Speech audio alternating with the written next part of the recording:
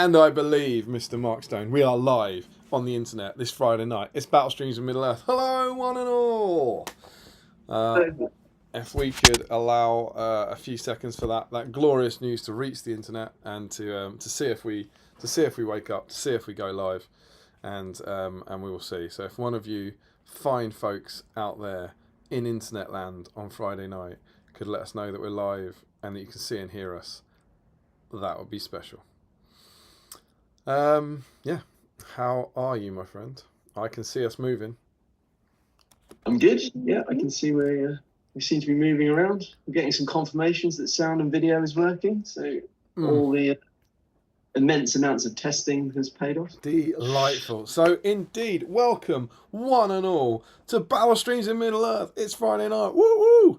You're here with your host Damien and Mark. And oh, are we going with William?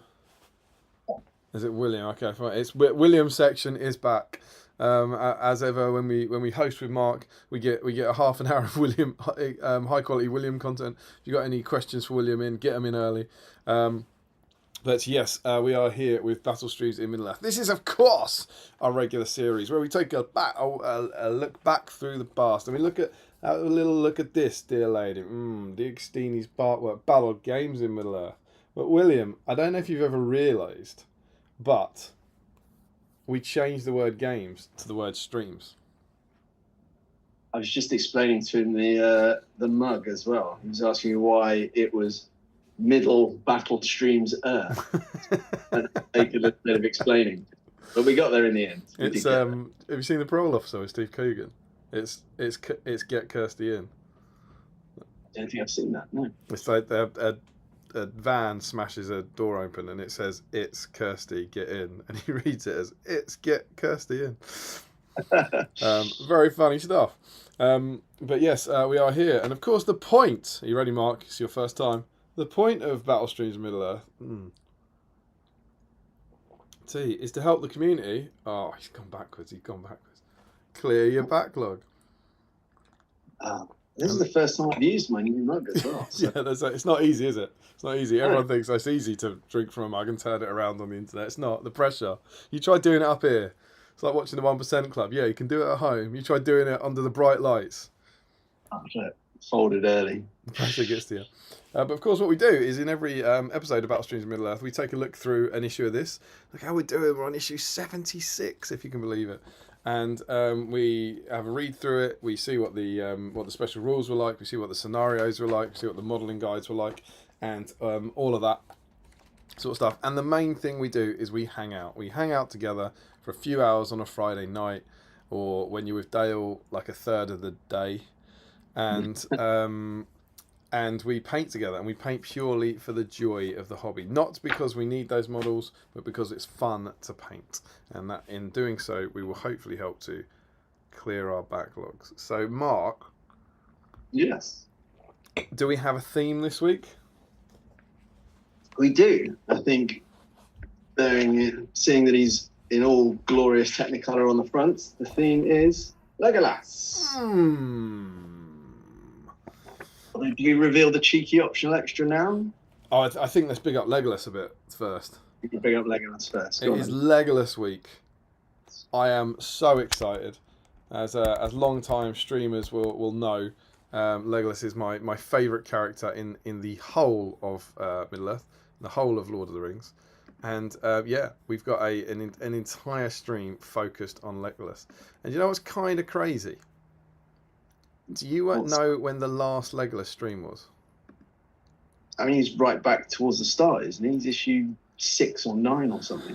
6 or 9, very close. He's issue 8. So he was on stream 5, which was in April 2020. So COVID. Yeah, it was full on COVID, and that was the last time we did a Legolas issue, and I've watched it. I went back and watched it to see what Legolas content we did, and we literally say on that stream, "Can you imagine if we get to 76?" It's kind of crazy. Like we're sort of saying that the next Legolas comes in issue 76. Can you imagine if we get to 76? And here we are doing it. Insane, again. Right? It's a bit mad. So it's Legolas content. So what you need to do is paint a Legolas, any Legolas, and I believe there are 16 available, and there might be 17 available actually. I can't quite get the maths to square in my head yet, but there's either 16 or 17 Legolas sculpts, and if you're working on any one of those tonight, you are on theme. Now, Mark, if they're on theme or they're not on theme, what should they do? Should post your pictures up in the whip thread, which should be live on Facebook. It is. It is live on Facebook. There we go. The tech's working. And that's exactly what they should do. Exactly. Can also email in? They can. I'd rather they didn't. That's only for our non-Facebook friends. But indeed, you can send an email in. We'll never get checked, but you can. They do pretty well. But yeah, so we've got lots of Legolas themed content. So obviously, if you whatever you're painting, stick a picture of it in the whip thread. That's cool. But if you are painting a Legolas tonight, oh my, you will be in with a chance of winning quite the prize.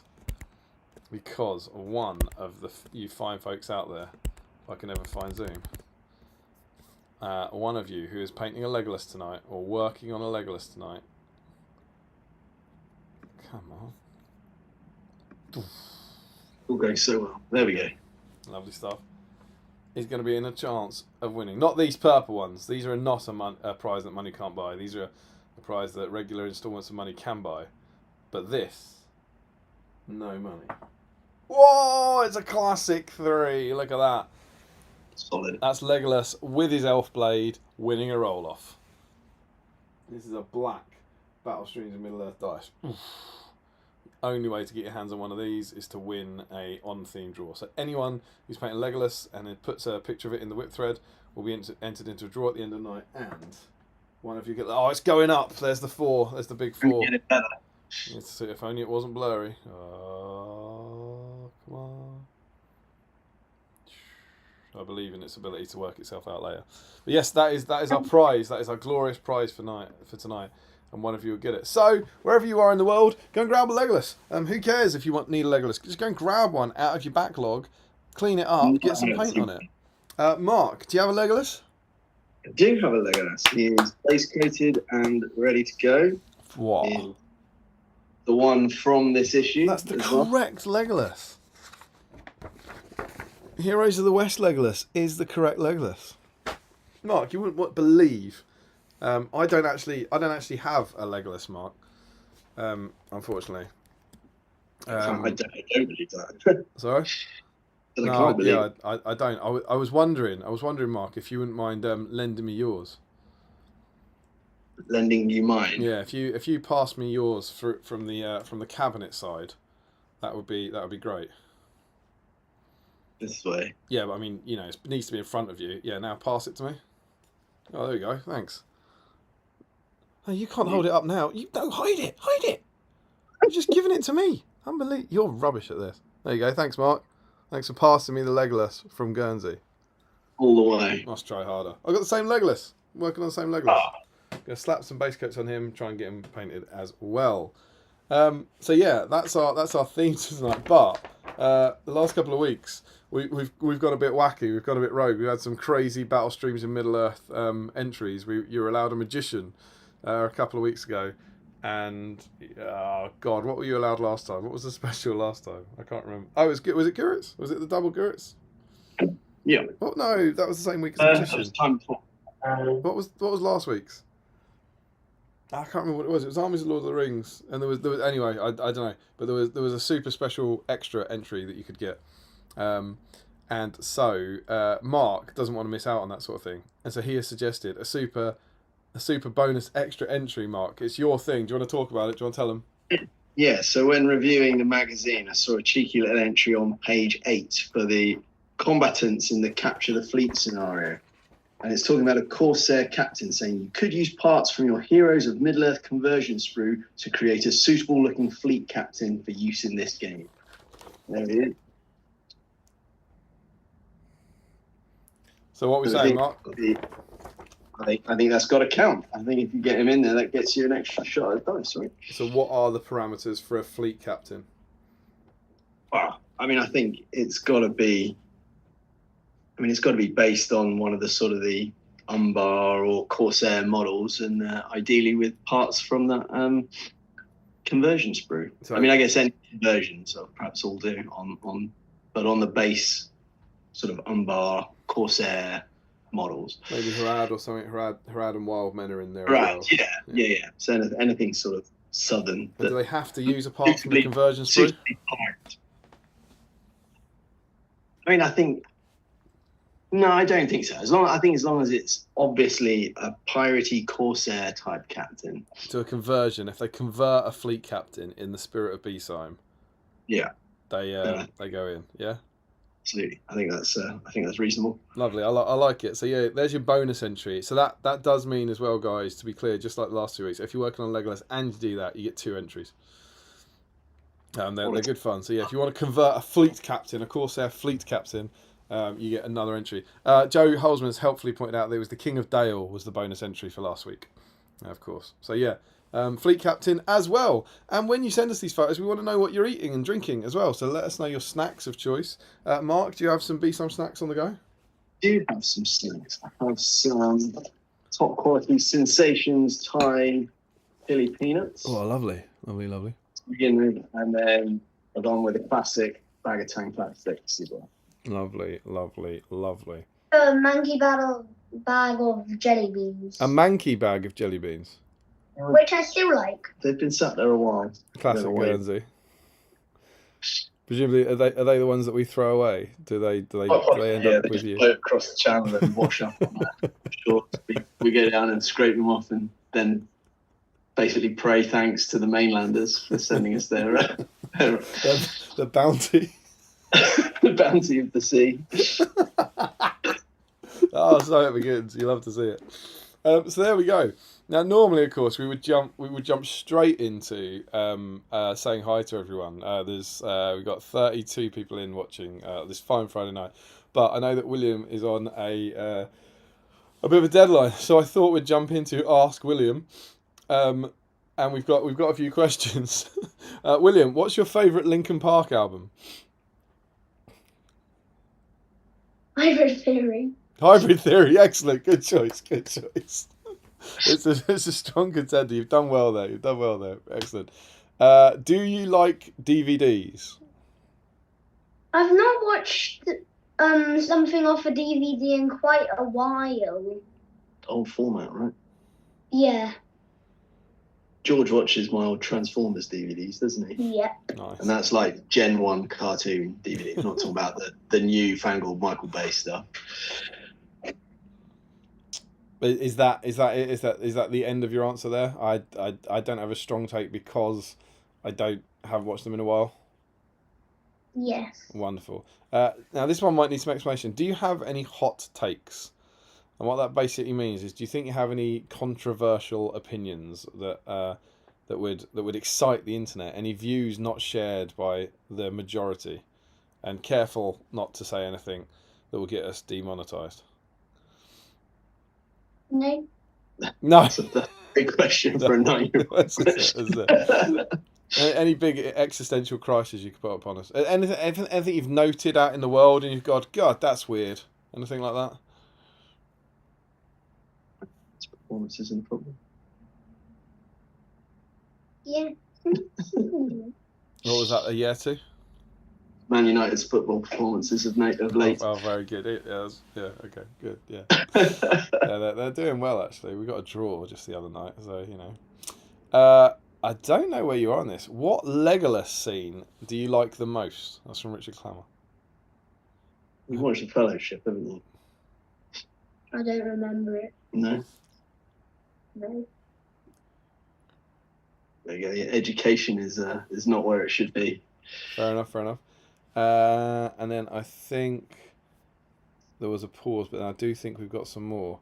Who is your favourite Dragon Ball character? You watched any Dragon Ball Z? No. Oh, sorry, Woody Rec. I think is that a new name?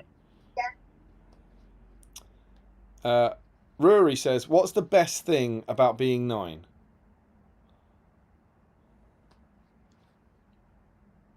I don't really know. How can you not know? You are 9. Got a better idea than us. What's your favourite thing to do at school?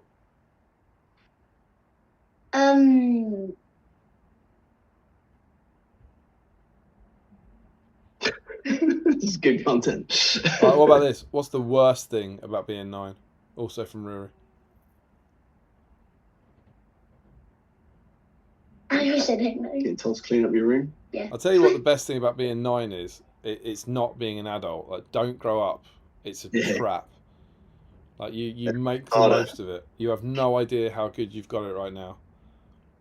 Best thing about being 9 is being 9. Yeah. You've got a whole Blood Angels army that you didn't have to pay for. When you're older, you will have to pay for it. Maybe 3 models. Yeah. 3 boxes. We do have one more question, William. How would you describe your father's age? Is it old or very old? Old. Oh, just old. That's not too bad. So there we go. There we go. Out of the mouths of babes. Out of the mouths of babes. Anything from you, William? Did you want to say anything? Did you want to gift anything to our community? One of the models I paid for. You paid for that? Yeah, £100. £100? Birthday and Christmas money. And he painted it himself as well. That's incredible. I don't think I've ever had £100, let alone when I was 9. Yeah, I certainly don't feel like I've got £100 these days. Frederick asks, are you looking forward to doing adult things one day, like taxes, groceries, paying rent, and going to work? Taxes? Taxes. Do you not know where we live? This is a great point, actually, yeah. Of all the things to choose. William will never know the joy of tax. God love your little island. There we go. I realised I didn't do my snacks. Check this bad boy out. I have this is a fully loaded chocolate chip cookie from Sainsbury's with orange. It's got like a chocolate orange segment on. Courtesy of my family. What? Diabetes on a plate. At first, I thought it was a steak. A steak? Yeah. That would be a good stream snack. That is a chocolate cookie with some sort of chocolate sauce on the top, with a chocolate wedge on top of that. That's William, impressive. you're getting some great comments on your night's paint job. Yeah. Incredible, William. Great paint job. Good work. Yeah, I've got one of those. I've also got Jens's box of treats, which I might dive into. Speaking of which, stop the press. Jens Elmo's massive fan of the channel. You wouldn't believe what happened last week. Go on. Forgot him from the draw. I did see this, yeah. I saw this controversial moment. Missed him entirely. So, when we do this, when we make these tragic errors, we try and address them with an ultimate Uber roll-off. Okay. So, there were 33 entries last week. That means Jens is 34. So, William, I want you to choose a number between 1 and 34. Any number. 15. 15, that's 1-5. So, we're going to go live to Dice Cam. We've got a single roll. And if this is a 15, Jens is winning a dice, courtesy of William. We've done these. They're periodic. I don't know how often we've done them. I don't know how many we've done them. But what I'm absolutely certain of is no one has ever won on one of these. So if this is a 15, and we have a D, what have we got? I think we've got a D36 here, courtesy of Michael Courtesy. So obviously if we get a 35 or 36, we're re-rolling. But we're after a 15. Are we ready? William, you give me a shout when I need to roll. Now. Oh, it's 11. Oh, Do you know what? Do you know what? I feel like that dropped. you're going to give it a second go, are you? Don't feel like that rolled. My bad. Go on, William. You again. Now. Oh, it's a 12. Banter. But that was better. But if only we did it 3 more times. So tragically, I can only apologise, Jens. But maybe tonight, of course. Maybe it'll all work out. So there we go. That's what we're doing. That's what we're painting. That's William.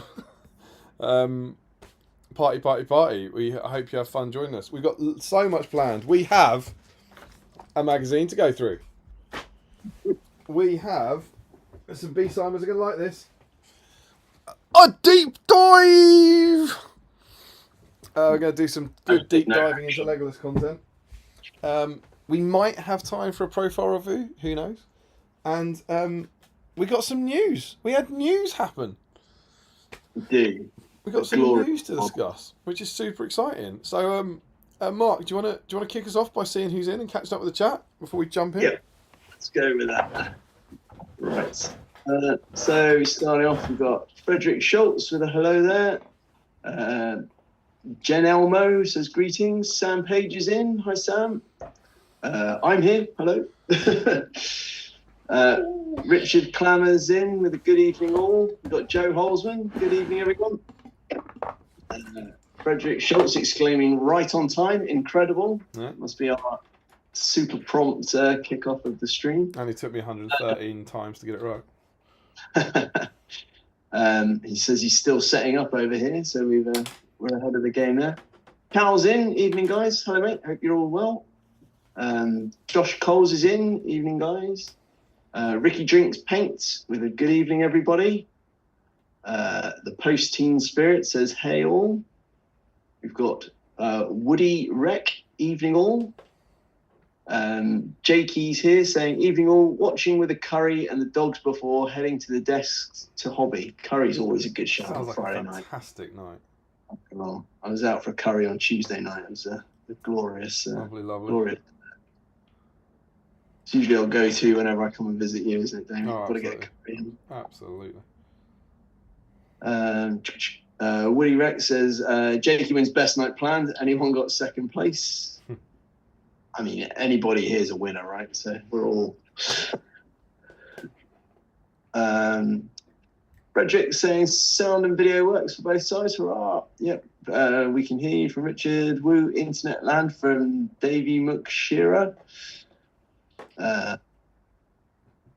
Sam Page says, I can hear that loop from last week.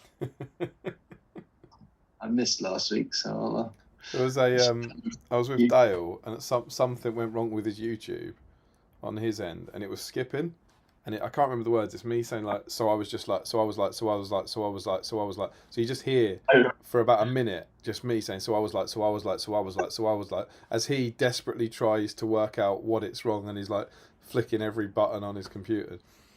Good times, man. Good times. Brilliant, excellent. Right, it's time for you to go to bed.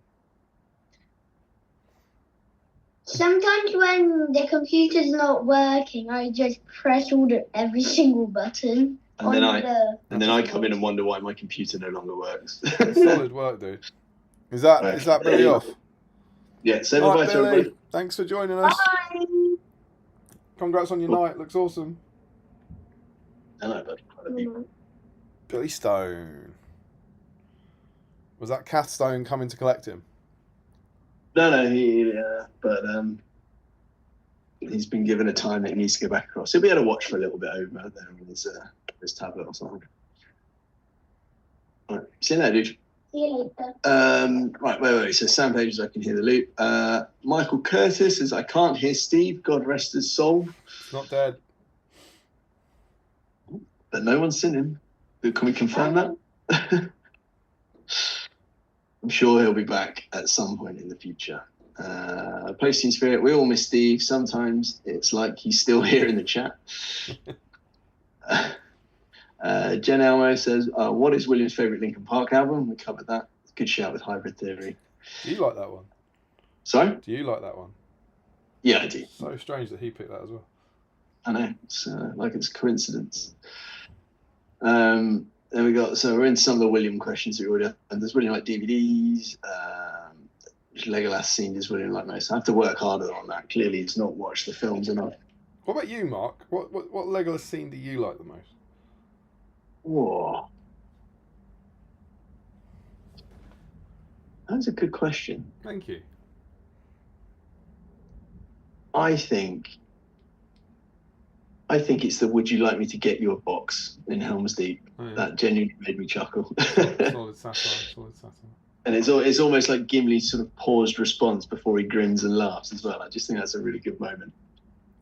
Little bit of levity before the horrors of battle. Yeah, exactly that. You know, it's that sort of gallows humour type affair, isn't it? So no, I think that goes up there. So I'm sure we'll get into it, but Legolas has some of the perhaps more silly scenes, perhaps more so in The Hobbit than in The Lord of the Rings. But he has some ones that are perhaps not my favourites in the films, but that one is a particularly good one. Mm-hmm. Tom Turtle, hello, finishing off my leggy from the OG 2020 stream tonight. Double entry for clearing the backlogs. No way!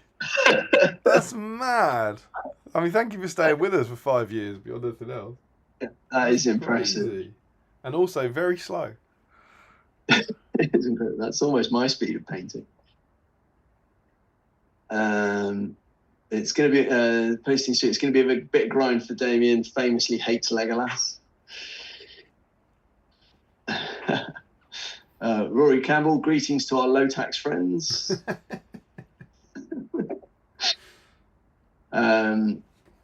Remco Keegstra, good evening all. It's been a while. Time to show Legolas some much needed love. This is the time to do it. Julian Hammond's in. Hi Julian, how you doing? Very good, by the way. Highly recommended. So you're working your way through it.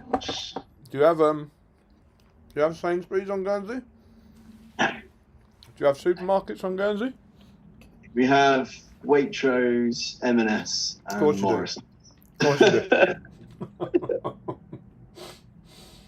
Morrison's only just arrived. They just bought up all the Iceland stores. Don't mess about with the little reasonably priced ones, do you? No. Use all your non-tax money to buy pork roulette. Co-op, does that count? No, that's a cheap one. Yeah, all right, we've got a co-op then. There you go. Right, where are we going? There's Damien using the word available loosely. Eligible is what? What was that? There's Richard Clammer saying, there's Damien using the word available loosely. Eligible is what I would have gone with. Have I said the wrong word already? I can only apologise, everyone. I'm drunk on Friday night happiness. Here's a question that might make you have to delve back into your archives. Who won the roll-off on the last Legolas stream? I can tell you. Jen Elmo. It is Benjamin Bowles. Oh, there you go. And it wasn't for a dice. It was for one of Tim McKnight's wonderful priority counters. Ah. Different time. Pre-dice? Yeah, pre-dice, different time. Different times, huh? Is it pre or post the white gummy bear discussion? I think that was very early. I'm not quite sure. It was definitely early COVID days, that one. Joe Hosman, King of Dales last week. Yeah, thanks for that. Tom Macklin's here. Evening all. Hello, mate. Hope you're well. What a lad that man is. Joe Hosman, damn it, Mark. I don't need any more deviations in my painting queue. I'm assuming this is our new. Holzman, I reckon captain. Holzman and Crosby, at the very least, are going to have a fleet captain in there for you. By the end of the night. Well. If that happens, then I'll consider that a contribution to the hobby, because those wouldn't have existed without picking out that little nugget at the end there. Great idea. I like it. Darren Warner's in. Evening all. Woody Rack William, who's your favourite Dragon Ball character? Again, I don't think he's ever watched that. I think he comes on to say that he thought it was his cloak. That was the reason. The jumper he was wearing. Yeah, I think it's a Pokemon one. I should have asked what his favourite Pokemon character was. We missed this one, but this is from a reference from the chat earlier on. Joe Holzman saying, William, what's a sark and where do you wear it? I like that, very good. How do you feel about Sark? I mean, Sark's part of the Bailiwick of Guernsey, so they're all under our protective umbrella. Well, Sark's yours, is it? I mean, not mine personally, but Guernsey, yeah, it's part of the same administrative How come area. Guernsey? The Bailiwick of Guernsey is Guernsey, Sark, Alderney, and some of the other tiny outlying islands. Is that because they think if you put them all together, you get something resembling a village? No, mean, there's only 800 people on site. So like 1,200 total. Is that are they geographically closest? Is that why you get it instead of Jersey? yeah, I mean, yeah, it's closer to us than Jersey. I didn't know that. I like learning Yeah. about Guernsey with you. There's Guernsey. So you've got Herne, Jettu, and Sark all off the east coast of Guernsey that you can all see out the window of my office at work. Alderney's the most furthest north and the closest to France, and then Jersey's the southernmost and the biggest, and the only one with a McDonald's and a KFC. They get the good stuff. Anyway, where are we? Rory, what's the best thing about being 9? Surprised he couldn't answer that. I thought he'd come up with something on there. And the worst. You can use that sword on him later to punish him. That is true, yeah. That is the discipline sword. It's George that needs that more than William. George is a live wire. He'll only be in maritime before he's hopping on as well, no doubt. What have we got? The post-team spirit. To be clear, no is a completely viable answer for the hot take questions. I don't know why the other guest presenters are so desperate to start something. Did you do your hot take? Good content. Sorry? Did you do a hot take? I can't remember. It did. It was the trolls, because it was in the build-up to Throne of Skulls when all my plans were being messed around by... Was it something like you were unhappy with new models? Was that the hot take? I was unhappy that they hadn't released them, that they previewed them months before, so I had grand plans of taking them to Throne of Skulls, and then they never made it out in time. Sure. Mm-hmm. The irony, of course, being I got them for Christmas, and they are sat in boxes in that cabinet. Oh, of course. Having not made it out yet. Obviously. Where else would they possibly be? Exactly. All my Throne of Skulls trolls are still on their display base that you can't see from here. Good trolls, man. Good trolls. Yeah. They get some nice comments from time to time.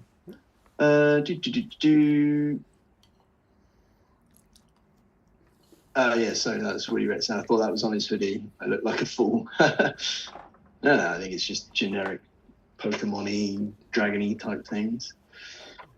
Frederick asking how old I look. Are you looking like adult things to do? Damien ruined his second question as well. Frederick saying that was a big space marine. I think that's in reference to William's model. Rory saying William has done some incredible work. Oh, and I've just jumped the chat massively. Apologies all. David Warner says great paint job, William. I'm actually really impressed. Like, for a 9-year-old, he painted most of his Blood Angels army himself, and he's done certainly a better job on it than I would have done at 9 years old. That's for sure. Yeah, I mean, it's obviously quite hard to see here, but it looks great from here. It looks really nice and clean. He's it's a nice thing to try and sort of encourage him to do, because like all kids his age, he spends a lot of time on his tablet and watching rubbish on the internet. Like this. Sorry? Like this. But so I try and encourage him to get stuff painted, and I say that if you get those painted, then we can play a new game with them. So that helps motivate him a bit. It's very cool. Frederick Schultz says a steak would have been a very Steve Stream BSIME snack. R.I.P. God rest his soul.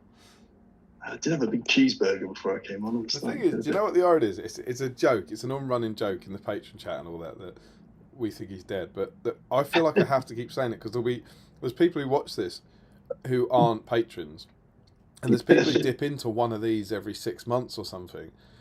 And so I have to say every time, so I know it's not dead, like, just to be clear, because it won't take long before someone goes, oh my God, he's dead.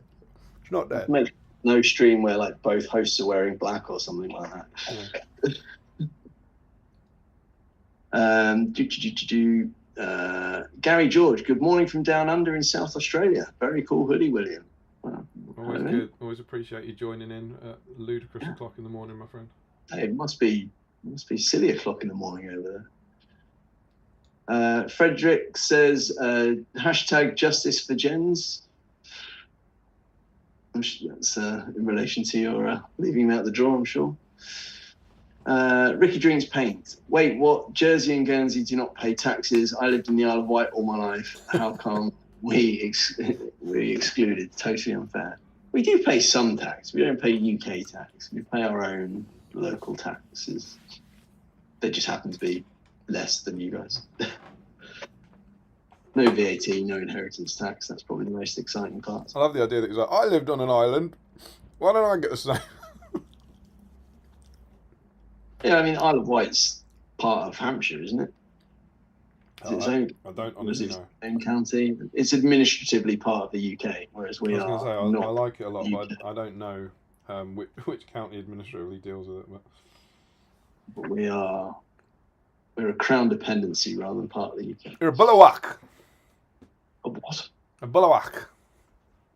Sure. It's a great word. It's a great word.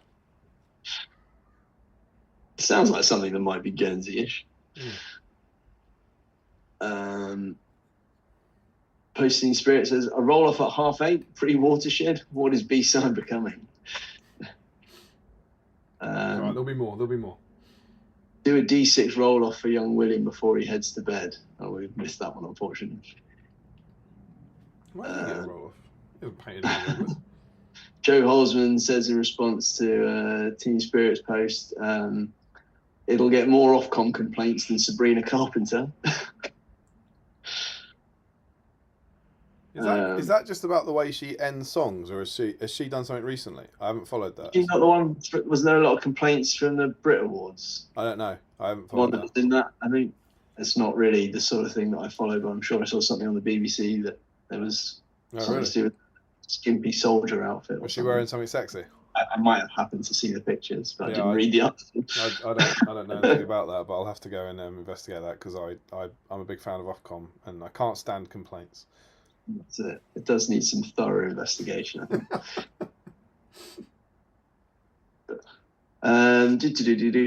Team Spirit says, Joe, won't someone please think of the children?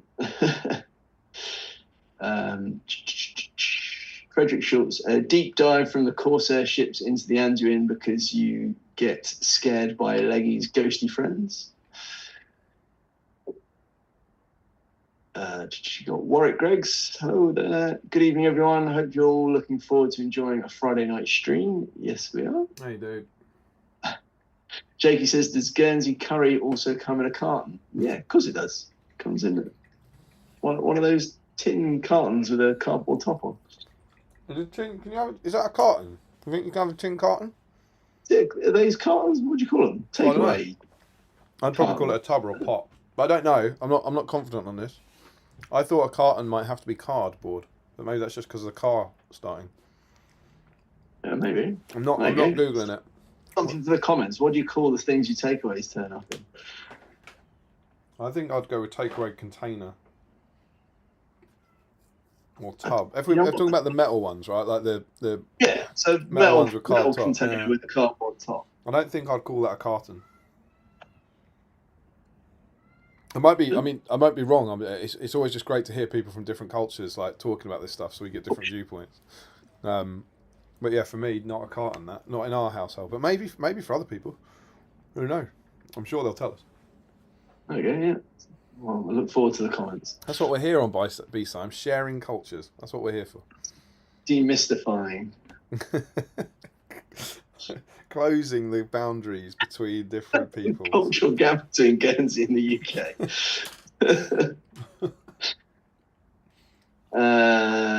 Michael Getz says, my Legolas is looking more like Spike from Buffy than Orlando Bloom. I can only blame myself. Well, that's a great look. Paint his shirt red. Give him a black coat. Yeah. Love Spike.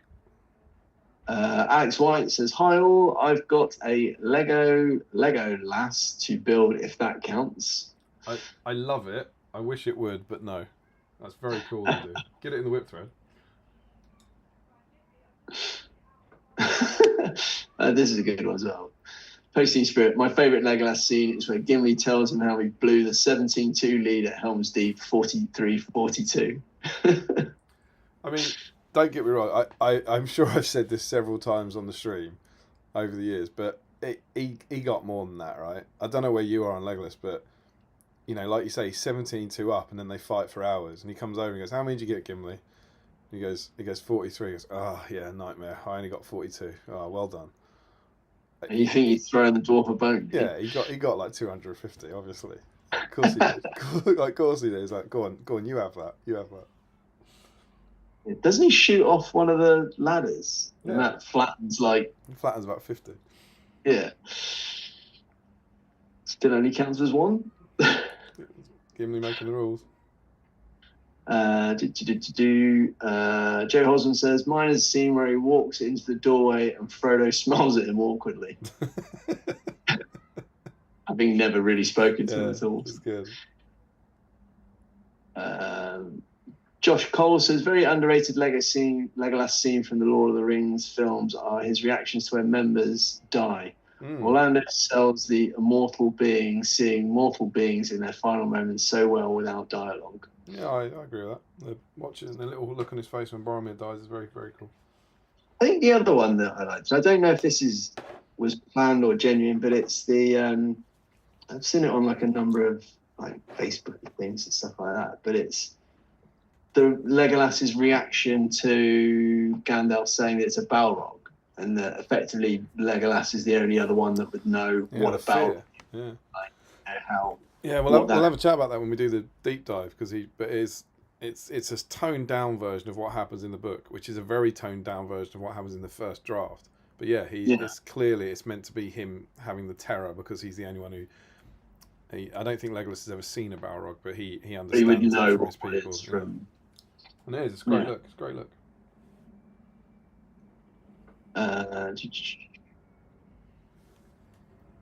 Then Josh goes on to say, for example, after Gandalf was fallen outside Moria, and the moment Boz says his final words to Aragorn, his reaction is fantastic. Mm-hmm. Yeah, I think I agree with that. Like the look on Legolas's face when he can see Aragorn sort of haunched over Boromir is great. Richard Clemmer says, not to throw Legolas too much shade, but Gimli is better. That's just nonsensical gibberish. Eating that chosen, shut up. I mean, it's a good job we've not got a trophy with us, right? Because he'd be arguing. Well, quite. Yeah. I do, of course, jest, Richard. Joe Holzman says, my Saw and Bits box are already out, Damien. Excellent. Fantastic work. I'm looking forward to seeing that then. Richard Clanner says there are 5 out of the 15 Legolas models currently available on GW. Gimli only has 3 out of 12, so he's the more rare. Rarity equals better. Did he say 15? 5 out of 15 available, yeah. Are there only 15? I'm sure there's 16. Now here's my maths, right? Now, where's Fellowship? And I do think there's something off here, but because I think I got to 17, and I think, no, there's 16. So, I have got... There we go, there's Lego. So, painted, I've got 1, 2, 3, but they're the same ones. That's 2, 3, 4, 5, 6, 7, 8, 9, 10, 11, 12, 11. So, I've got 11 Legolas I painted. And then I've got 1, 2... 3, 4, 5. No, 4. No, oh god, that's what it's 4 unpainted. He's absolutely right. It is 15. So I've got 4. I think I've only got 4 unpainted Legolas, but I've then painted one of those Legolas twice. I've got 12 painted, 11 different sculpts, and 4 unpainted. 4 sculpts left to paint. One of which is this one. Yeah, excellent work. Joshua Crosby says, what is this about a fleet captain? Did you miss the bit at the start? We've got, where is it? Page 8, I think it said, wasn't it?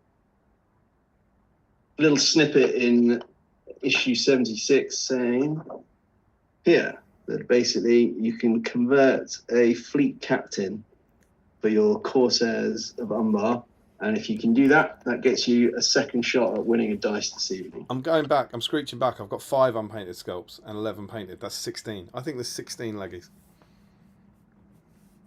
Getting you pictures, you have to list them all out. Well, I mean, I've got a list here, but I'm all right to generate some clicks and content by letting the comments find it out first. I think there's 16 leggies.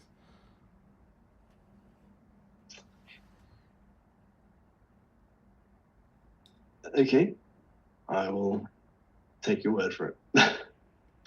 Where do we get to? Rory Campbell, can you see every point of the island from your window at work? No, I cannot. I can see out over the east coast. Guernsey, I don't think there's anywhere on Guernsey you can see the whole island. It's kind of mainly because it's kind of on a slope as well, so it just geographically doesn't work that way. But it's 25 miles square, so it's not big, but it's big enough. What are you talking about? Guernsey. I was asked whether I could see every point of the island from my window at work. Sorry, Guernsey. Frederick Schultz says GB is also an island. Very true. Joe saying, yeah, she performed at the Brit Awards pre-Watersheds. This is going back to what's the name that we will thoroughly investigate later. Not Nathan T says, good evening, everybody. Hello, sir. How are you? Joe continues, and all the usual pearl clutchers complained. What's a pearl clutcher? I'm not familiar with that expression. I mean, someone who complains a lot. I believe, and do you know what? I don't know. I assume it's because it's meant to be an old person wearing a pearl necklace that they're grabbing in anger. I don't know. Okay. But yeah, it means someone who's constantly outraged. Fair enough. I've just not heard that one before. There you go. Another cultural difference closed there on BSIME. Richard Klein says, anything interesting to say about Herne, Mark? It's very rare I make it past the pub right outside the harbour when I go to Herne. Good Herne content.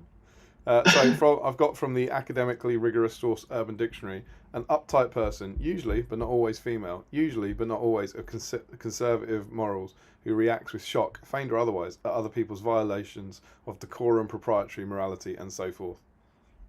No, there you go. It doesn't actually say where it comes from on that one. Pearl clutcher etymology. That's what we're after. I can't really think of anything else interesting about her. It's only got about 200 people on it, so there's not really a lot going on there. Is it named after the hunter, or is the hunter named after it? No, I don't know what the etymology of it is. A 1910 issue of Chambers' Journal mentions, my hand went out without any conscious volition and clutched the pearls. The term is derived from the literal act of clutching one's pearls, often imagined as a gesture of shock or dismay, particularly associated with wealthy or upper-class women of earlier eras. I think I got that pretty close. Yeah, no, good knowledge. Yeah,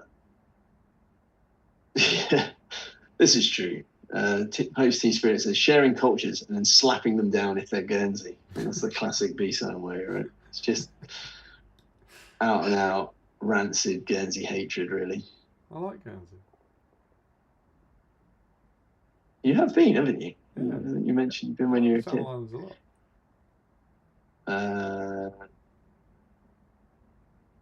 Joe Holzman says, nothing, Crosby, don't worry about it. I think that's in relation to the Corsair captain. Ruthless dice play from Holzman. That's Team Spirit.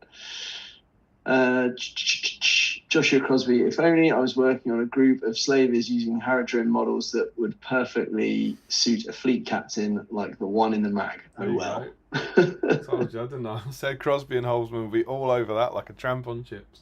Yeah, I feel a little battle forming on already there.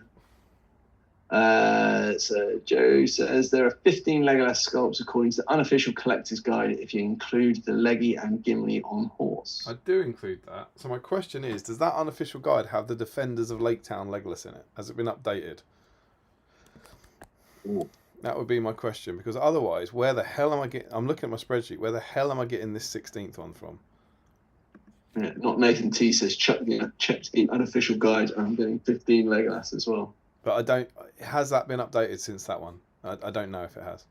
Well, look, you can count them off here. So Richard Clan says you've got Legolas Greenleaf Plastic, Fine Cast Mounted, Fellowship Bow Down, Ammon Hen, Helm's Deep Bow Up, Pelennor, Heroes of the West, Breaking, Defenders of Hornburg, Mounted with Gimli, Mounted, 3 Hunters Old, 3 Hunters New, Mines, and LT Lake Town. Yeah, so that does. All right. So then, fun game. Let's figure out what the hell's going on with Damien's spreadsheet. Because I'm pretty sure this is 16. 1, 2, 3, 4, 5, 6, 7, 8, 9, 10, 11, 12, 13, 14, 15, 16. I've got 16 on here. Okay, so I must have won twice. So I've got, you ready, Mark? Yeah. Legolas, Mines and Moria. Legolas, Yeah. that's the plastic. Legolas Metal Fellowship. Legolas Heroes of Helm's Deep. That's Foot on Rock. Legolas Defenders of Rohan. That's Sword on Shoulder. Legolas Ammon Hen. That's Firing Bow. Legolas Fellowship Metal. Oh my God, he's in here twice. It's that one. There you go. So that means, what the hell does that mean? That means I've got one less painting model than I thought. So you've increased your backlog.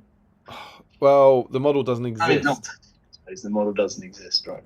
Okay, found it. Apologies. That's what's done me. So yeah, 15 sculpts. I must have painted 10 different ones for 11 total painted Legolases and 5 unpainted sculpts. There you go. Yeah. Which one have you done twice then? I've done the Helm's Deep one with his foot on his rock twice. That was the first Legolas I painted, and I repainted him to celebrate my 1000th model.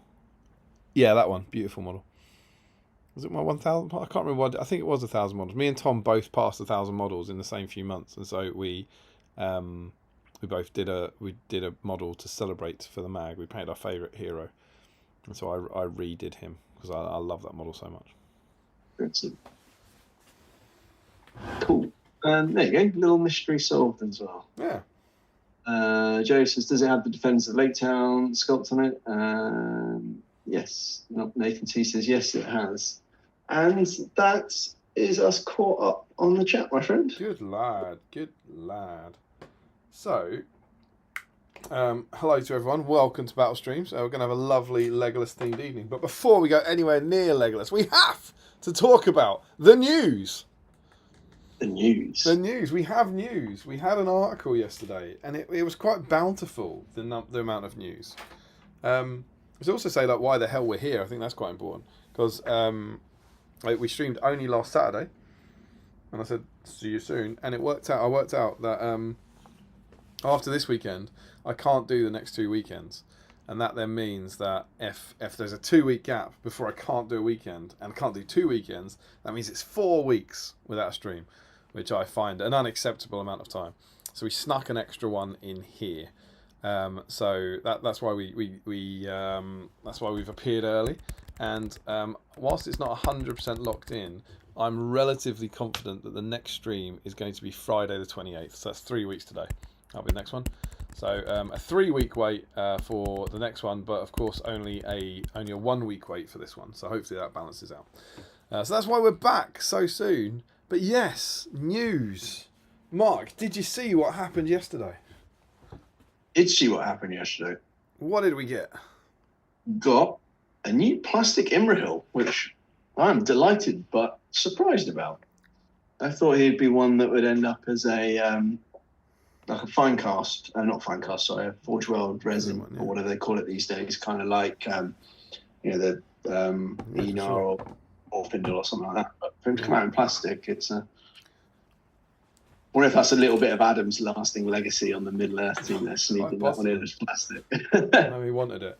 So as we're having this letter, let us know what you think about all the news, and then when we catch up on the chat. So tell us what you think about the book, what you think about the model, and all that sort of stuff. So yeah. So I think Imrahil is glorious. To be honest, I think it's a stunning sculpt, and I think the bit I love about it, especially, is that it's got a real hat tip to the older one. Like the mounted pose is quite similar the way he's sort of leaning over with the lance. I just think that's a glorious hat tip to the original, but with so many improvements to it. Yeah, that's a good point. It's an interesting observation. You do you like all mounted Gondor? I do. It has a little bit of a black mark against its name, but Really? I do. We still played it with Adam at the last Articon. Oh, cool! You play it with Adam at doubles. Don't start. What? I might suddenly start having technical issues. But you're the Minas Tirith half, right? So Yeah. I think genuinely it's worth saying that what you and Adam have taken to doubles for 6 years, right? Yeah, pretty much every Articon for the doubles we take all mounted Gondor. I take Boromir and as many knights, and Adam takes Imrahil and as many Swan Knights as he can, and it's always a great fun list. And so it's more his army than yours, but is this something you're going to pick up? Yeah, I think I will. And to be honest, I've started painting the old one. That's a nightmare. As well, I think initially, I think I mentioned this in the article I did for the mag. Actually, initially for the last Articon, I was going to be taking my Gondor army, but replacing Boromir with Imrahil because Rob was going to be bringing Boromir all the way from the States, and I felt bad taking Boromir if he's travelled halfway across the world. Yeah. But unfortunately, he had to pull out on us, so I went back to Boromir, and Imrahil sat on the paint desk. But no, I think I'll 100% pick this up. This will give me the motivation to get my Swan Knights and an Imrahil out on the table. And what were your feelings on the model? What do we think? I mean, yeah, I think it's a great sculpt, isn't it? I think he looks much cooler with a helmet on. Oh, as opposed to the old one, you mean? Yeah. Yeah. I did wonder if he's going to have sort of helmeted or unhelmeted variants, but they haven't shown an unhelmeted one. I think you'd expect him to, wouldn't you, based on like the recent plastic kits? Yeah, but I think I would definitely go with the helmet. I think it looks cool. I think it's got a lot of little. I like the way the Swan Knights still have a lot of Gondor style iconography as well. You can sort of tell the relationship between the two. I think it's. I tend to go for helmeted on horse and unhelmeted on foot. That tends to be my approach. Yeah. But yeah, it's a gorgeous model, right?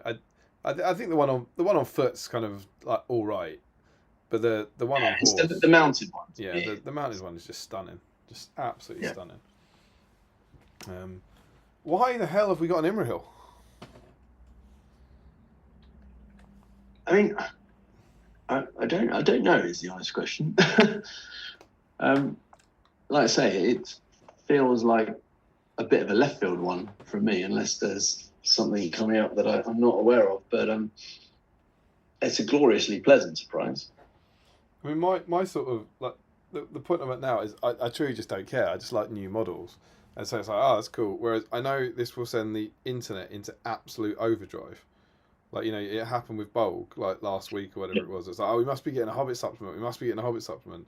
And now this is doing the same. Oh, we must be getting a Hobbit and Imrahil supplement or whatever. You know, why are we getting an Imrahil now? And I don't know. Maybe background somewhere at some point, but or maybe these are just sort of one-shot releases to kind of go alongside the new edition. You know, maybe they've just got some. You know, which models are out of date, which models need. Bulk made a lot of sense with the base size and all that, and this is just a very, very, very old model, isn't it, Imrahil? It is. But I mean, it's not a terrible one. I don't think it was crying out for we need a new Imrahil, but he is just a great character, isn't he? I mean, I think he's good fun in the game as well. Like, he's a bit of a beat stick. His banner effect makes him fun to play with as well, and he can certainly hold his own. It might be rubbish now, right? We haven't seen his rule. Well, true. I mean, I'm assuming he's still going to stay as a sort of probably fight 6, I reckon, in the new rules. Yes, yeah, I would say fight 6. He's not going to get. He's got some blood of Numenor, but he's not Aragorn or Boromir level, right? No, I mean, he's Boromir's uncle, isn't he? So he's of the. But I don't think he. I don't know. I mean, he's a prolific fighter, right? Like rallying at Minas Tirith and fights at. Maybe. Blackgate could be Fight 7. Yeah, maybe he might be Fight 7. Aren't the Princes of Dol Amroth are still sort of, they still have the blood of Numenor sort of fairly prominent in the line. Like this would be something you'd know more than me, but aren't the I feel like the captains of Dol Amroth, aren't they? They can't they get up to 6 in the old rules, weren't they? They were 5 base, is that right? And they could get up to 6 but they with get Imrahil. +1 for being within range of Imrahil. Or something. No, did the captains? I think maybe in an older one they did. I think they lost that recently. It was only the knights that go up. I think the captains still get it because I'm not doing this. This is I remember this from playing with Trophy. Like that's when I learned that, I think. But yeah, but no, it's cool. It's like super unexpected, and the idea now, I just think it's really cool. That who knows how long this will last. But the idea that you might just, every couple of weeks you go, look, new thing. Like here's a new bulk, here's a new Imrahil. That's pretty cool to be a part of, I think. I think what would be nice now is that actually you kind of feel like you need new Swan Knights, because there's the decent Foot Knights from the Forge World ones that came out a few years back. So now it's really only the Swan Knights that are older sculpts of that sort of core of fiefdom's offering. Are they not? Do you mean the mounted ones? Yeah. Are they not still pretty good though? They're relatively new plastics, aren't they? I mean, by relative, we're probably talking, 15 years? Yeah, this is true. But they're second sculpts, aren't they? Because they had metal ones, and then they got updated to plastic for like War of the Ring, I think. Yeah, I mean, they're not terrible, but it just feels like the mounted knights are now probably the part of that range that's lacking a bit behind the newer stuff that's come out. Like the Foot ones, I think look great. Yeah. And now you've got a really cool Imrahil. But yeah, he's cool. I like him. I don't have any plans to get him. We do have relatively soon. We've got an Imrahil stream.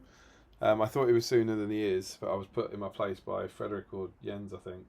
That could glorious timing, right? Maybe Sean. Yeah, he's in a bit. He's probably going to be around October time. He's in about 10 issues time. So we'll definitely have. Obviously the excitable Imrahil fans aren't going to be able to wait that long for sure. But if you're kind of Imrahil ambivalent, it might be worth picking him up and then hanging on to him. We'll have a big. I'll just he's out by 10 months' time, given the history with the trolls, etc. I think 10 months we're safe. Sorry? I think 10 months we're safe. I think we'll be all right. Can't be. The trolls can't have been far off that. Maybe it's just worse in my mind. They were Ardacon, weren't they? They were shown the day before Ardacon, so August, and then they were released at Christmas, was it? Okay, so it's only September, October, November, so about 4 months. And that was clearly like a base size issue rather than an intentional issue, if that makes sense. Really just built the whole thing up to be worse in my mind than it was in reality. 40 years. I mean, you wouldn't be the first person on the internet to do that, my friend. I'm certain I won't be the last either. Ah, for sure. So yeah, we got that. But not only did we get a lovely new Imrahil, we also got Jiminy Cricket, the talk of the town, the third book, the legendary third book. That when will they release it, Mark? When will they release it? We have been waiting literally 2 months. It's crazy. When will it come? When will it end? It was longer. When will it end, GW? But we now know for sure that the third book is coming out in the future. Which is brilliant new information we didn't have yesterday. I'm super. It'd be super cool, but we don't. I'm going to say we really don't have any more information than we had the day before. I guess there's a bit more clarity around exactly what the lists are in there with that announcement. Yeah, I mean that's what they've not really any surprises in there, right? Yeah, exactly. They're all the lists you thought were going to be, except the exciting Dragons of the North, which we can speculate about. But I think beyond that, we can have a quick rundown and we can have a quick look. But for the most part, it was like this book that you knew was coming out with these army lists in it is coming out, and it has these army lists in it. But the great thing is that the world who's been complaining about it. I've not been complaining. I was like, it'll come out whenever it comes out. The one that's been going home, it's here, and you've seen all the YouTube videos everywhere. It's here. We've got the third book, and it's like you haven't. Yeah, they haven't even got a date, and I believe it's both confirmed to be the coming months. So yeah, and I have to I don't like to bash on Games Workshop or anything, but I do find like these posts are great because you get to see like new models and stuff. But the fact that there is no real indication on release schedule with it kind of almost devalues it in my mind. Like exactly with that book, like exactly what I'm saying. There's no real new information. It's just built a bit more hype for something that was already hyped, but with no end game.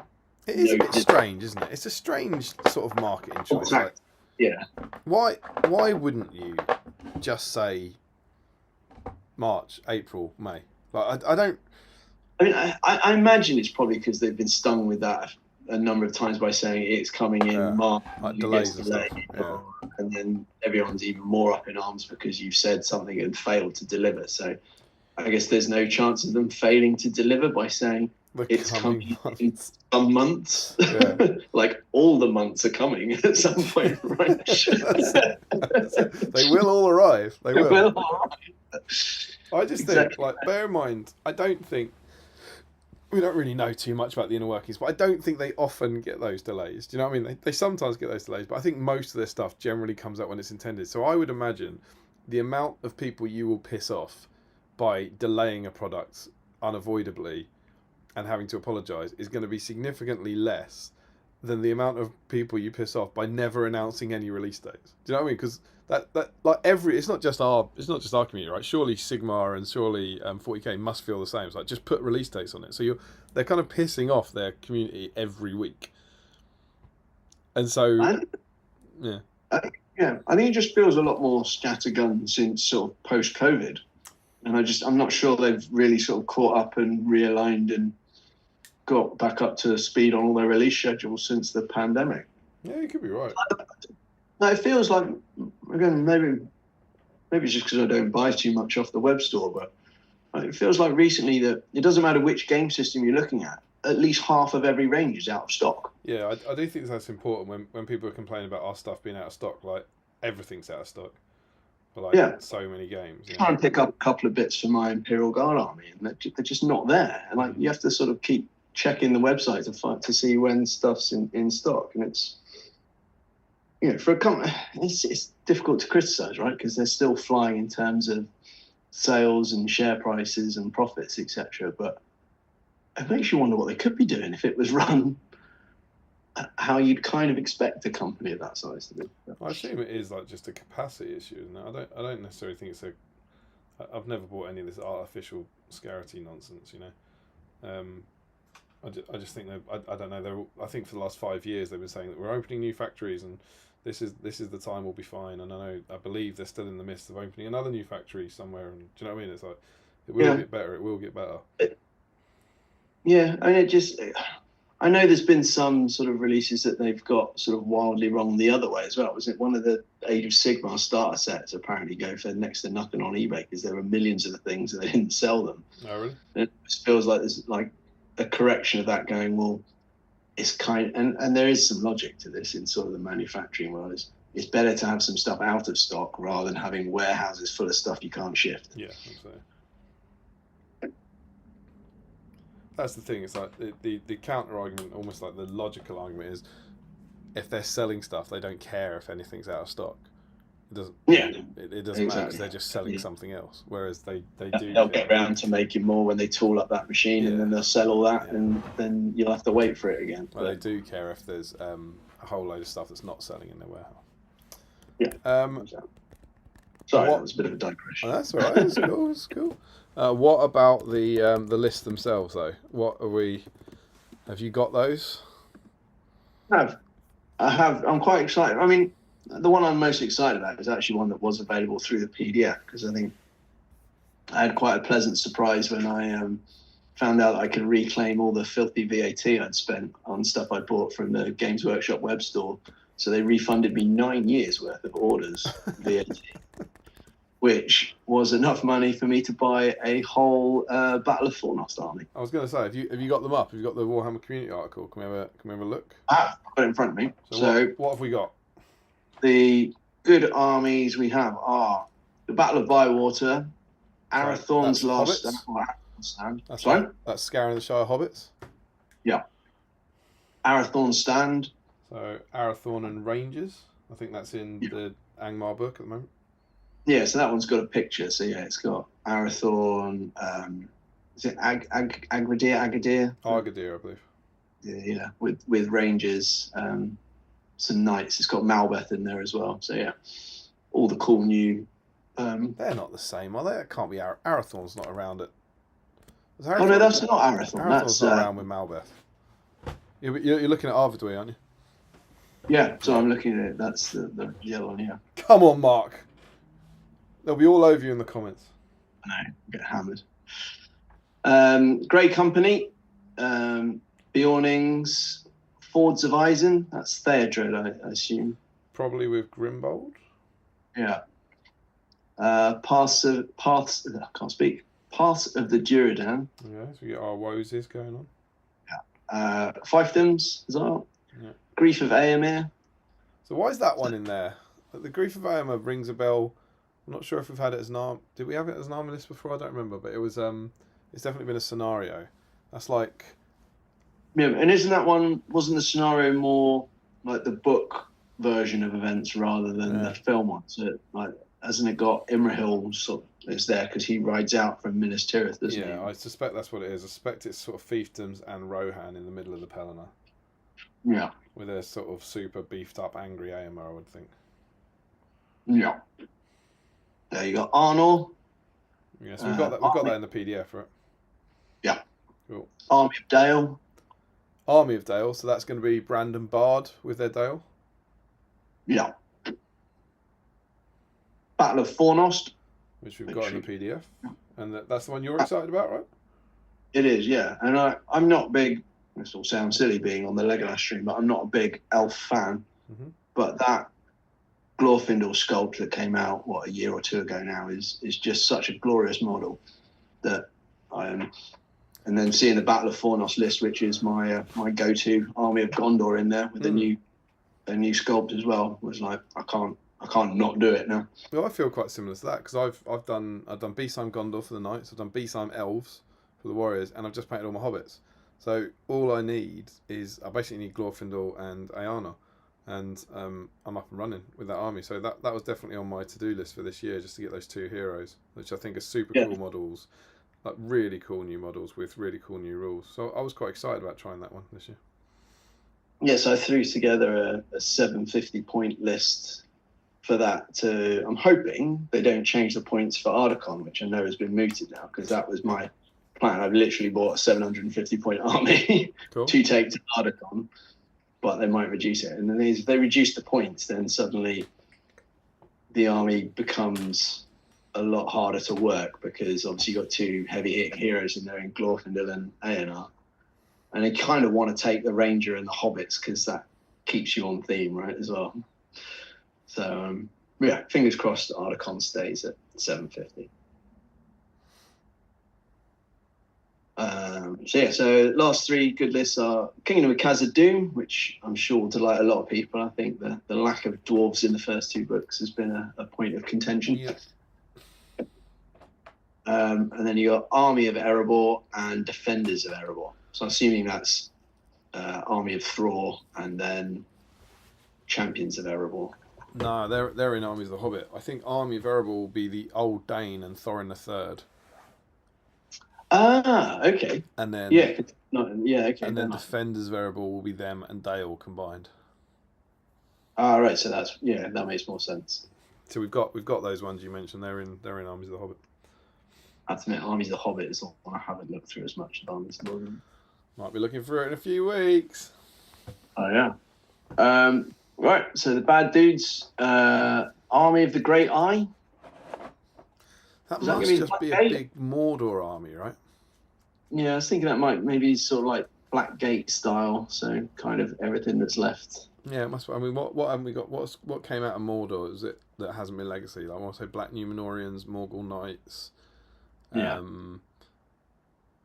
But Blackguard, did they get legacy? I feel like I think they Blackguard. got legacy, didn't Yeah, they? I think they did. Uh, But it's obviously going to be a. I think that sounds like a big generic Mordor army, made up of Yeah. all those things that aren't. Sharky's Rogues. That's pretty obvious.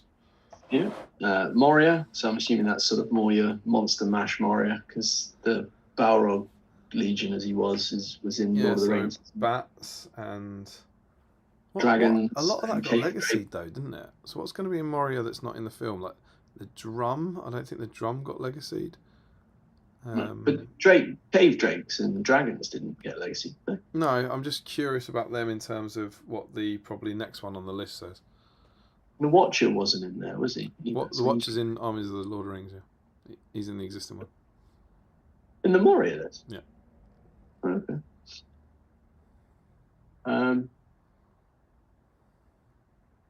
The Shamans got legacy, didn't they? Yeah.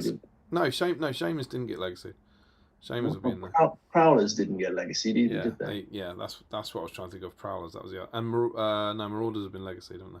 Marauders got legacy, yeah. Dragons of the North. So that's the most interesting, exciting list that we haven't had before. Yeah. So what do you think that is? I mean, is it what is it? Is it dragons? Just dragons?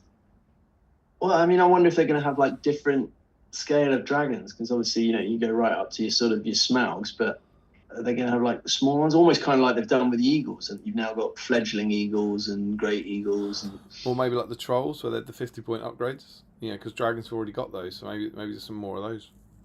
Maybe cave drakes would be in it as well. Yeah, potentially. But why? Like, imagine it's the current list. Here's my thinking: like the current Moria list. Why do you need it in a separate list? Because aren't dragons?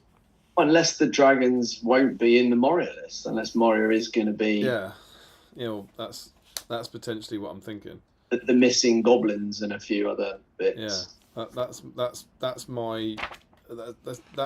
the only logical reason I can find, because at the moment, so in old Armies of Lord of the Rings, Cave Drake was a minor hero, and I'm pretty sure the dragon was a hero of valor. Yeah. You remember he needed to put him in your troll army. Yeah. So that means if they were the same as that, you wouldn't need them to be their own army list, because you could just take just the heroes from that in a dragon theme list. So I wonder. Yeah, I just wonder if they're going to sort of flesh it out with a few other, I guess, like smaller, fledgling dragons. Yeah, exactly that, but perhaps called something different. Yeah, maybe. Because there's no logical reason, like from the books, that dragons and cave drakes were in the Moria list, other than absolutely just a monster mash army that you could throw them in, right? Yeah, for sure. Yeah, no, that one will be interesting. Hosts of the Witch King. That's the Angmar list, isn't it? That's in the PDF. But then, so what's the difference? What I wonder what the difference is that, and then Shadows of Angmar. I think that's going to be more like Shelob and. No, so they're all in the PDF at the moment, so you can look at them. I'm pretty sure Shadows of Angmar is the ghosty one, so you get like the Shadow of Rudar, and you get I think you get Gullivar in that, and I think you get anything spirity, and then Host of the Witch King doesn't have Gullivar in, and maybe doesn't have the Shadow of Rudar and stuff, but it's got more. Maybe it's got things like generic things like Dead Mush Spectres. I think maybe the Shade is only in the Shadows of one. So there's a kind of ghosty, spooky one, and then there's a kind of effectively almost like the Orc Legions of the Witch King. Yeah, okay. Bird Horde, that's one I'm looking forward to. You going to be doing that? Yeah, I mean, obviously I've got more hill trolls than common sense. Cave trolls, but that's a great sentence. But I did get Birder and 2 of the new hill trolls, and then that's what I got. so yeah, I think that'll be a problem. I don't think it's going to be one of the more competitive lists, but really good fun to play, I think. Wolf Pack of Angmar. So again, werewolves for everyone. Army of Cairn Doom. So again, I assume that's just more or less straight out of what the PDF is. Yeah. And then you got Easterlings, and then the Host of the Dragon Emperor. So that's one that it's basically going to be Kamul and Amdur, I suppose. Oh no, Kamul's been legacy, isn't it? So I guess it's like an Easterling. Is there another name here I'm forgetting? But it's going to be the Easterlings. You're going to have the Dragon Emperor, Brawgear, and Ratabi, and then you're going to have the other Easterling heroes. Yeah. Okay. So is it just Amdur? Is that the problem? I think we already had those because we had like the Host of the Dragon Emperor as a legion in the last edition. Yeah. And I think the only difference was Amdur. Yes, effectively putting what's not been legacied of the Easterlings into a Legion style list. Yeah. Then you got Serpent Horde, Umbar, and then Grand Army of the South, which I assume is a combination of those ones above. Yeah, so it's so Serpent Horde is going to be all the extra Harad stuff. Yeah. So anything that got pulled out of that list, which there was quite a lot. And then Grand Army of the South is probably going to be. I remember that being a Legion in the last one, but I can't honestly remember. Was that Easterlings as well as Harad, or is that maybe just Harad? I can't remember what the difference was. Well, it's in Gondor at War, isn't it? Yeah, I haven't got my Gondor at War handy actually. So Grand Army of the South was Suladan, Raza, Haradrim King, Haradrim Chieftain, Hasharim War Mimic, Haradrim Warrior, Mahud Raider. So it's the Far Harad and the Harad. Yeah. That's the Grand Army of the South. It combined the two Harad lists. So I think it's so Serpent Horde will just be. Is it Suladan's? I guess Suladan's not in. I think that's what it will be. But we've got Harad for generic Harad in the Armies of Lord of the Rings. The Serpent Horde will be Suladan's army, and then the Grand Army of the South is that and Far Harad, most of which has been legacied. I think the interesting bit for me, I mean, you know, obviously those lists round out everything that's not being legacied, but it's then to see what crossovers you're going to get from profiles that will be in this book to then be included in armies in the other book. So, you know, Glorfindor, will he be added to, I guess, possibly Lindor? Yeah, of course he will.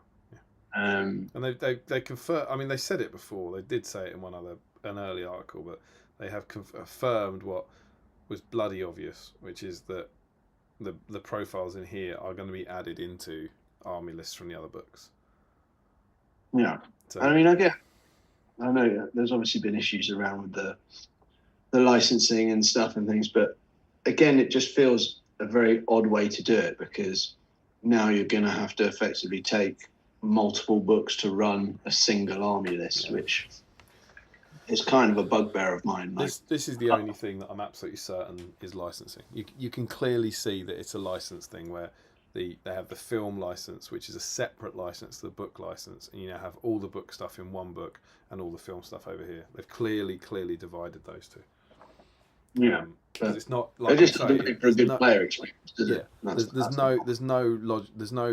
There's no games design reason for it, and it's also not. It's not to sell books. It's not. There's no way they're going. Oh, I'll tell you what, we'll split it between this, and then any Ministerial player who wants to use Baragon will have to buy that book to use Baragon. There's no way that's what it is. Yeah. And there's no way the games designers are going, right, I think the best way to do this would be to tear apart the armies like this. So it must be licensed, and it's one of those things where, unlike the range rotation, which I don't, the legacy models, which I don't believe is licensing, you can clearly see the different license here, which we know they have those two licenses, and you can clearly see that it's been separated into those two things. it's just a little frustrating, like, because it is a bit of a bugbear of mine. I like playing Horus Heresy, but the rule books are like so terribly structured. You need like a massive pile of books that refer to special rules from one book in another to then refer to another rule in another. It's also the first time since they've had that second license. They got that second license for Shadow and Flame in 2002. I think it comes out during the Two Towers era. And so it's the first time since they've had it that they've split them up.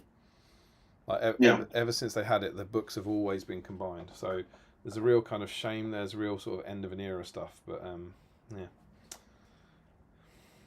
Yeah, but I mean, I think ultimately it's still great that we get a nice new shiny book that's going to round out the offerings, and that stuff will be moving across to the other armies as well. So we'll be able to play fleshed out armies. I think Evil in particular needs a bit of a lift in terms of options. I think the stuff being the current book just from the films kind of limits the choices you can take in Evil armies more so than Good. Yeah, for sure. They don't get the heroes. They don't get the named heroes in the films like Good do. So yeah, they have less choice when you're just doing books based on films, for sure. Hopefully Evil will be more fun. Who are you? That was me. Yeah, but no, exciting news. God, I'm popular. Any of them inspiring you for a new army list? I do want to do. It's just Emma, come on. I'd love to tell you it's not just 4 messages from my wife, but it is. I got some Dunedain over Christmas, so I've been looking forward to painting that up as a little project. I've got the Dunedain heroes and I got a pack of Dunedain, so I'd like to try Arathorn's stand, and like I said, Battle of Fornost would be something I'd like to kind of Frankenstein out of my collection.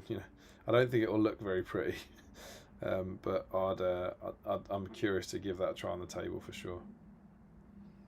Yeah, no, I think it looks quite a fun list. But again, just being able to throw some random hobbits in with your elves and Gondor knights is kind of cool. Do you want to see what the nerds are saying about it? Yeah. 33 of our beautiful BSIMEs in tonight.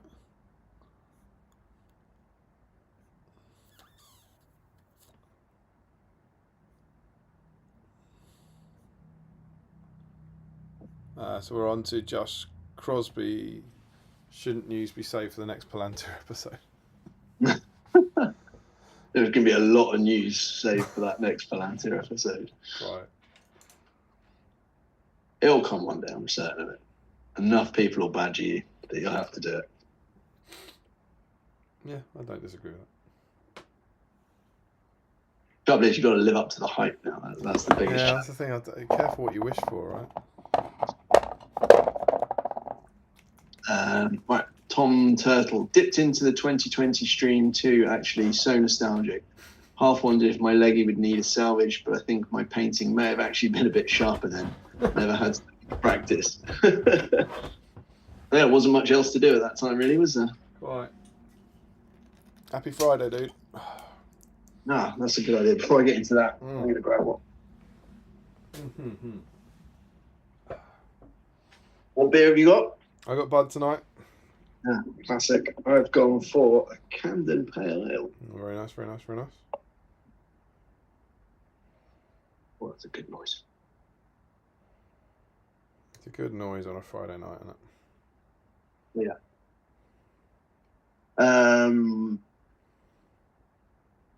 Yeah, Richie Clemmer. Yeah, this was interesting, actually. Love the artwork on the cover of the Middle-earth book. Mm-hmm. I'm feeling it might not include any film photos, only mini photos and art, non-Weta/NL art. I think you might be right there. Yeah.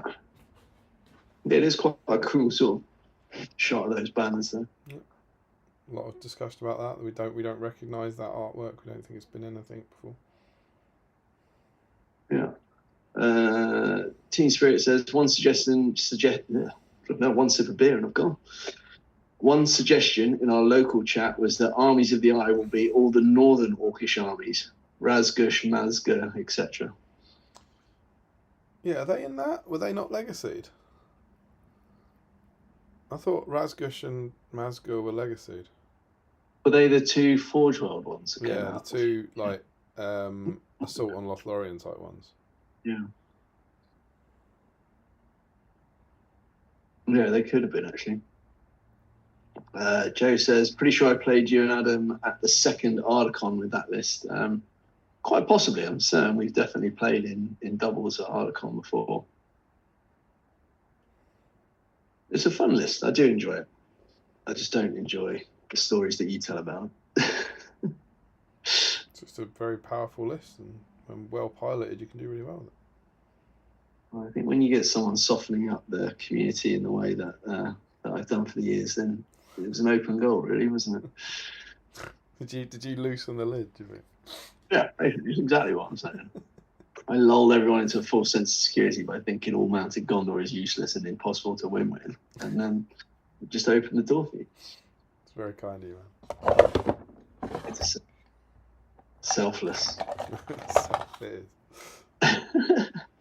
is. Josh Cole says a new Imrahil model is something I've always wanted, and that old metal one was the only thing holding me back starting that army. In my opinion, the old model just didn't do his character justice. That's awesome. What a dream release for you. Yeah, I mean, I think it certainly didn't reflect his sort of, prowess and presence, I guess, that he has in the book. I don't think it was a terrible model. The foot one was a bit lousy, but the mounted one I thought was pretty good. But it's nowhere near a touch on the new one. Josh carries on. Very excited for the Army's book, of course. Can't wait to see my Loth Army get all the cool stuff. Woody says, I'm very excited for the Battle of Bywater. I'm still putting together a Shire army, which I've not yet used other than Battle Company, so interested to see what we get there. You got any plans to paint any more Hobbits anytime soon, Dave? I do actually. I'm not sure if I'll get to them this year, but I've got about 20 left or something, including the Scarron of the Shire one. So I do have a little more Hobbit to do. Got a little more Hobbit left. But, what will that round you up to? What numbers? Yeah. I'll end up with about 100, I think, something like that. Strong. But yeah, I am planning to get back. It wasn't. They were on the list to do this year at the start of the year, so I'm still hopeful for that. Yeah. Okay. I've got 6 to paint. If that makes you feel any better. And how many will that leave you with? 6.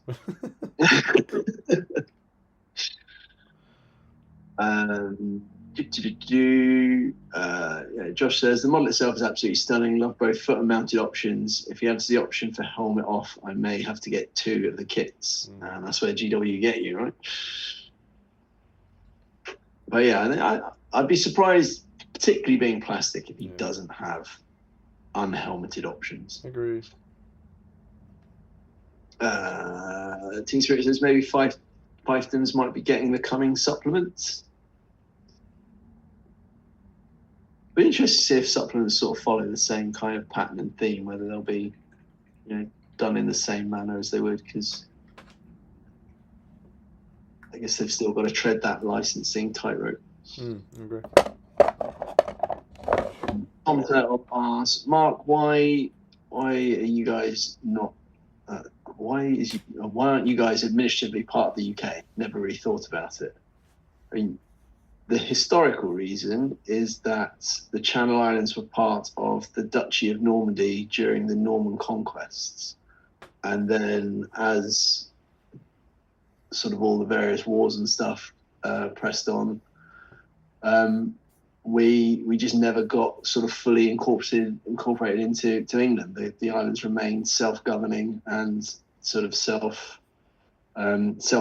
So we're loyal to the English crown, but not part of the UK government. So the UK is responsible for defence and foreign policy, and the Channel Islands run all their own other affairs. Very cool.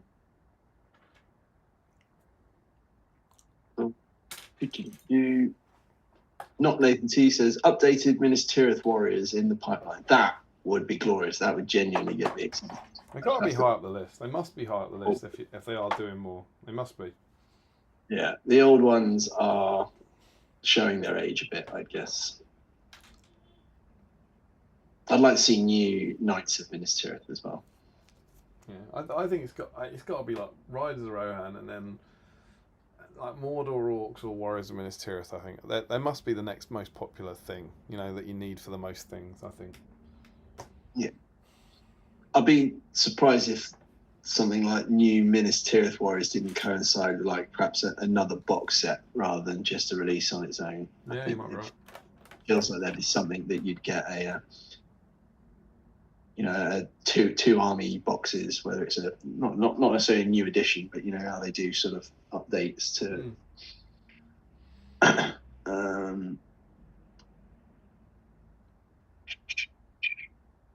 Team Spirit says looks like I was too predictable. Not quite sure what that is.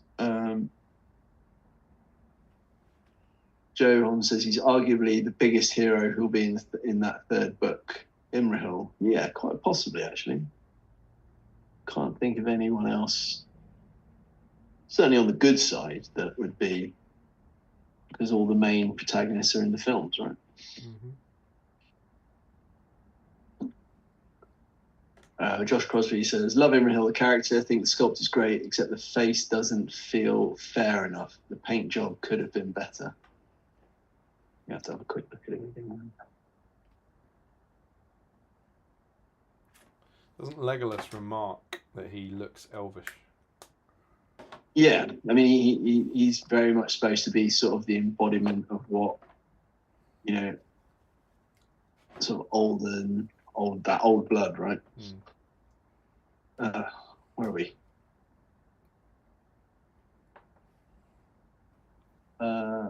Old Imrahil, Rich Clem says, old Imrahil had a big head. Hope all the big heads get replaced. Yeah, I think that's probably fair. I think the skull wasn't fantastic, but maybe I've just got a soft spot for it because I've played in so many doubles matches with him by my side.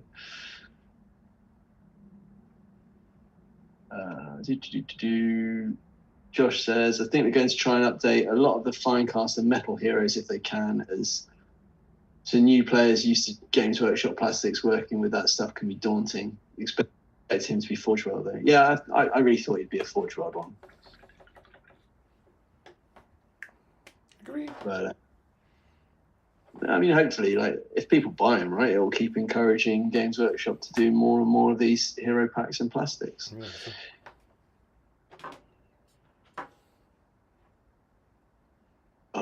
Still, Janelmo says, I still like my idea of a book themed around second in command in Middle Earth.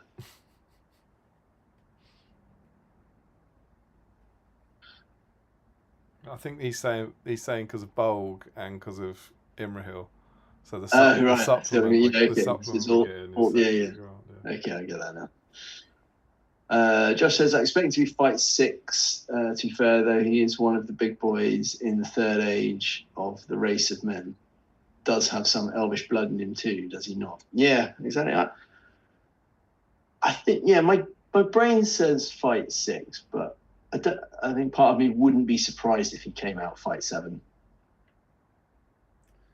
I'm going to go fight 6. I don't think he's getting 7.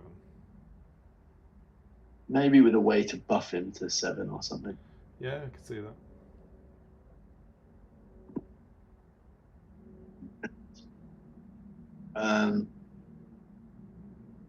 Remco Keegstra says, very good looking model. Do I need it? No. Do I want it? Absolutely. It's just 2 extra models for the backlog. Yeah, but what models, man? They are glorious ones. Richard Clan says, sad Men at Arms are going, but the fiefdoms would have had so many troop options more than Minas Tirith. Yeah, I'm gutted that the Men at Arms have gone from fiefdoms, mainly because I just think blocks of pikes look cool, whether it's Isengard or anything else. Easterlings. And I think I've got 8, and I always wanted to have like a proper fiefdoms phalanx out there, and now unfortunately it's gone to Legends. Josh Crosby says War Drakes are the most exciting. Would love 1,000 points of them. Yeah, I mean, I'm just really interested to see exactly what that looks like.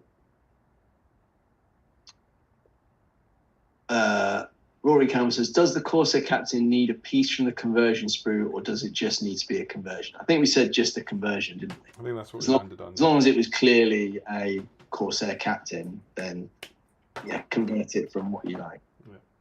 You'll get a bonus hat tip if it is from the conversion sprue. If I had a hat tip. Joe Cole says, think they'll keep the old plastic knights as they aren't horrible. Of course, the foot models are better, but still, I think we'll get some black Unorians to match their old Morgul Knight models. Yeah, I think you're right. They're not terrible, but it would just, I guess it's just wish listing. It'd be nice to have nice shiny new knights to go with the nice shiny new Imrahil and shiny newer foot knights. Gene Spirit says, as the legendary third book is announced, the internet immediately turns to doom saying about how the PDF may never come with no evidence. There were some remarkable arguments going on. I had there's one guy some of them I do enjoy getting involved every now and again. There was one guy going, and he said knowing GW, and he was like, it looked based on this article, it looks like there's going to be some profiles kept back from the Legacies PDF and this book, and they'll just put them into new supplements, knowing GW. And it's just like, and I was like, what on earth are you talking about? Like, and he doesn't seem unreasonable. He's come back a few times, but I was like, just what do you mean? Which one? And it's just nothing. It's just made up. But surely that's better in the long run. That's better, right? Like, well, that's what I ended up saying to him. He was talking about Barlin. He said. Yeah. Surely they can't just do one Khazad-dûm list. And I was like, what you're actually suggesting is that they're keeping the models in the game. If you're saying they're going to be in future supplements, and they're not because they've said they're going to be legacied. There was only 2 Khazad-dûm lists anyway, wasn't it? There were pretty much one. It just happened to be if you took Barlin. It was the same list, right, in the current edition. Yeah, but you just changed the keyword, and it ruled you out from taking the other named heroes other than Floyd, exactly. Didn't it? Yeah. And I think you could add a couple of the champions of Ereborian and Gimli, is that right? Yes, something like that. But yeah, it is remarkable how the kind of like, despite all the evidence to the contrary, people will just start saying, just make up fake worries and then start claiming they're true. Do you know what I mean? It's the internet, right? Like, people aren't happy unless we're complaining about something.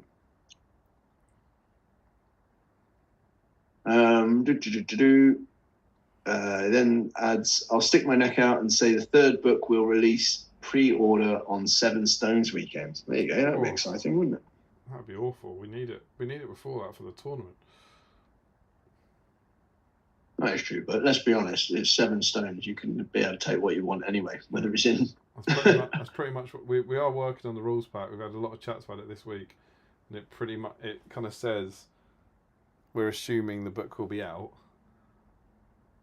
So we want you to assume you can take anything from the range for your hobby, and if the book's not out, you can basically use the old edition. Yeah.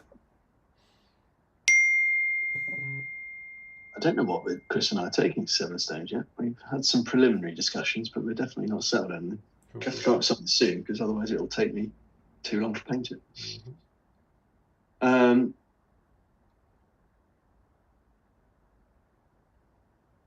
Yeah, but then in a shocking twist, May never did come. April skipped straight into June. I think that's in reference to our we know when all the months are coming conversation. Larry Miller has arrived. Brilliant.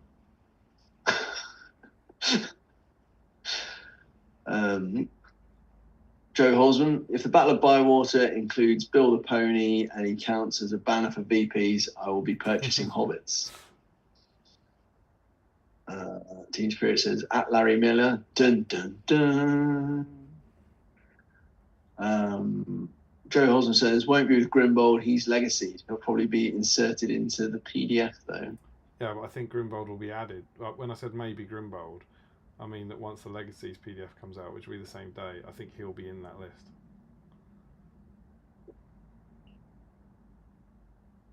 Oh, okay.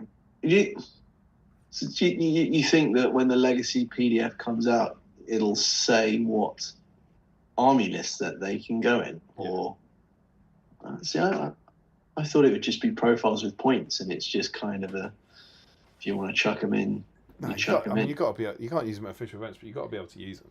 They got to have army lists. There'll be I think it'll be exactly the same as this. I think it will say. So you'll get like an Army of Dunlan list. You'll get a Far Harad list. You'll get a Canned list. You'll get a Barlin's Expedition list, possibly. You know, that sort of thing. But then you'll also get, because otherwise think about like what's the Rohan ones? Erkenbrand and Grimbold. And it'll just be them. And what, they're going to make an army list just for that, just for Erkenbrand, which is just Riders of Aemir plus Erkenbrand's. Like, of course they're not. They'll have a note on Erkenbrand's profile saying you can use him in Riders of Aemir army list and Kingdoms of Rohan or something. I think. If that makes sense. I just said, perhaps I just hadn't thought about it in enough detail. I just thought you'd get a profile and points, and you say, right, well, you can take, Grimbold in any Rohan list, because it's not an official one, right? So it's not like it's going to be tournament legal or anything. Well, I mean, it might be in some, right? But interesting. Joe says, thought Ardacon was 800 points. Yeah, 800. Maybe it's 800. I think it is 800, yeah. Awesome. Well, either way, I've got enough elves, men, and hobbits to make a 4-nast army. I just hope they don't drop it. They're talking about dropping it back to like 6 or 650. Yeah. Which is good for the points values, but just awful for the comms. You can't just change the army list, change it, get people to prep it, and then go, oh, okay, we'll change it back. It's just silly. Yeah.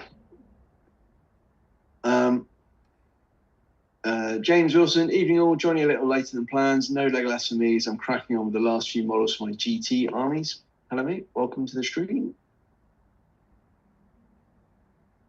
Larry says, I wonder if there'll be a list where you can take A&R without Glorfindel and the elves, as I don't think you can at the moment. It's a good point. I don't think there's one on that list of lists, is there? No.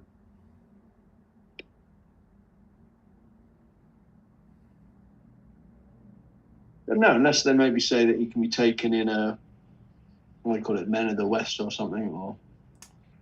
Yeah, well, it wouldn't be Men of the West, but maybe a Kingdom... Not Men of the West, what am I thinking of? Kingdoms of Men. Yeah. Or the Minas Tirith one. Yeah. Yeah, it would be nice to just sort of take him as the King of Gondor doing his King of Gondor things, right? Yeah, sure.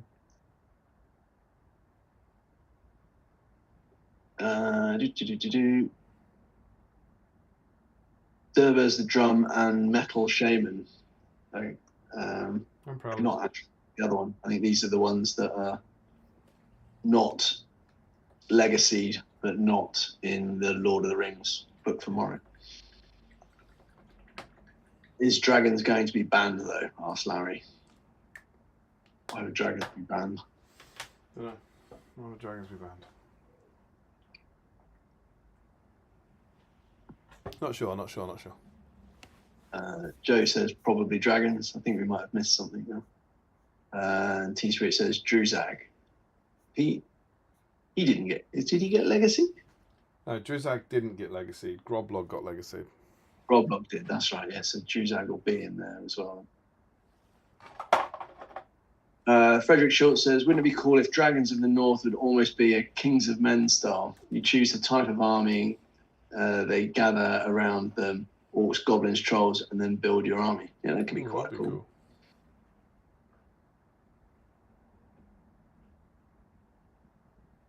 Richard Clemens says, yeah, named heroes, as Larry said, but I also wouldn't mind betting that the Moria list will be what the legacy profiles get put into in the PDF.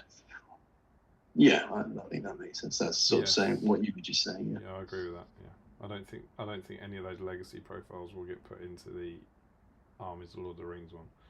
Yeah. Frederick Schultz says, or is it just going to be dragons? See, I don't know. I don't think it will just be dragons.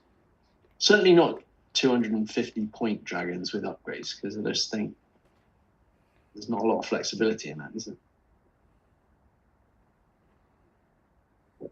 but I could be wrong. Yeah, so Joe says perhaps there'll be more variation in rules like the Ents got. Josh says probably just dragons, but I really like the idea, Frederick. And then Frederick says having Mordor / Angmar orcs with a dragon would be cool. It would be quite cool to have sort of dragons leading little war bands, I think.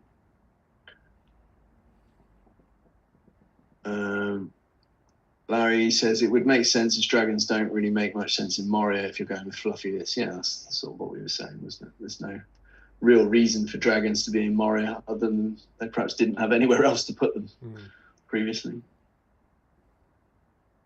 Joe Horson says the burning question is, of course, will dragons have a 6-inch move? Frederick says, could you imagine if they fleshed out dragon profiles with more options and maybe even gave us separate new profiles or even minis for like baby dragons, etc.? Yeah, see, that's kind of what I had in my mind. Like similar, I know there's not new models for them, but you know, having 2 tiers of eagles, you could have like dragon whelps or something like that. And Joe Osman says, common sense is overrated, more trolls the better. That's pretty much how I've been living my life for the last 6 months. That's that's because you said you had more trolls than common sense. Yeah. No, absolutely. That's what I mean. I'm agreeing. I mean, I can't even remember how many there are. 12, 11 of them up there, I think, with 3 more to paint. I think I've got 3 Mordor trolls as well to paint somewhere.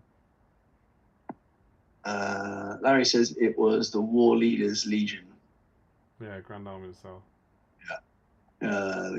Joe says Grand Army of the South was just a catch-all evil Pelennor, wasn't it? Yeah, like non-orcs, I guess. Yeah. All her own stuff. Yeah. Joe calls, would it be great for the Easterling base list to really up Andor and make it worth taking over the Dragon Emperor's hosts? Yeah, I think yes is the answer to that. I think it would be great to make it a real option, a real decision. You know, like not just the kind of this is the worst Easterling list, but to somehow make Amda's list as good as the Dragon Emperor's.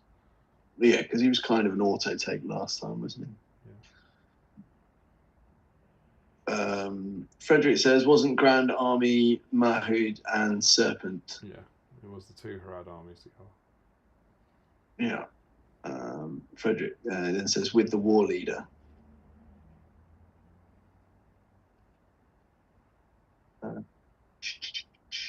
Tom Turtle, love the Imrahil. Combined with the Corsair Ballister Tees in Armies of Lord of the Rings, I wonder if there's a Fiefdoms versus Pirates themed supplement coming. With Bolg. With Bolg. Chat just jumped again. Sorry, dudes. There we go. Yeah, I mean that would fit, right? Like that's effectively what Dol Amroth was fighting against a lot of the time, was the Corsairs and the pirates. Josh says Glorfindel will be added to Rivendell as well when you see he and Arwen cannot both take Asphalloth in their profiles. Yeah, I guess that makes sense. Larry says only issue with that is if they had a supplement planned, it would have made more sense to leave the Ballister until the supplement. Yeah, I mean, I wonder if it snuck in unintentionally. Frederick says, honestly, not a massive fan of Imrahil. Ooh, interesting. Hot take. Yeah. Swan Knights always felt too Warhammery design-wise, not just the super clunky old metals. Helmet's too big. Feel like this makes the previewed mini worse. I don't disagree with that, you know. I always thought the Swan Knights looked like Warhammer silver helms to me. Yeah, I mean, aesthetically they are very similar. What would a Swan Knight look like otherwise, though? Swan on a horse. Just honking down the battlefield. That'd be fine.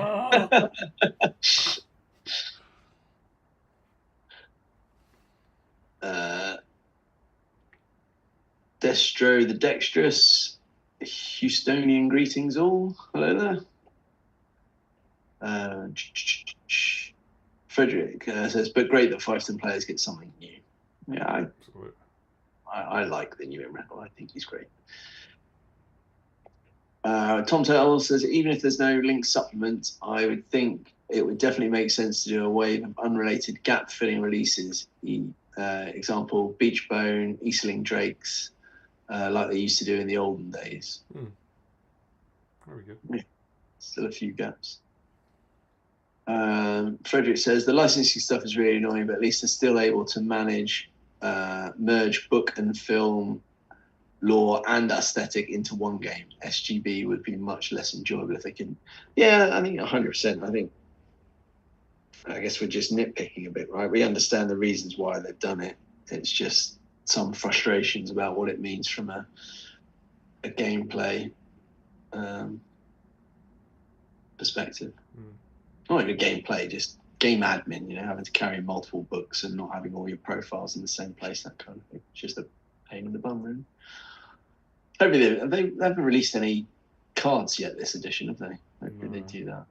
Although there are cards in White Dwarf. There's a bit of news. There's White Dwarf. It's on the cover of White Dwarf.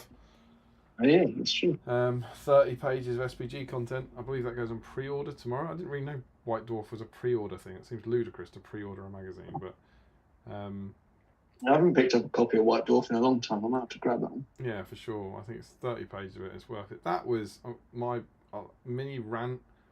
That was insane to me, like literally insane. I've kind of been bemused by a lot of the reactions recently, but people are constantly saying they don't care about the game. They don't care about the game. They never do it, and they go, "Oh, there's never anything in White Dwarf," and they put it on the cover of White Dwarf, and there's 30 pages of content, and there's a post in one of the other groups where everyone is just slagging it off. Like they haven't read it, guys. Rubbish. It won't be worth it. It'll be awful. Oh God, there's no point getting this. It's like pick one. Like, don't moan about it not being in White Dwarf if you don't want it in White Dwarf, or be happy when it's in it. It's like it's going to be fine. There's going to be a battle report. I bet it's just all the same stuff that's already been for free on Warcom. Shut up. It's like read it first and then say it's crap. Don't. You sounded your first day on the internet.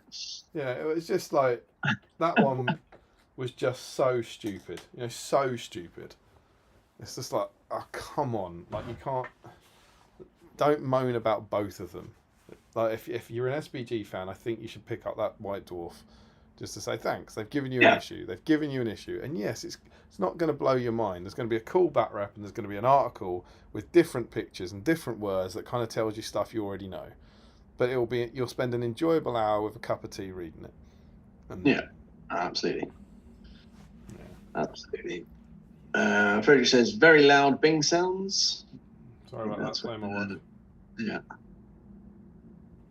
Tom Turtle says, wasn't there an annoying thing in the Hobbit era Kingdoms of Men sourcebook when captains were stuck on Fight 4 and un-FAQ'd for 6 years? That does ring a bell, actually, yeah. Dollarrock captains being very low fight for a very long time.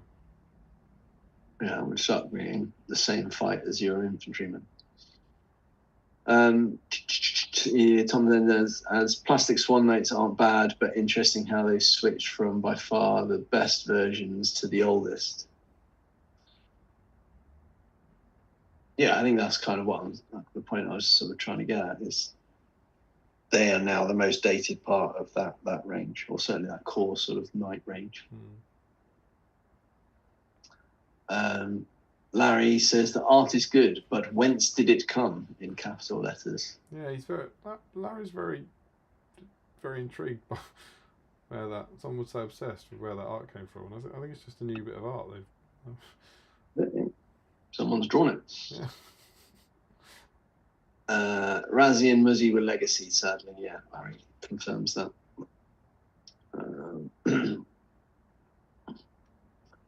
Frederick Schultz says, weren't the Knights of Dale and Old Dane based on Weta concept art? How will that work with the third army book and licensing? I have no idea. Is the honest question? Dane. I don't think I know the concept art you're talking about. I mean the honest answer is obviously not, basically, because they've gone through the process. Do you know what I mean?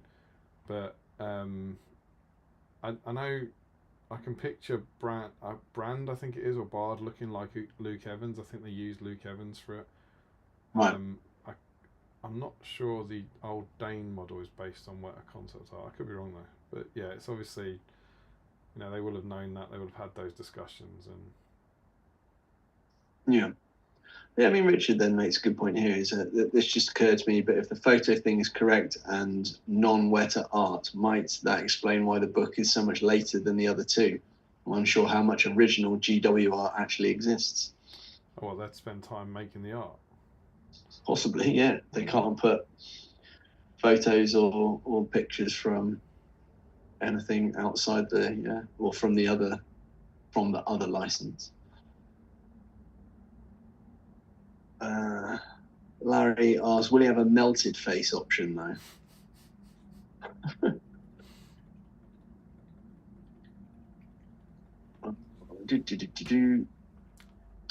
Tom Taylor says, oops, just realised I'm 20 minutes behind. Sorry for the irrelevant comments. They're not irrelevant. I think we're way behind that. So we'll always do our best to work out what we're talking about. Old school Chris C's here. Evening chaps, forgot I hadn't checked in on here. I'm at a friend's house to do a paint and chill sesh with him and his son Elijah. It's Elijah's first Middle-earth SBG, and he's painting on theme. Good lad. Hi Elijah, hope you're doing well, mate. Yeah, hello. Elijah's now gone to bed, but Dad, James and I are enjoying the snacks as we wait for some paint to dry. Hi James.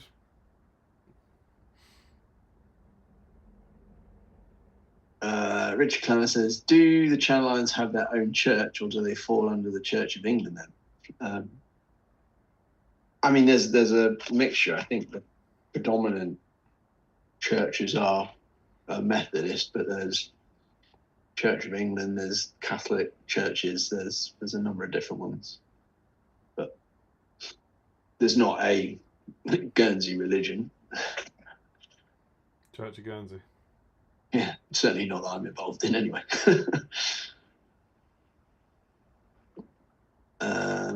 Larry says, behind Rise of Rohan and High Elves, I think Minas Tirith, Warriors, Morannons, and Mordor Orcs. Yeah. The issue with Mordor Orcs is they would have removed them from a lot of lists, which would have been awkward if they planned to update them. Why would they be removed from the list? I don't get it. I think he's saying they have been removed from the list, and I haven't read it. But oh, see what I mean? Yeah, because like now it's predominantly Morannons. Yeah.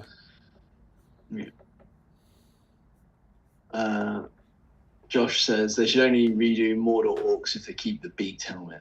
I think you've got to have a beaked helmet in there. It's a classic Orc look, right? Harry's in videos. Greetings, chaps. Doubt I'll be in for long tonight. Off to an early event tomorrow, but happy to get some painting on Leggy. Hello, mate. Hope you're well. I have base coated, shaded, and finished the flesh on my Legolas. Shall I take over for you? You've been doing lots of chatting. To be honest, I think we're not a million miles from the end. But wonderful. I'll jump in and then take over. Yes. Hi, Harry. Sam says fight 6 for Imrahil seems right on par with Aemma. Boromir's fight 7. Imrahil defo be fight 7 from Clamour. Oh, a fight. Larry says, what's it? It's about Corsair captains. I don't know if that's serious, but he did come in late. If you convert a Corsair captain, a fleet captain, I should say, fleet captain, just like in the mag, then you get a second entry into the draw tonight. Harry says, super hyped by the news. The only bummer is the lack of detail on time frames. Man, am I hyped by Imrahil. Not necessarily because of him, but because of what he represents. Plastic, non-movie heroes for the win. Imrahil will surely be fight 7. So we got, I think that's 2 votes for fight 7, 1 for fight 6. Larry goes, what did I miss? Richard Clammer, Larry, convert a Haradrim to a Corsair captain, similar to page 8 of issue 76. And you get an extra dice entry. And Larry says, Josh Coles, I'll be very happy if Imrahil got the fight 7, though. Won't get my hopes up. GW might not want him to be on the level of Bos Naragorn, whom they love. Yeah, but it's not like he's in Legacies. If he's in Legacies, I think fight 6. He might be there. He might get it. I think he should be 7. I'm pinning my flag to fight 7, sadly. Yeah, I can see it. I can see it. Larry says, if I convert an old broken Legolas into a Corsair captain, Can I get both entries? I think that's no. I think that's one entry. What do you think? I mean, it becomes a Corsair captain, right? It's no longer a Legolas. Yeah, I think that's one entry. But he's not going to do it anyway. None if it doesn't then look like a Corsair captain and just looks like a mashed up Legolas. Yes. Converting a Legolas into something else would get you in the draw for Legolas. It would get you in once.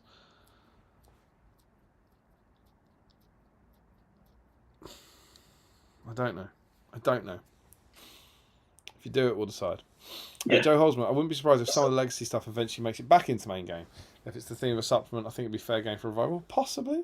Fat Hobbit Gaming, looking forward to the GT. Awesome to be back playing at Warhammer World again. That is in a week's time. Gutted to not be able to make that, but they put it on my daughter's birthday weekend, which is silly and selfish of them. Simon F, I think it's important to note that legends don't necessarily mean points in 40k and Age of Sigma. We're getting points. We're getting points in army lists. I might be wrong. I obviously might be wrong, but I'm just going to stick my flag to the mast on that one. I think they're all getting points and they're all getting army lists. Joe says, if it's not 800, I may have bought too many trolls. And then he says, I haven't. Too many trolls is a nonsense statement. Larry, I suspect we might get a more movie-compatible Barlin's expedition list with a King Barlin who is more Ken Stott. A model, that'd be cool. Joe Hosman, I think that's maybe what if Smaug is in the Dragons of the North list? Yeah, I suppose. Smaug and a friend? Could be. Josh Crosby says they should let Balrogs ride dragons. There's a deep cut from the lore. Sam says I'd say only if you build it, Josh. I'm pretty confident you probably do it right here, right now. That'll get you an extra dice roll as well. And Joe Holzman says you laugh, but they're vicious buggers. They'd be terrifying. I can't imagine it. Is that about Balrogs on dragons? Sam says I'll be grabbing it. This is White Dwarf. I'll be grabbing it at the very least for 3 cards for my army of Edoras. And Larry says, is it new or is it a concept? See, I told you he loves it. I think it's new. I've never seen that picture before. Rory, I've got loads of Rohan to paint for events. Instead, I'm trying to paint eyes on Legolas and painting a pirate. That's the way, mate. That's the BSIME way. Joe Osman, I think Larry's less excited about the artwork than he is about the opportunity to ask whence it came.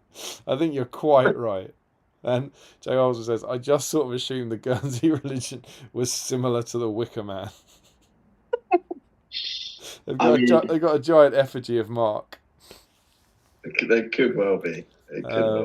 Larry Miller, I think he'd be fight 5 for the lull.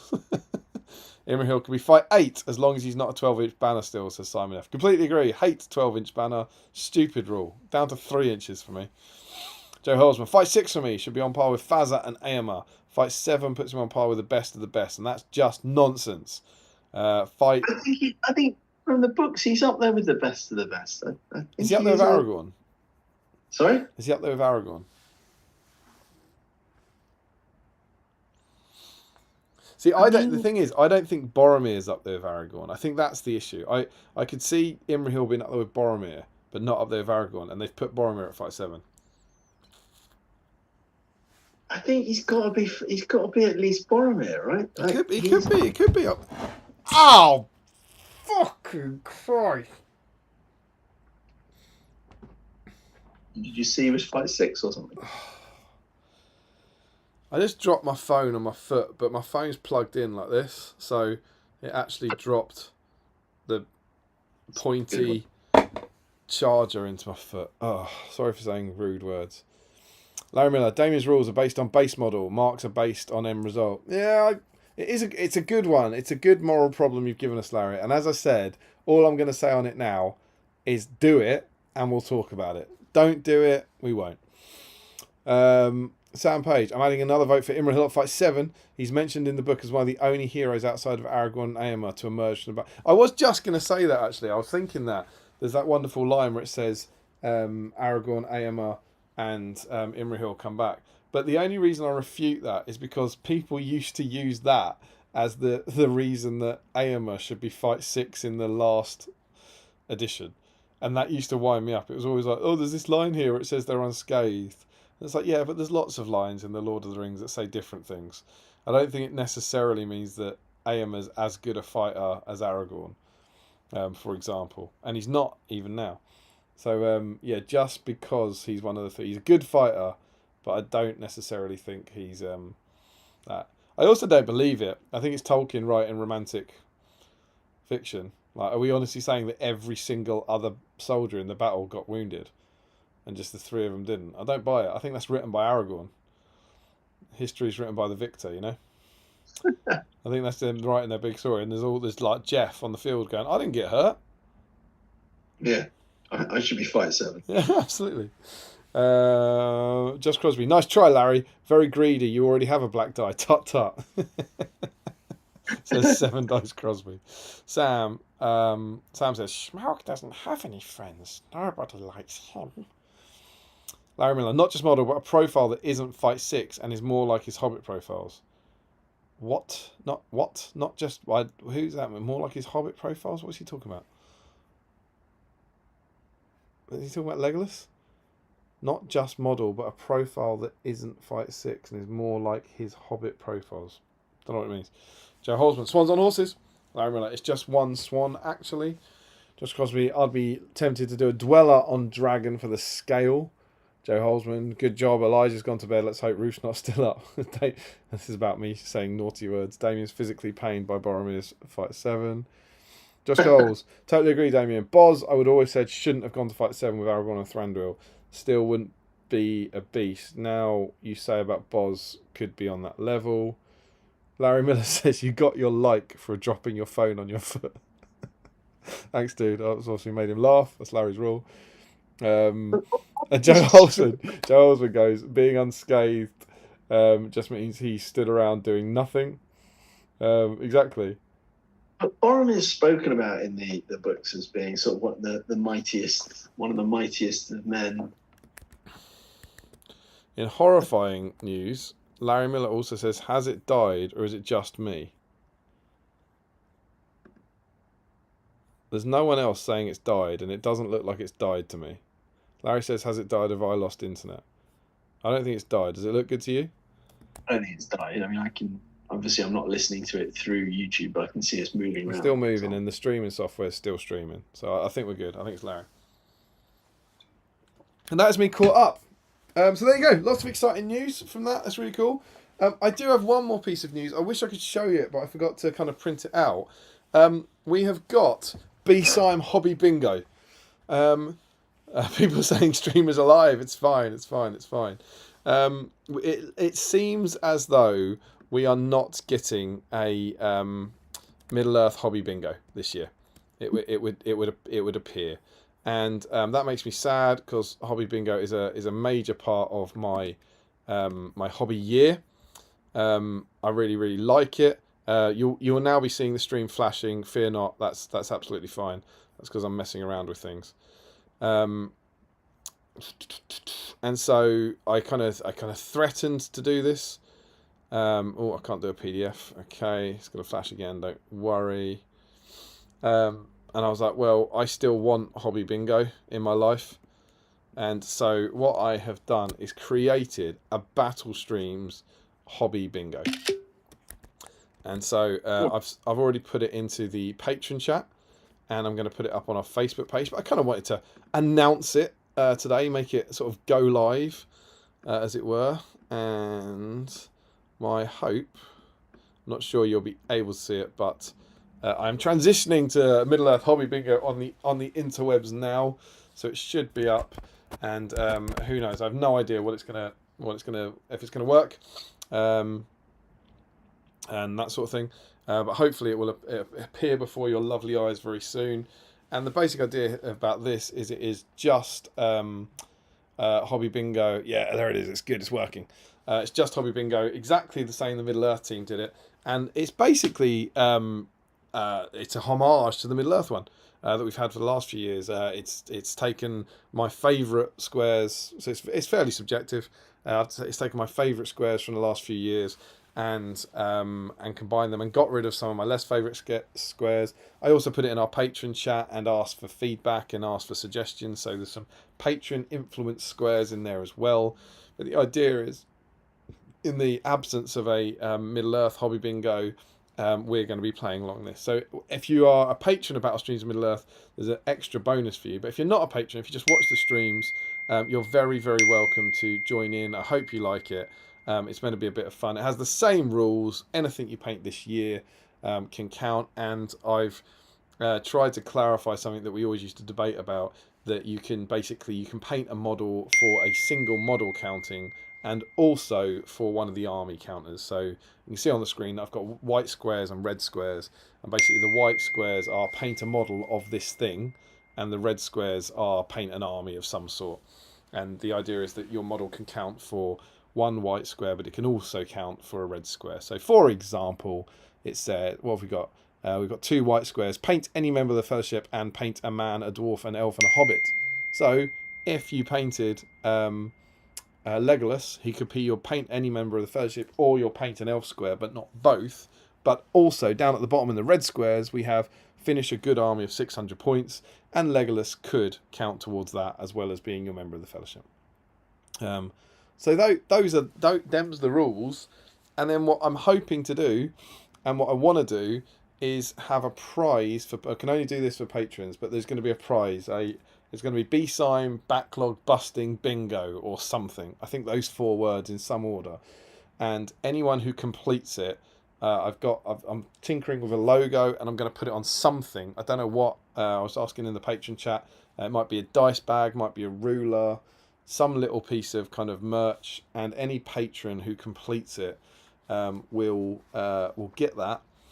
And the way I'm going to do it is do basically a mini live stream, sort of once a month. It's going to be nothing like this.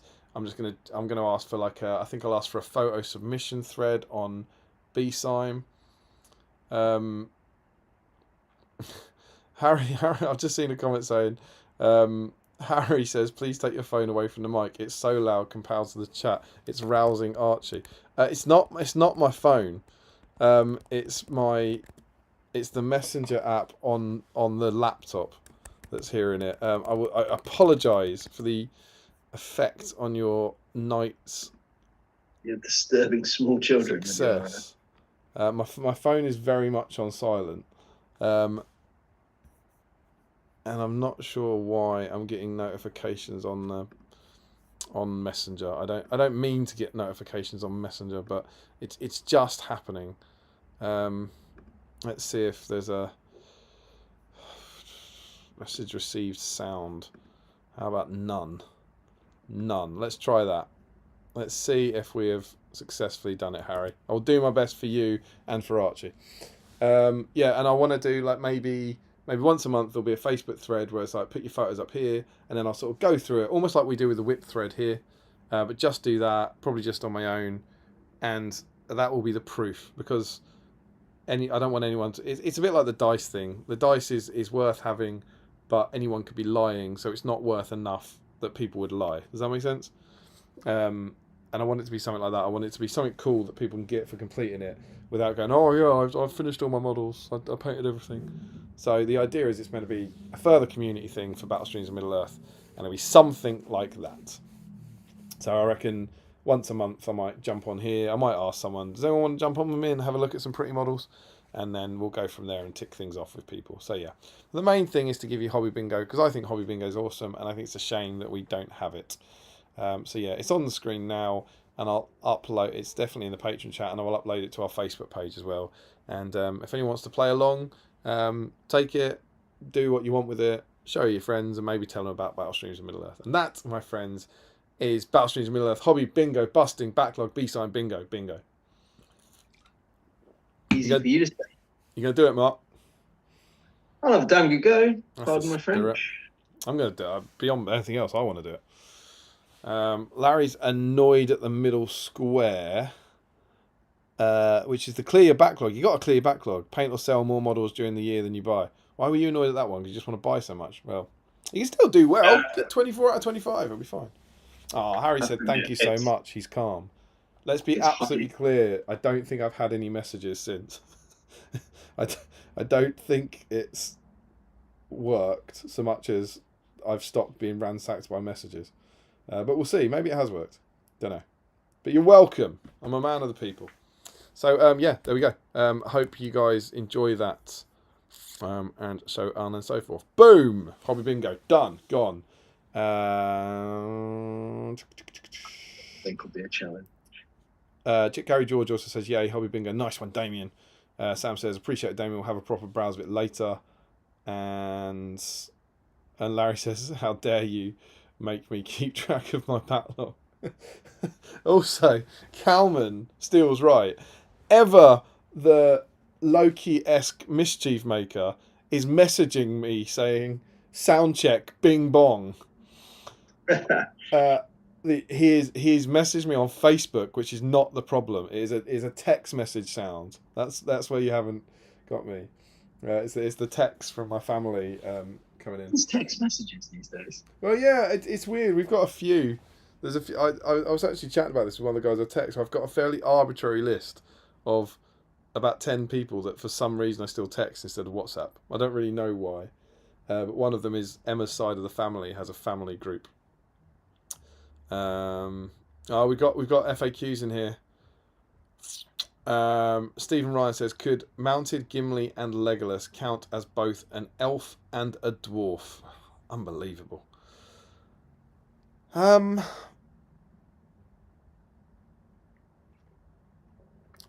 think yes. Do you think yes? Me? Yeah. I mean, it's an elf and a dwarf, right? Yeah. I mean, I guess, is it an elf, comma, and a dwarf? The Oxford comma is because it's one model, right? But it's an elf and a dwarf. Yeah, I think I'd count that as both.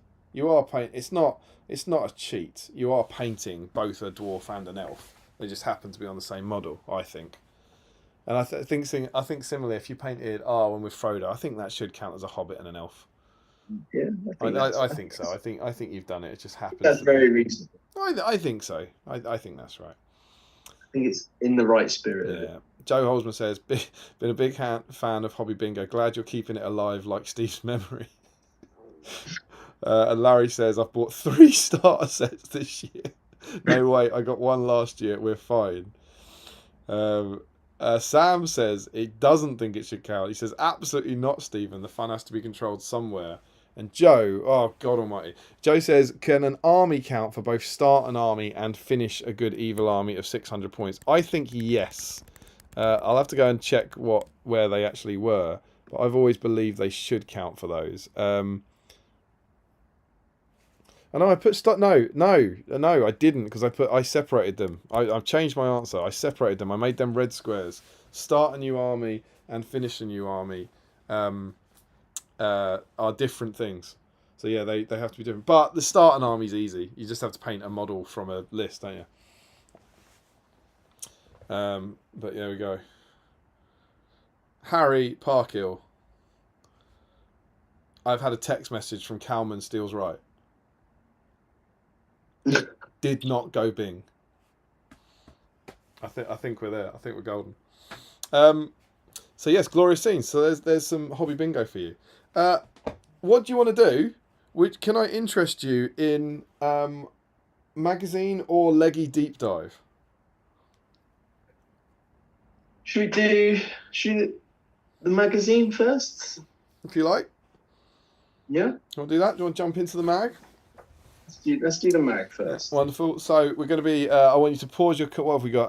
We'll just do these last few comments before we start. I will. Sam says, "What does Diamond laugh every time we mention Steve?" R.I.P.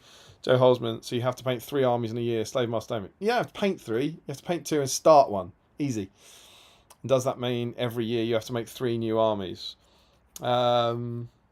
Yeah, but I think that's always been the way. You've always had to finish. They don't have to be new armies, do they?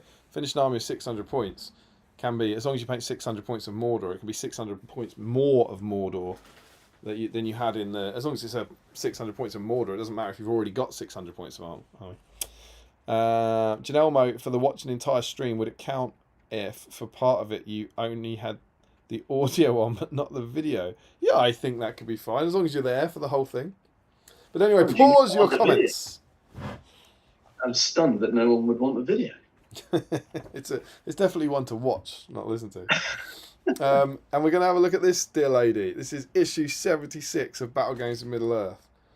Now, historically, we've always played a game of, you know, what are they saying as they play SBG, but I don't think this is a very good cover for that. It's clearly Legolas holding a bow and arrow, and he's in front of a kind of ship. It doesn't particularly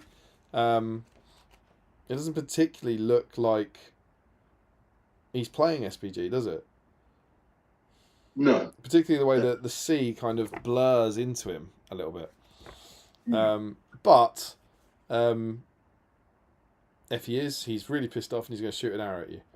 And we have the heroes face the dreaded Corsair Captain. I don't know anything about the dreaded Corsair Captain, so I'm intrigued to learn. So on we go. We have the Corsairs of Umbar, pirates, brigands, and sellsword. The Corsairs of Umbar are a constant threat to the southern shores of Gondor. Recruited by Sauron for his assault on Minas Tirith, this band of mercenaries sail north to do the Dark Lord's bidding. Mercenaries from the coast will answer Mordor's call. And shall we learn a little bit about Umbar? The city of Umbar lies on the western coast of Middle-earth, far to the south of the Bay of Belfalas. This haven for pirates and criminals has had a long and turbulent history, falling into the hands of many masters across the years. In recent times, however, the city has become the home of the Corsairs of Umbar, bloodthirsty pirates and merciless buccaneers. These miscreants and vagabonds have long been enemies of the people. This has been written by Gondor. This is absolutely written by Gondor. Not painting Umbar in a good light. It's not, is it? It's not. These miscreants and vagabonds have long been enemies of the people of Gondor, jealous of the wealth and prosperity enjoyed by their northern neighbour. I reckon Aragorn wrote this when he was writing about who came back from the battle unscathed. Yeah. When Sauron issued his call to... What? Or it's a Guernseyman writing about Jersey. When Sauron issued his call to arms, they eagerly boarded their ships, drawn by the promise of gold and revenge. However, barring their way into Gondor are Aragorn, Legolas and Gimli, who, with the aid of the army of the dead, launch a heroic assault against these enemies of the West. Pretty cool. And we get Heroes of the West, Legolas. That me and you are both painting. What do you think of the model, man? It's not the best Legolas out there, but it's a bit different. I mean, it's different to sort of the shooty, standy poses. So, you know, he's sort of running with the cape billowing, and it's cool. It's a bit of a different one. I've historically never really liked this, and in the oldie stream, the stream from 5 years ago, I described him as my least favourite Legolas, and then in that stream, I rode back on that and went, actually, no, I think the Finecast Hobbit one is worse. But he's always been really down my list, this one, because I think Legolas is so well sculpted, like across the board. And I think it's a strong face. It's a good Legolas face sculpt. But he's better than I thought he was, having spent some time with the model. But he's still very much. He's still a very low down on my list. I want Legolas with a bow, man. Legolas fire and bow is best Legolas. Bow's in his hand. He's what? Bow's in his other hand. Yeah, he's not firing it. Amon Hen Legolas, foot on rock Legolas, the new Plastic 3 Hunters Legolas, shooting bow Legolas is best Legolas, I think. I mean, it is kind of his USP, right? It's Tang. But then we jump into the Return of the King campaign. And long-time BSIME viewers will be excited, I'm sure, to see this. So we've had, in the past, like loads and loads of narrative scenarios within battle streams, in battle games of Middle-earth, and they've started linking them together into linked campaigns, which is very cool. And obviously we expect that now in the supplements from the last edition. But I think this is the first time it's happening within battle games of Middle-earth. So it's the idea that you go back through and you find all these scenarios that they've run before and play them together. And it actually says it's the final part of the Lord of the Rings campaign, which was first presented in pack 59. And you can also, you can play it with a Fantasy Fellowship. I'm sure there'll be comments about that. And they point you to pack 60 for picking your Fantasy Fellowship. So across the length and breadth of Middle-earth, the forces of the Dark Lord have brought war and ruin to the free races. From the forests of Lothlorien to the lands of Rohan and Gondor, men, elves and dwarves have taken up arms to turn back the armies of Mordor. Amidst the carnage and chaos of war, the fate of the world now rests with a small group of courageous individuals. So we have our special rules, which are the death of the hero, which is the same as in the Two Towers version of this, which is every hero killed in a battle, you roll a game. You roll a dice. On a 1, they're dead, take no further part in the campaign. 2 to 5, they've been badly wounded and begin the next game with no fate points. And then 6, they make a full recovery. And then they also make a point about how there's a kind of what-if scenario based on how you recruit your fellowship. Exciting possibilities play out. So, for example, they suggest Elrond guiding the fellowship through Moria, Boromir coming to Theoden's aid at Helm's Deep. And it's also important to keep the roles you've chosen. And by the roles I've chosen, it means you had things like the champion was the Aragorn character in the Fellowship, and then I think you had the warriors, which were the Legolas and Gimli and Boromir. I think you picked 3 of them, and the companion and stuff like that. And they've even gone to the effort of actually setting up and taking a photo. So you actually got Boromir fighting at Helm's Deep, which I always like. I like the idea of the effort that they go to for that sort of thing. I think it's cool. And then, and then it's results. I think it's just summing up how it works. And the campaign, the good side win if the one ring is destroyed. The evil side wins if at any stage the ring bearer is killed due to a roll of 1 on the death of the hero table. So the scenarios they present in this are Shelob's Lair, which was in pack 63. And then you substitute Frodo and Sam with the chosen ring bearer. And what I enjoy about this is they clearly want you to play it like a fantasy fellowship. So the fluff is in the shadowy cursed corners of Middle Earth, forgotten horrors still lurk, like the great She-Shiber Shelob. Try saying that 10 times fast. She spied a Shelob, survivor a long forgotten age. She's made her lair high in the fortress above Minas Morgul, in the mountains of shadow. When the ring bearer is unwittingly led into Shelob's lair by the treacherous Gollum, he faces one of the greatest challenges of his quest. With the aid of his companion, he must try to escape from the spider's lair. So all the fluff is written as ring bearer and companion, as opposed to Frodo and Sam. But then all the pictures are just the pictures they've done in the past. So it's Frodo and Sam.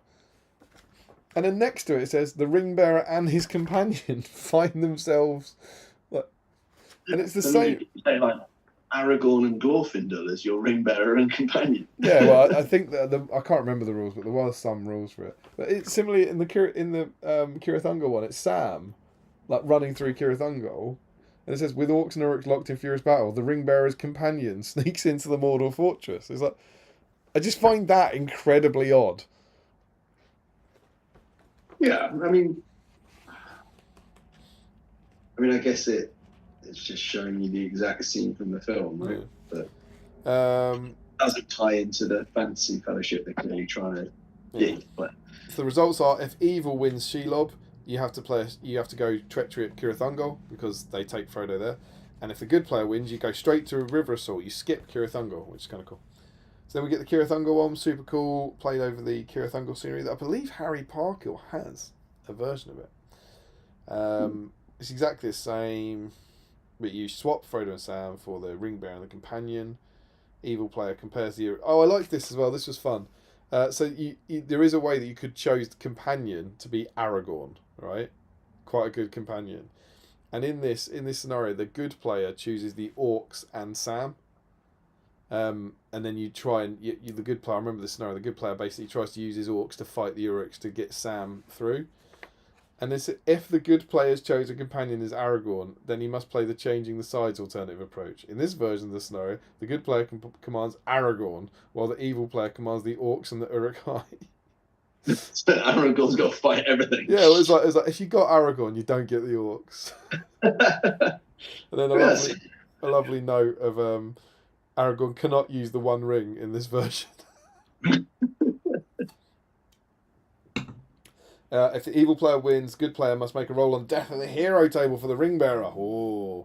If the good player wins, play the River Assault scenario. We then get to the River Assault scenario. And in this one, don't you get your champion? Is that right? The good player's force must include his chosen champion from the council. So that's the Elrond character from the Council of Elrond, and is restricted to warriors from the Gondor army list. The evil player must choose his army using the forces of Mordor list. He must also include Gothmog, may not include trolls, wild riders, or ringwraiths. And this is the River Assault scenario from pack 41. That's going back a while. If the evil player is victorious, you play the Doom Charge, which is Faramir's Charge. If the good player wins, you go straight to the Siege of Minas Tirith, detailed in the next pack. In addition, if good player wins River Assault, the champion has bought more time for Minas Tirith, and you get an extra 250 points in the Siege of Minas Tirith. So they're really cool, like wins and losses things. You know, they do affect the campaign, which I like. They change how future scenarios will be played. I think that's a good thing. I like that the Doom Charge has to be Faramir unless he's already dead. Like, it's still like, no, Faramir has to be the one that's going off to get murdered by his dad. Must include Faramir, or if he's been killed, a warrior of the Fellowship in his stead. May not include other heroes. Good player has 250 points. The evil player has 500 points to build his force. Played the more modern version of this scenario. Have you ever played the more modern version of this scenario? Okay. It's good fun. Was it? You didn't? Did you take any notes? Took a few, yeah. Wrote it down. Got some pictures as well. Oh, you took some pictures? Yeah. I wonder if that'll appear in any upcoming publications. If the evil player you go if the evil player wins, you go to Minas Tirith, and the evil forces get 250 points this time. If the good player wins, you just go straight to Minas Tirith. So the last two scenarios here before Minas Tirith, one of them the good player has the opportunity to get 250 points more. One of them the evil player has the opportunity to get 250 points more. So I think that's cool. So I like this stuff. I feel like in the past we've said it's a bit copy and pasty. It's remember that scenario we gave you in a different pack. Yeah. Here's what happens if you win or lose. But they're only one page each, and there are new rules on each of them. And they're also combined in the Fantasy Fellowship rules. So I think it's pretty cool. It's just a good way of daisy chaining your games together, right? Then we get a very exciting scenario. You've read the mag. Do you want to talk us through the scenario? Yeah, I can do. So this is the Capture the Fleet one. I guess it is that scene just before the Army of the Dead. I think the interesting one from this scenario is that the Army of the Dead aren't in it. So it is just the three heroes, Aragorn, Legolas, and Gimli. That is weird, actually. You're right. Fighting the Corsairs and the fleet captain, and ultimately the objective is for the heroes to kill the fleet captain, and the baddies is to keep him alive for 20 turns or kill Aragorn. I've got the Corsair captain on the screen, so people can. Well, I'm looking forward to seeing potentially give the inspiration. Yeah. Remember, if you've joined the stream late, this is our bonus entry for this week. If you convert a Corsair captain, you can get an extra entry into the dice. And as you can see here, you could use parts from your Heroes of Middle-earth conversion sprue to create a suitable looking fleet captain. Look at all these extra profiles. Yeah. Corsair slavers, Corsair archers, deck crew. Yeah, they're cool. So the slavers are actually pretty strong, you know. Fight 4, strength 4. They're going to pack a punch. And 2 wounds? Yeah, I'm just trying to see how many of those. those. Because they're heroes. The slavers are heroes. They got a might point. Might point as well. They're really nice. I think it's just clever use of the models as well. Like the Corsair pirates are Haradrim, the deck crew are the wild men. You got the Fellowship, and then the fleet captain. Yeah, I think the captain has his dirty fighting rule as well, which I thought was quite cool. That you can basically make someone re-roll a dice roll in the duel roll, which will... Yeah, that's over the page, isn't it? It's kind of like Rumil's, a version of Rumil's rule. Is that right? Yeah. Dirty fighting. Gives him, I guess, a fighting chance against 3 heavy-hitting heroes. Fleet captain can force one opponent he's in combat with to re-roll one of their dice when determining who wins a fight. It's pretty cool. Yeah, and look at the ship. I mean, we'll see the ship later. It's in the modelling guide. Oh yeah, I mean, it is stunning, right? yeah. If someone pulls that out, that's a great piece of modelling, great piece of hobby, right? It looks fantastic. Absolutely incredible. Yeah. So I think the scenario then sort of gives you rules for how you set up the guys with the heroes in the corner, and then how the bad guys are set up. But the other thing that's quite cool, there's sort of rules for swinging from the rigging, so the Corsairs can swing from the boat onto the land. I think the bit that caught my eye as well was the swimming. That basically the only way for the heroes to get there is to swim, which seems like quite a dangerous way to get Gimli killed. He's got heavy armour, right? Yeah. Yeah, because he's still wearing his heavy dwarven armour. I like if the archers shoot at them, they get in the way rules. There's a suggestion there's gangplanks, right? It does say. Oh yeah, I think a that gangplank can be placed on the forward. I like it can be placed. The Corsair player goes, I choose not to. Yeah, good, thanks. I remember saying this before in an old issue. I want to say it might have been the. Am I being optimistic? I don't think I am. I think I said this in the Damn issue that someone's had great fun here photoshopping the rope. You notice this? That on the swing test, that Haradrim is holding a rope on the deck, and then he's holding the rope halfway through the swing as he swings on. And that's so utterly unnecessary. And I can't remember which one I'm thinking of, but I've definitely seen something before that when someone's gone, "Oh, that'll be fun to do." Look, he's got a little bit of rope hanging down below his base, and I just really like that. I think it's super fun. If you get a Photoshop to that extent, you'd Photoshop the base, wouldn't you? But yeah, maybe. I you just want to still show it's a model. And I like this the shooting. Why not shoot Aragorn in the face? I'll shoot it, but. So is that how they get on? I know there's a slippery footing thing, which means every time you want to move, you roll a dice, and that's how far you can move. Is that right? Yeah. So and I think Legolas gets +1 to it for being a sure-footed elf, and Gimli gets -1 for being a heavy, clumsy dwarf. It really sounds like a scenario that's not playing into Gimli's hands. Lovely to see some classic. And even if he doesn't, he's not going to move very far. Nice to see some classic BSIME ceiling tile water as well. It's one of the old coastal tiles that we made years ago. But yeah, and then they got to kill the fleet captain before turn 20.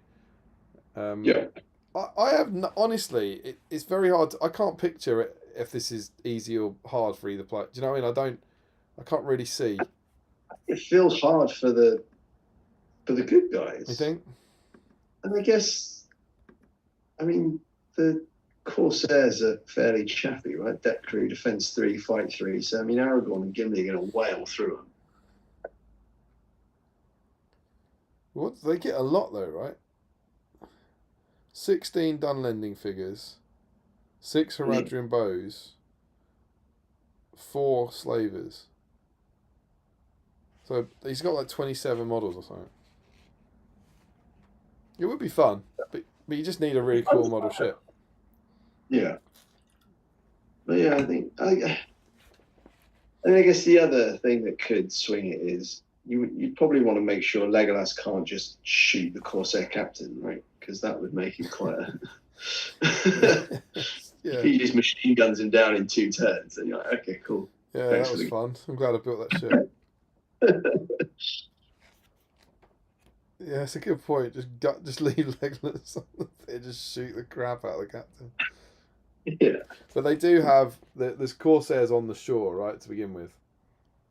Yeah.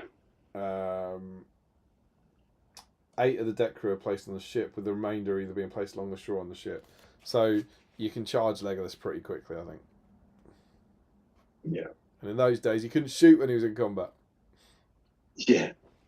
But it seems like, it's a fun narrative scenario, right? I think it'd be quite an enjoyable one to play and see how it pans out. Yep.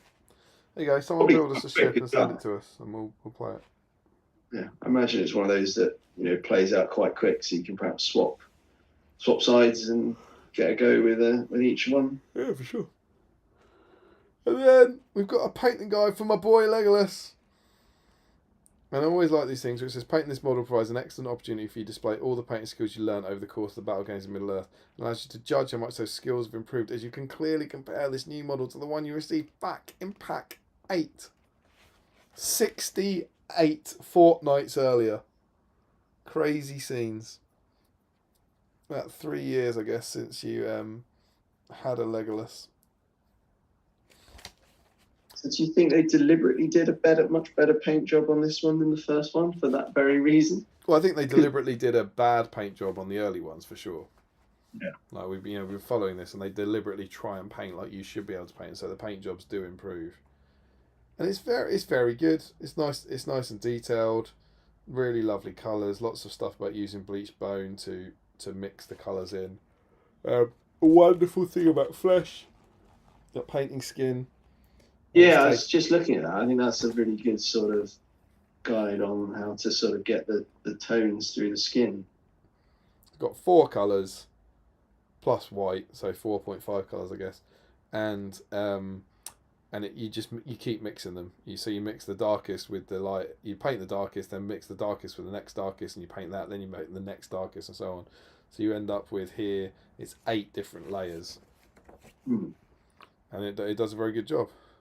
I also learnt something about Legolas from this that I never knew. What? And the elven quiver, it says the peacock detail on the back of the quiver can be picked out carefully with highlights. And I never knew that was a peacock. Is that what it's supposed to be, is it? I painted that quiver 11 times, did we say? I've spent a lot of time looking at Legolas's models and pictures and stuff. I never knew he had peacock detail, and frankly, looking at that, I can't even see the peacock. I mean, it's a abstract peacock, right? I don't know, where is it? What's the top bit with the curve? I'm assuming the head's at the top, and then that's at the bottom. That's like the feathers in the tail, sort of swishing down. Maybe. But like I say, it's abstract. Oh, is it? Hang on, is it like a triangular head looking left? Yes, that's what I think. Yeah, I see that with a little dot for an eye. Yeah. Yeah. Yeah, maybe. But yeah, I never knew that. So fun. And they go into very specifics of saying like the Galadhrim bow is made of a different kind of wood to his previous one, is much lighter in turn. So they're going, you should be painting this bow different to the bow from the first one, because the first one's got the bow before Lothlorien, this one's got the bow after Lothlorien. So that's quite cool. Yeah, no, they're nice little touches. They're advising you not to dry brush the hair because it can look messy, but to paint it using the layering technique. And by the end of it, you get a really very good paint job. Yeah. That's a really, really good looking Legolas. Very nice. And there's a lovely little recap bit at the end. As shown in previous workshops, you can use skills and techniques you've learned throughout the course of Battle Games Middle-earth to add to the Legolas model you've previously painted. Mainly this involves applying highlights to most of the model. The skin and the hair can be repainted using the techniques shown for Haldir in page 28. And it does say here you can see how a few layers of highlights and a repaint of the skin and hair have enhanced the look of this Legolas model. So I think, I don't know for sure, but I do think this is meant to be the actual physical model from issue 8. Yeah. I think they have touched it up. Equally, they could have just repainted one. I don't know. But it's a good guide for Legolas.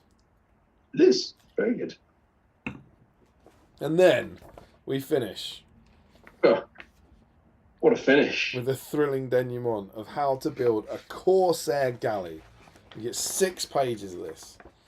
Corsairs of Umbar Coast are accomplished seamen who use the swift galleys to perform lightning-fast raids on the vessels of other nations. Here we look at how to make the galleys of these pirates, the scourges of the coast of Middle-earth. And then, Corsair ships are uniquely designed for speed and durability. The pirates of Umbar typically spend long stretches of their time at sea and rely on their vessels to stand up to the rigours and prolonged naval battles. The sleek, elegant design of the Corsair ships belies their deadly nature and resilience. Building a Corsair ship is more straightforward than it looks. Is it?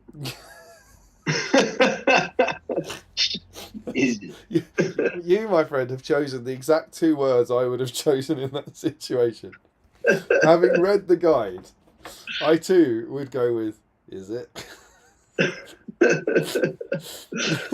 By paying attention to lots of intricate details, which doesn't make it sound straightforward, if I'm honest. Not selling it to You me. do lots of very complicated things. You And can it's make a easy. model that will be both functional and aesthetically pleasing. This model uses references from the Return of the King model in an attempt to make an accurate representation of a Corsair galley. And then we get a 5-page guide to how to make a Corsair ship. And I'm going to say it's brilliant. I was alarmed by how much text there is. Like that is very, very text heavy and small pictured for these guys. But in a way, I think that's a good thing, because I think on the last one that the last mag issue that I sat on the stream for, it was like to build the display board, and it was a reasonable sort of guide onto it, but it was kind of like do a few things and then construct the board. It was like, well, there's a lot of steps that go into that bit, right? Whereas this is at least breaking that down into something that I think is more practical, particularly for less experienced hobbyists, to go, you know what, actually, if I had the time, I could follow this and perhaps get something resembling that at the end. Yeah. It's not, let's be absolutely clear, it's not the low water mark, which was the Gondorian outpost, which will go down in BSIME history as a, you know, long-time viewers will remember that, and I'm gonna be making this out to be worse than it was, but it was something like draw a plan, build the castle.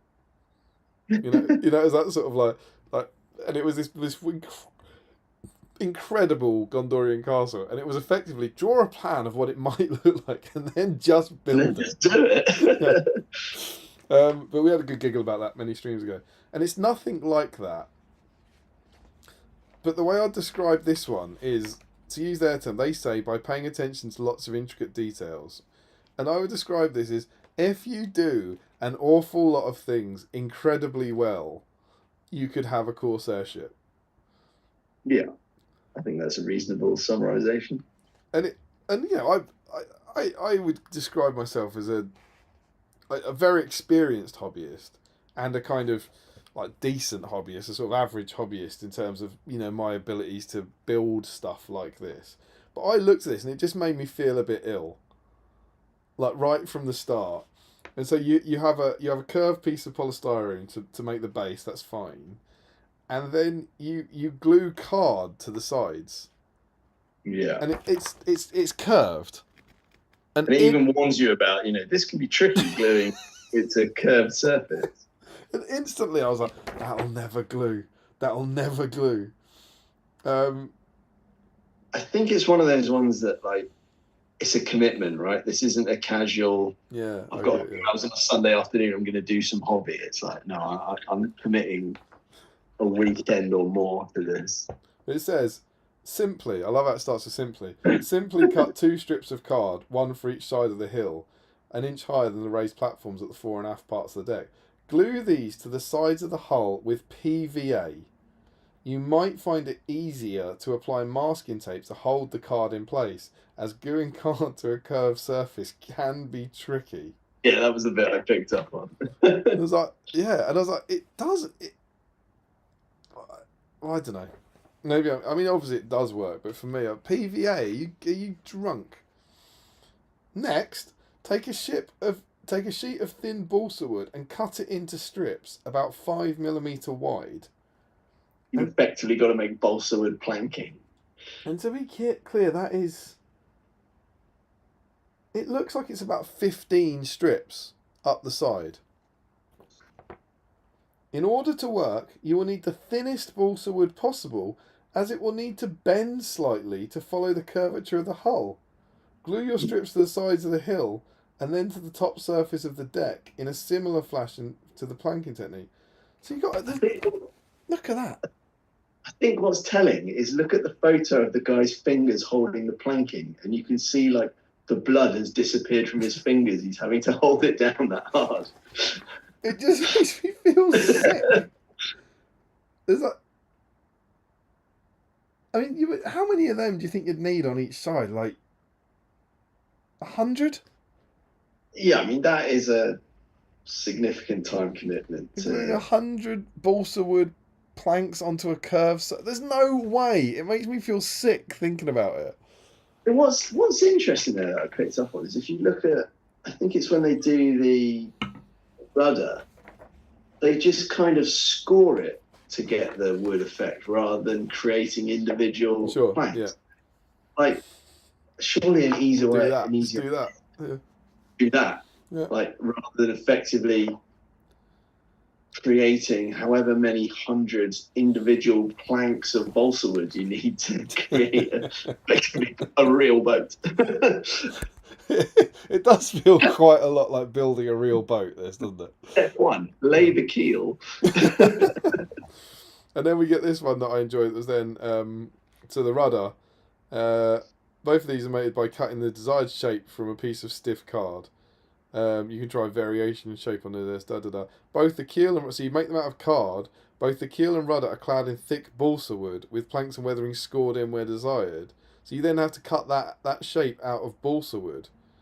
Yeah. And then there's scoring the rudder. Here you can clearly see the shapes of the keel and rudder. Shapes that you will never ever be able to create yourself. Yeah. Like just carving that out of balsa wood, it just splinter everywhere. Oh god, it makes me feel sick. We then get a canopy, which is a kind of easy bit, a little bit of paper towel, like with some wet PVA over the top, which is kind of funny, kind of fun even. It looks quite effective as well. Like, when you see it, it's very good. Great.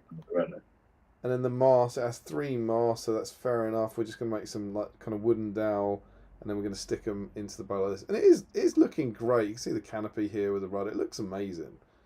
Yeah. I put these 3 big masts in. I was like, oh, well that, you know, that planking all down the side there, that must have been the hardest, most time-consuming bit, I suppose. It's not going to get any worse. Oh no. Make your rigging. This bit, I was laughing. This is what I was doing. Rigging. Is it so simple?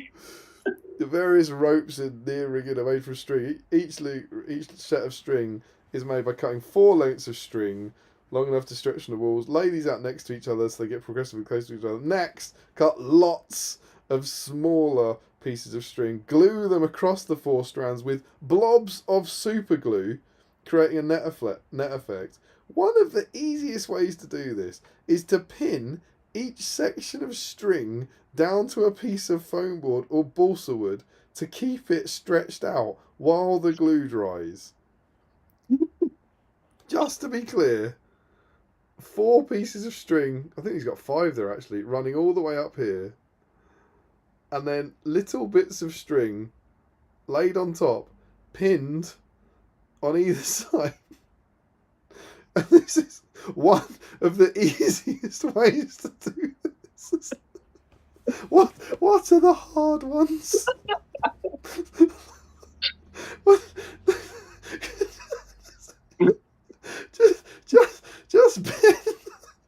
just pin 20 pieces of string to a piece of foam board without issue. And then don't forget, you're then gluing this with blobs of super glue. Are you telling me there's any way on earth you don't super glue the rigging to the foam board? Oh, yeah, absolutely. With somewhere in the region of 100 blobs of super glue. But no, it's fine. You get this. I mean, like the end result is stunning, right? So, I mean, it is. It's just I can't conceive of getting there. There's no way. I would just glue a bunch of string to foam board and then scream and rip it apart. And then end up firing pins into my eyes from a distance. And then even this, like look at that. Look, that just makes you feel ill. Just drill 5 holes through your boat and poke the string through it. Individually planked balsa wood shit. One of the easiest ways to do it, really. Ah. And then all this, more string, and they're very, very keen on you, like literally tying the string. There's no gluing to it. It's making it look super authentic, and it does. Yeah. And then all the spikes you cut little triangles out of plastic card. that bit just I felt was gross as well. When you look at how many there are on the finished ship, it's like cutting those out and gluing them all together like that from plastic card. It's just really weird. I can't. Like there is a lot of them. Here, But one, and then 'cause even this, obviously I wasn't planning on making it, so I wasn't trying to follow it. But there's like the sails. You need to make 3 sails, one for each mast. And they're constructed in 2 parts: a frame and the sail itself. The frames are made from 2 pieces of balsa wood. On the large frame, and it was like I just kept like, what are you? You know, I wasn't trying to follow it, but then you make 2 rods and you glue that together and hope that stays together by some, you know, luck or magic or fairy dust or something. And then you make 3 more bits of wood here and you glue those together, and then you tie that together and boom, fantastic looking ship, like incredible looking ship. I'm just worried as well when it says like when you get onto the painting, like there's a lot of dry brushing. Like, yeah, my fear would be the whole thing would just disintegrate as soon as you start you would dry absolutely brushing. shatter it. Yeah, without a shadow of a doubt. There's also I like this as well. This made me giggle. Optional details. A few details can really bring the ship to life. A few crates and barrels scattered around the deck instantly add the effect of a plundering ship. Make these the same ways as the ones from 13 and 61. Oh, okay, that's fine. We made a steering wheel and an anchor from small pieces of balsa wood and plasticard. The construction of these items can be as complex or simple as you like, using techniques you've learnt from this and previous packs of battle games of Middle Earth. Just make an anchor in a ship, mate. Make an anchor, make a wheel. We taught you how to make a table. And it's like, it's great, but it's like, that's not easy. That's 2 perfect circles cut into balsa wood with then pins perfectly drilled through them. Just make it. Just do it. Just make the steering wheel. And then you get to make a ballista. Might not have to make a ballista anymore. Are we getting a ballista? Possibly. Might be getting a ballista now. There you go. Next Throne of Skulls display board, mate, is a whole fleet of these. They would be good. And then that looks doable. I think that looks doable. A bit of string on there. They say that the spear is a Rohan spear, which is quite cool. And bits of plastic card added on the end, which is kind of mega. And then painting the galley, like you say, just dry brush the hell out of it and don't bloody break it. It's like they dry brush the sails and stuff. I'm like, this whole thing would just come apart in my clumsy hands, I think. And it looks absolutely stunning. Oh yeah, 100%. It's brilliant. It's unequivocally brilliant. And I think the guide is probably how they made it. But that is absolutely a kind of stunning expert model maker's kit. Yeah. And not something I would ever... I would just never even attempt that. I think this is why we invented the 3D printers, right? Yeah, but in a way, that's why I don't like them, you know, because I love the artistry of this. I love that someone's made this and kind of gone to the effort of making this. Do you know what I mean? I'd love to know if it still exists today. Oh, I mean, I've told this story like probably several times on here over the years, but I remember loads of the scenery went on sale, on eBay. I don't know now, 10 years ago. Like literally, it was clearly the studio scenery. It was clear. It was exactly the same as the battle game stuff. Like all the Rohan stuff was on there, and loads of it went clearly like an ex-worker or something. I think had it. I know the studio do have some of it. I've been told that they've still got some of those bits. So maybe they have got that. I mean, is that ship? Is that the one that's in? Oh, was it Gondor at War? They had. I can't imagine there's many ships like that. I'm sure the scenarios had. I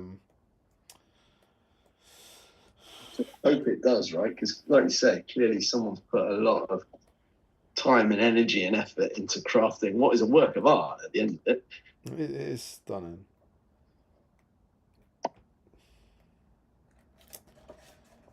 Where is it? See that even in the background there. I think that's it, isn't it?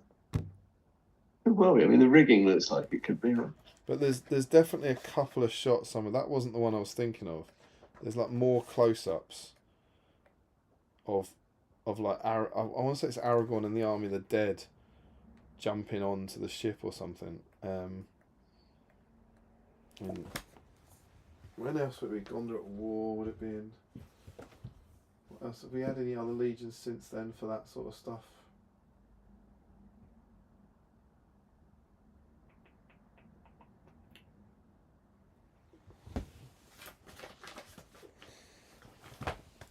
Is it not? It's not in just the Return of the King list, is it? Do they show it there, or is that? There you more? go. Look at the Corsairs one. That's that. I think that's it, isn't it? That looks very similar.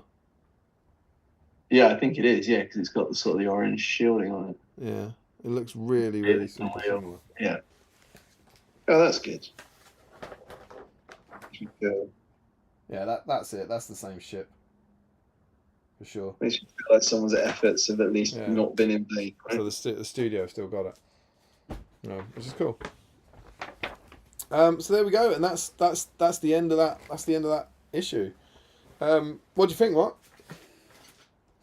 I mean, I think that guide is really interesting, right? Like, it's something that I'd love to try and do, but I think I wouldn't have the patience for it, and it would drive me insane in the end of it. But the Legolas painting guide, I think, is really good. Yeah, I agree. I like the way it's sort of that scenario piece, the Return of the King sort of campaign, gives you the chance to daisy chain your games together. So I think there's some good stuff in there. And the scenario is. Yeah, the scenario itself, I think it does look quite a fun one. It's never been replicated. It doesn't exist anymore. I agree. It's all good stuff. Is it? Not enough Legolas content for my money. Like, Legolas painting guide. He's in a scenario. He's a little more Legolas feature for me. I was pleasantly surprised by how much I enjoyed this one.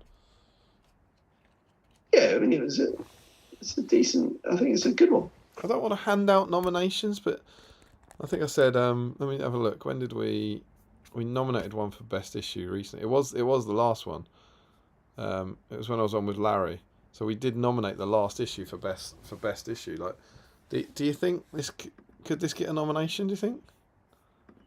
I don't know, because you guys did the Gurus one. Didn't you? It was the Gurutz one. Was the last one we I had. think that just has a real novelty factor about it, right? Because obviously it was before there was an official model and the fact that they had conversion kits. So I just think that one's probably better on the modelling piece in there is infinitely more achievable than that ship, right? Yeah, but in a way, couldn't you argue that makes this better because it's such a good guide? I mean, I guess it's a good guide, but is the guide itself detailed enough to actually give you a realistic chance of recreating that ship? No, not. Good inspiration stuff though. I'm devil's advocating as much as anything. Well, I mean, I'm happy not to. I wasn't expecting to think this one could get a nomination. I think there's no weak points. There's no. I agree. Yeah, and it's all good now. That's always been what we said. It's like right now, as in 2025. Yeah, you could reuse pretty much anything, right? Yeah.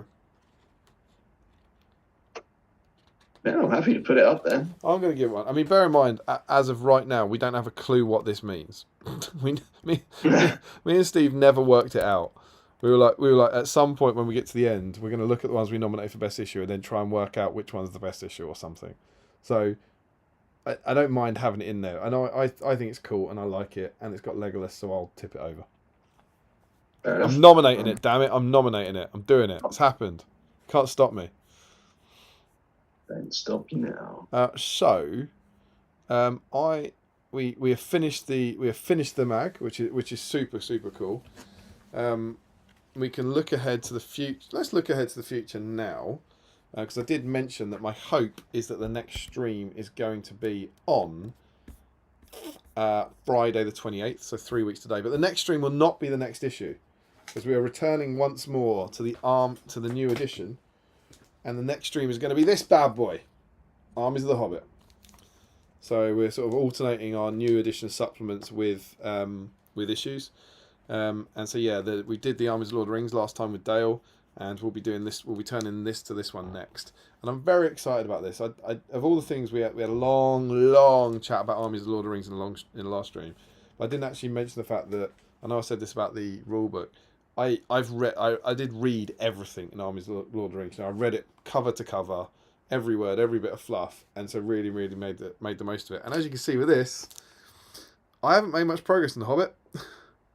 Yeah, I have to admit, I haven't looked at the Hobbit one in anywhere near as much detail as the Armies of the Lord of the Rings one. Yeah. I've literally got up to the end of Thorin's Company, so I'm doing the same with this. I'm reading everything in it, and I'm really trying to make the most of the new edition, and enjoy having new books to read through, and not just skip through to the special rules in the best armies or whatever. So I've got 3 weeks to get through the rest of this, and I'm very much looking forward to plunging. Sorry? Feels achievable. Yeah, exactly. I'm looking forward to plunging on and getting stuck into that sort of stuff. So that will be our next stream, and of course the eligible model will be any model that has a profile in this book, and just as we did with the Lord of the Rings one, any Lord of the Rings sculpt that has a profile in here will be eligible. So Legolas at Helm's Deep will be eligible because Legolas has got a profile in here, for example. So that's our next stream. But then Legolas tonight. Sorry? Just in case you haven't painted enough Legolas to see. And last week. Leggy was eligible last week as well. But after that, we get to this. And this is an exciting one. In your next gaming pack, the Black Gates open and the Hosts of Mordor attack. The Return of the King campaign continues with the Siege of Minas Tirith. That sounds good. Aragorn faces the might of Mordor in our Black Gates battle report. Always good to get a battle report. Learn how to paint your Easterling captain ready for battle. Build the massive Black Gates for use in your battle games.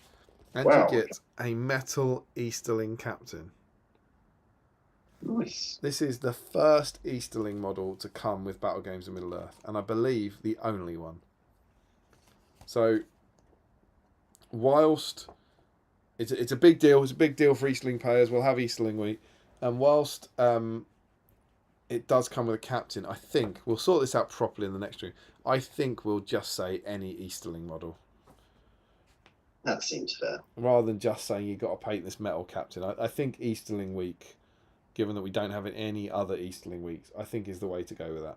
So I think that's you can obviously let us know what you think in the chat, but I think maybe like any model with the Easterling keyword should be involved in that, and we'll have a big fun time celebrating Easterlings. I think that sound good.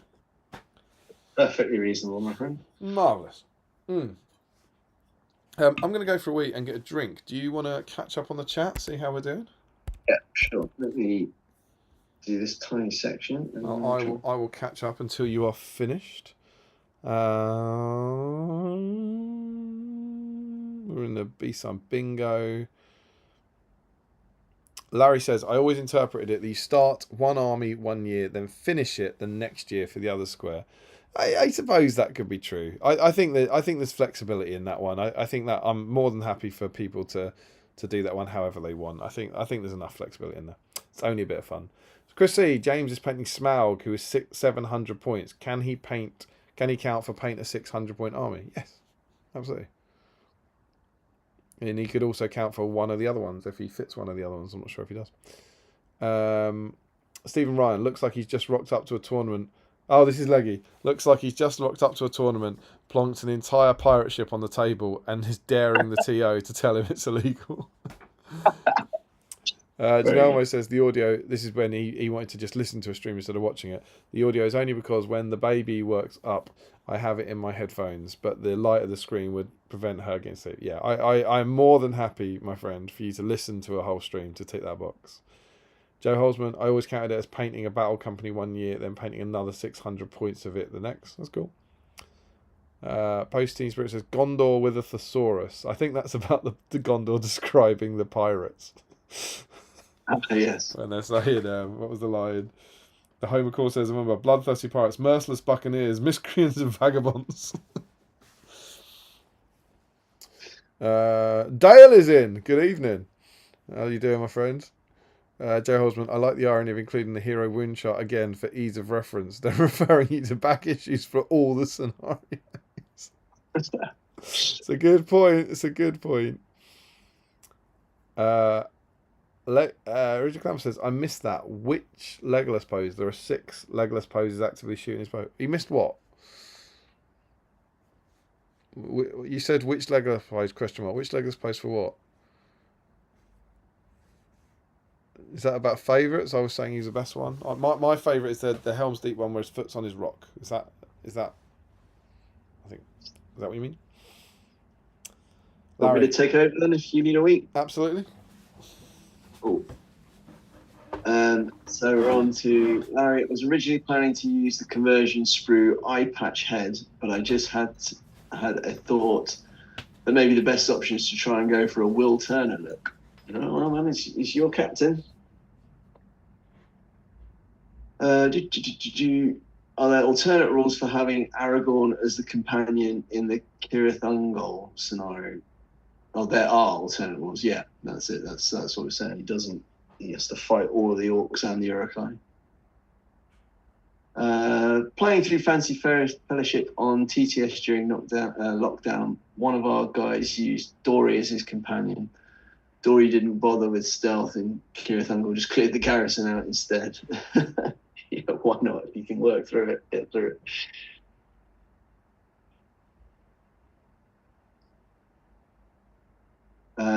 Yeah, Joe, the dirty fighting rule makes your opponent re-roll the highest dice, but in the pictured example, the 1/4's re-rolls turns all Aragorn's roll of a 6, 5, and 4 into a 1, 2, and a 3. Yeah, I spotted that as well. It looked like they'd had to re-roll all the dice, but the rule as written is it's 1 dice.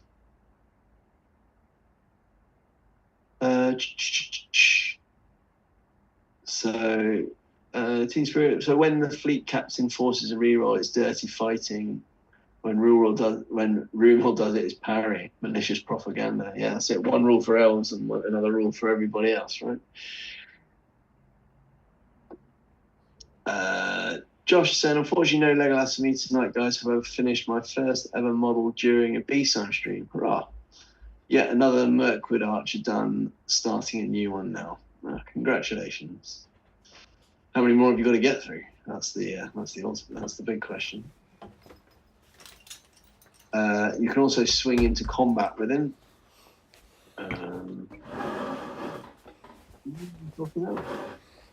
Check it out. Mini egg bites. And those are decent, those, yeah. Didn't know we had these. I've just eaten a whole packet of peanuts now, and it's not setting right. Weird, that. Yeah, funny.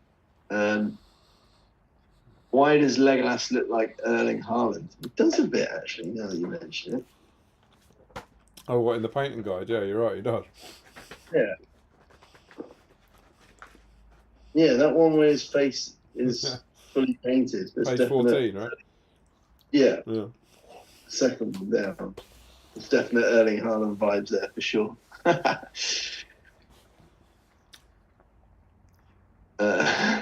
Frederick Schultz says, looking at Legolas's peacock with a space between P and the cock. Joe says it's a curved headless neck and a wing on the upper part with big tail feathers underneath. Yeah, that's kind of how I was looking at it. It's still fairly abstract, but yeah, it's like a side-on peacock. Happy Saturday, all. Trials. Tastes like the weekend. I'm going to go back into Jens's bag of goodies. What do you want me to eat? Oh. Do you want to watch me eat spunk? That is not something I expected to do this evening.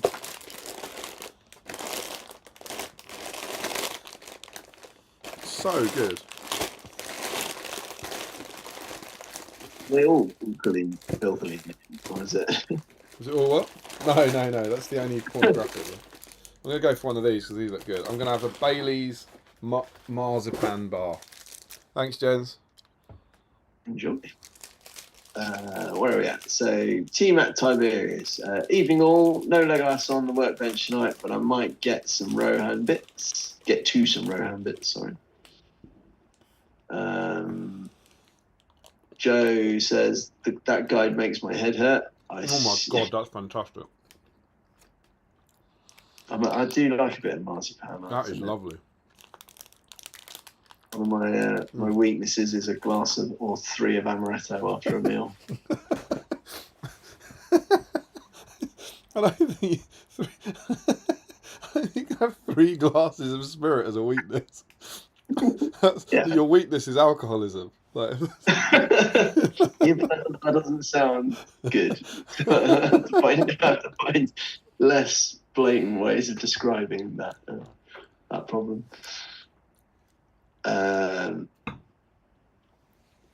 Where are we? Sorry, Joe wasn't saying that guy makes my head hurt. Yeah, I think it made everybody's head hurt, that one. I understand all the words, but I just can't fathom how it works. That's exactly how I felt reading it. Yeah.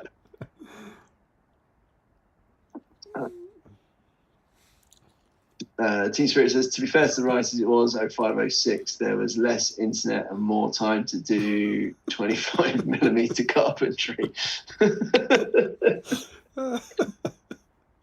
You're not wrong.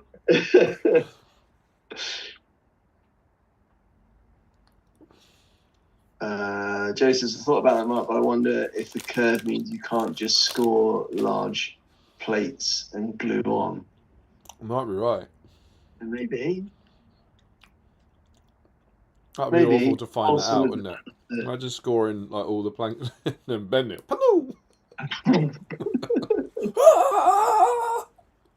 I mean, I think there's a million times that could happen. I mean, there's so many opportunities for the whole thing to just explode or crumple into dust in your hands. So. I'm quite certain I would smash it at some point. I would break it in half at some point. I'd be so angry with it, I think. Just see it getting smashed against the wall. Cal says, Damien, don't worry. If you ever need a ship for throwing skulls, you won't build one. You'll just dress up as it. I can see you doing that, actually. Yeah. A whole bunch of little pirates strapped have the models on it, yeah. That's next for me, I think. I thought about it for ages, about could you have your models on you? I thought the best one, I've never been tempted to do it, but you could be a stone giant. You could be a stone giant, and like have your models on your knees almost somehow. Because I think the scale would be pretty close. That's true. I think that would be cool. Great. You like sit on one or something. But... yeah, none of these ideas are sensible, Mark. Come on. Where's your opportunity for glitter, though? That's what you've always got to factor into. Rain. Right? Oh.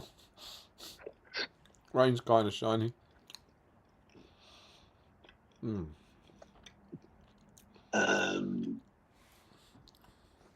Gary George, time for a new BSIME terrain competition. Yeah, someone make that boat, man. If someone makes that boat, I think they should take home all the gold. Oh. Team Spirit says, I wonder what he'll do for the mast cow.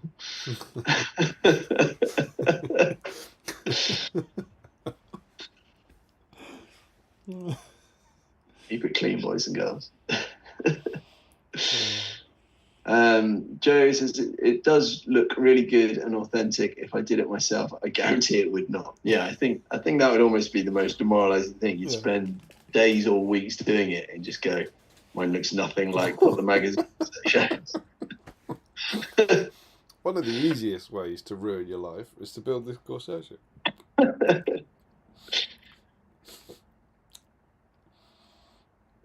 At work, this is still Joe. At work in year 6 every year, they have a Robot Wars project for DT/IT.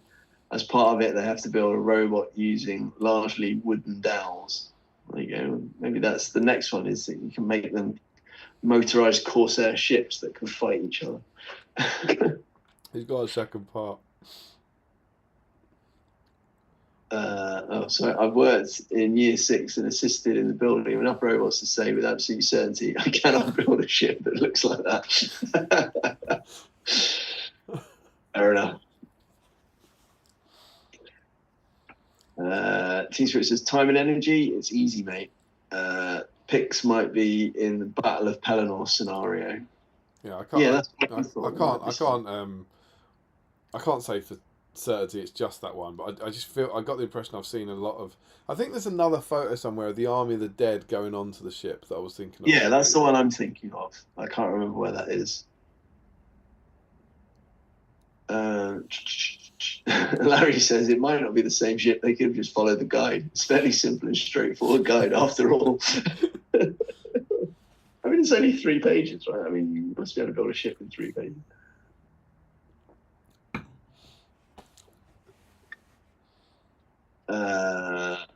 Armies of the Lord of the Rings doesn't have Dale in it. I think is that just a reference to last week when it turned out it did have Dale in it through the Realms of Men, the Kings of Men one. Okay, yeah, it does through there, yeah. Team Spirit says, build the Black Gate, ? Best stock up on balsa wood. Gonna need a lot. Richard Clower says, will you allow Camel in Easterling week even if he's going to Legacy? Yeah. Like going to Legacy will have no impact on it. Like it would be more because he's the reason we might be less likely to do it is because he's like a spirit or he's a ring wraith, but I think it'll probably be Easterling keyword, I would guess, which he has. So probably. I don't see any reason to exclude Kamal the Easterling if we're doing Easterling week. Agree. Sean Clark's here. He says, evening boys, just back from a show, nipped leggy in just in time. There you go. Well done. Team Spirit says, Buccaneers, pirates, vagabonds, bastards.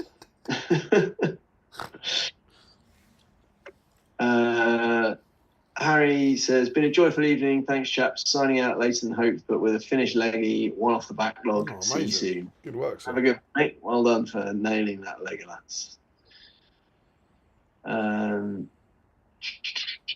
Josh Cole says, mostly just the extra glaives to go with the addition change, converting some dismounts using shield elves, swapping extra archer arms, clipping off the bows for their shield ones. I think that's the Mirkwood elves that he was working on before. Good stuff. I hope he's get to see some pics of those.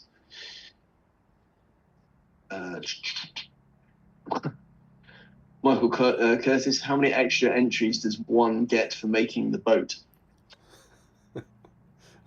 Well, if you make the boat tonight, you can have and it 20. looks like that. You have 20. You get a dice, right? Yeah, I think so.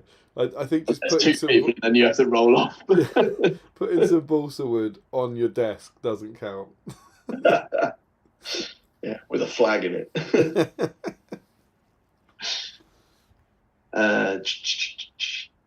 Larry says it's because Damien said last week we did Armies of the Lord of the Rings with Dale. Oh, I see. It's because you're hilarious. I understand now. The profile isn't out yet, so he has no keywords. Kamal's off the table. Paul's gone. Sorry, Richard. Nothing we can do. Which is sad considering Richard's just an awesome. Kamal is the only Easterling model I own. I was worried I might lose the keyword in Legacy. Oh, nightmare. Oh, God. Unfortunately, without knowing whether or not he has a keyword, we don't know if Kamal the Easterling is an Easterling. And then last comment, Michael Curtis, I'm converting Donham's boat into a Corsair ship. Wonderful stuff. So, excellent work. That was a good magazine. We have a Legolas deep dive for you. So, you can get some painting done, Mark. And we'll have a bit of story time with Damien. So, for now, I think I'm going to ask you to steer your comments. We've still got, what have we got watching? We've got 32 people watching. Steer your comments towards Legolas in the story, really. We're primarily looking at the books here, but you can talk about the film also. Just let's have a little natter about Legolas while I dig through some of the history stuff. So yeah, I've got some old stuff that I thought was fun to kind of dig into from the past, and then I've also got a collection of some of the things from the actual published work. So I'm going to start with this. We have the Book of Lost Tales. And the reason I begin with this is because he's mentioned in here. This is, for anyone who doesn't know, the Book of Lost Tales is like the proto-Silmarillion. So this is the version of the Silmarillion before the Silmarillion, and in here we get. Yeah, this is during the fall of Gondolin. This is the earliest version of the story of Fall of Gondolin. So this is this is like first age stuff. Yet Idril spoke against this and persuaded the lords they trust not to the magic of that way that had aforetime shielded it from discovery. For what magic stands if Gondolin be fallen? Nonetheless, a large body of men and women sundered from Tor and fared to Bad Uthwin, and there into the jaws of a monster who by the guile of Melko, and that's Melkor at the time, at Meglin's raid, sat at the outer issue that none came through, but the others, led by one Legolas Greenleaf of the House of the Tree, who knew all that plain by day or by dark, and was night-sighted, made much speed over the vale for all their weariness, and halted only after a great march. So this is obviously not him, because Legolas isn't that old, but it's the name. That's where the name first appears, which is kind of cool. And then later on in the same passage we get darkness gathered rapidly as they approach that high place, and they must string out into a long and straggling line.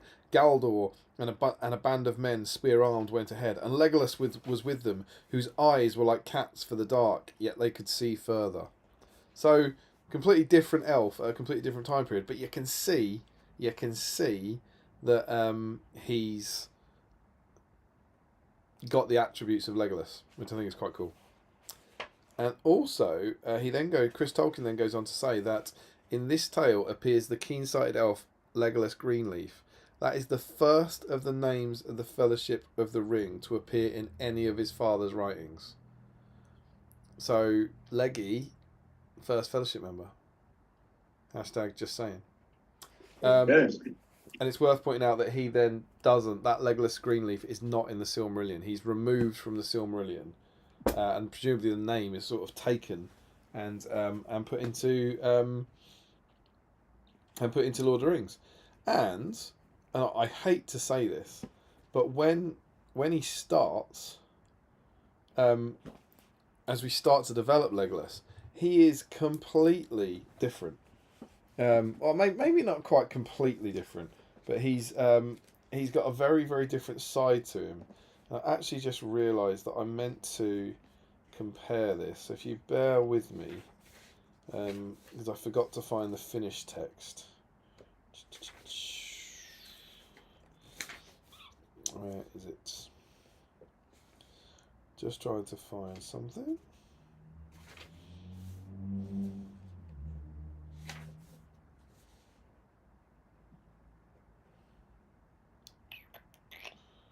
Such good content.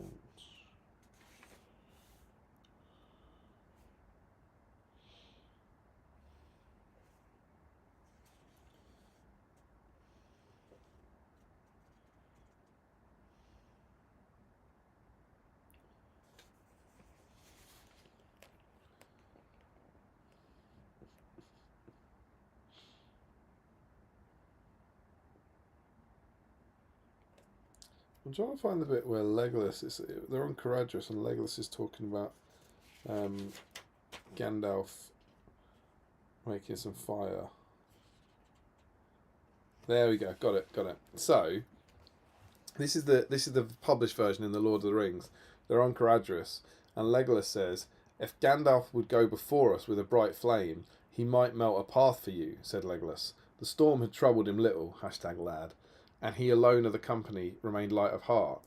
And Gandalf said, "If elves could fly over mountains, they might fetch the sun to save us," answered Gandalf. "But I must have something to work on. I cannot burn snow." Yeah? So you got Legolas going, well, why don't Gandalf light a fire? And Gandalf's going, why don't you jump over a mountain and bring the sun back? Yeah? So a bit of sass. But compare that to the fact that in the original version, so this is from the Treason of Isengard, we get this. "It is a pity," said Legolas, "that Gandalf cannot go before us with a bright flame and melt us a path." That's pretty much the same. And Gandalf says, "It's a pity that elves cannot fly over mountains and fetch the sun to save them," answered Gandalf.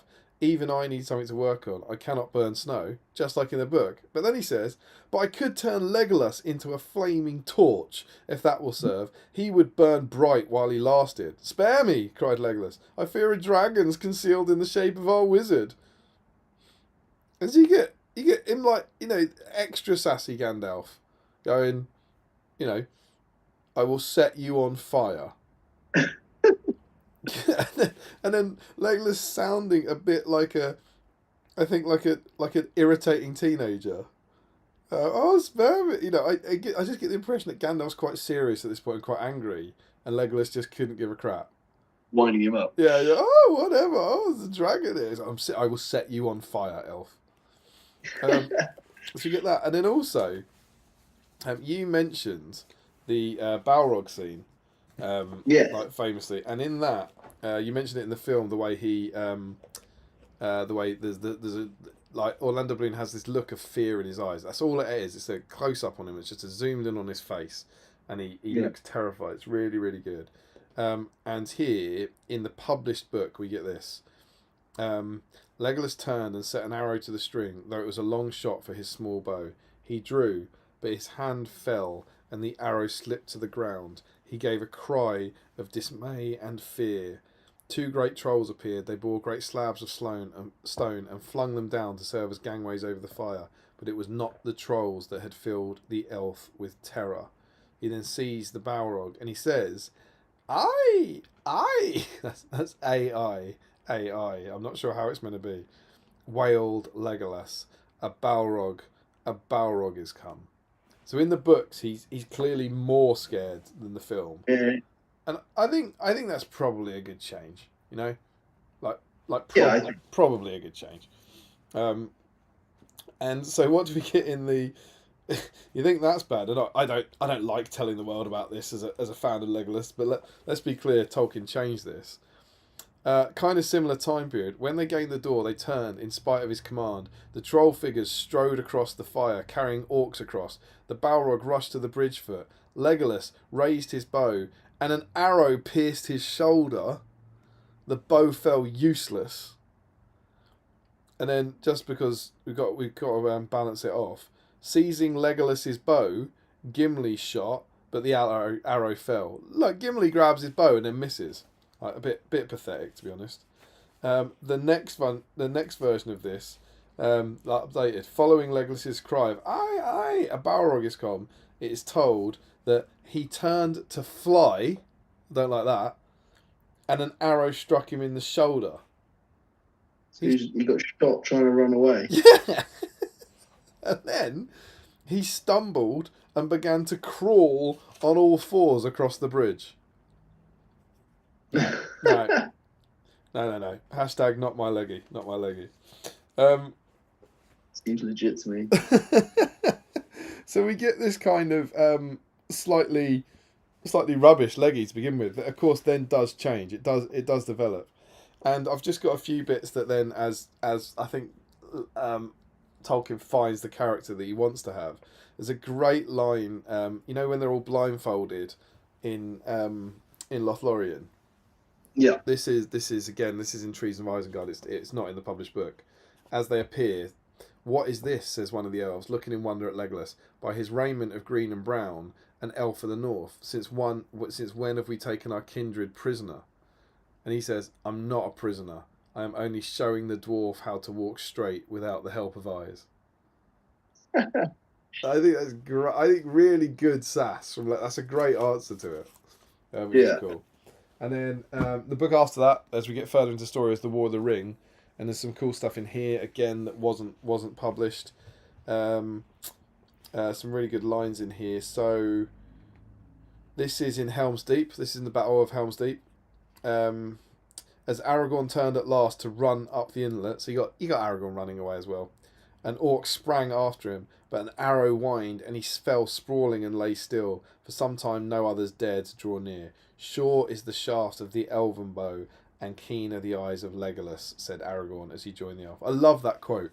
"Sure is the shaft of the elven bow, and keen are the eyes of Legolas." To the best of my knowledge, not in the published text. And there's also, this is quite fun. This is in they're heading to Dunharrow, I think, is the point. It's a very early version of the text, so it might not be. It might not be, it might not be necessarily analogous to a certain. It's when he's about to go to Eric. I think he's about to go through Dunharrow. They're about to go through the Pass of the Dead. It's around then. Yeah. I do not know where they lie, said Aragorn, but in Dunharrow it seems we may learn the answer. To Dunharrow at the swiftest, then I will go. And you will have us ride with you, said Legolas. Of your free will I would, said Aragorn. For not by chance, I deem, are we three now left together of the company. We have some part to play together. Listen, here is an old rhyme of my kindred, almost forgotten, never understood. The days are numbered, the kings are sleeping. It is darkling time, the shadows grow. Out of the mountain they come, their tryst keeping. At the stone of Eric, horns they blow. 3 lords I see from the 3 kindreds. Halls forgotten, in the hills they tread. Elf lord, dwarf lord, man forewandered. From the north they come by the pass of the dead. So again, not in the finished book, but super cool. This idea that there was originally a prophecy about the Pass of the Dead that said Aragorn would go with a dwarf and an elf, which I thought was really good fun. That was very cool. And then one of my absolute favourite things, and we've already touched on it, is that in the early version, and I know this can be argued both ways, but listen to this. In his conversation with Legolas and Merry, Gimli says, as first written, he's talking about Helm's Deep, I played a game which I won by no more than 1 orc. And this was now altered to, and here Legolas and I played a game which I lost only by a single orc. So in this early version, Legolas won the kill count. Controversial. Yeah, it might be a VAR moment, and and Tolkien decides to give it to Legolas, to give him. I think because he, like I say, he needs it more, But yeah, so those were those are some I think super cool things about Legolas that never made it into the published text, which is quite fun. And then I've pulled out some bits in here. People know this is from the kind of the finished book, the published book, so we will know it. But there's some nice ideas in here, and particularly around him being kind of like a superhero. So I've got. We do this. Yeah, so we'll do this. So we got some things about his eyesight. Look, said Legolas, pointing up to the pale sky above them. There is the eagle again. He's very high. He seems to be flying now away from the land back to the north. He's going with great speed. Look.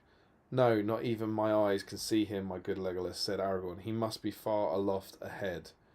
But look, I can see something near at hand and more urgent. There is something moving over the plain. Many things, said Legolas. It's a great company on foot. I cannot say more, nor what kind of folk they may be. They are many leagues away. 12, I guess. To be absolutely clear, a league is 3 miles. So these are 36 miles away. And that gives you some sense of his eyesight when it comes in. And I've got I didn't have time to put these in the right order, but I've picked out things about his eyesight and things about his sleep.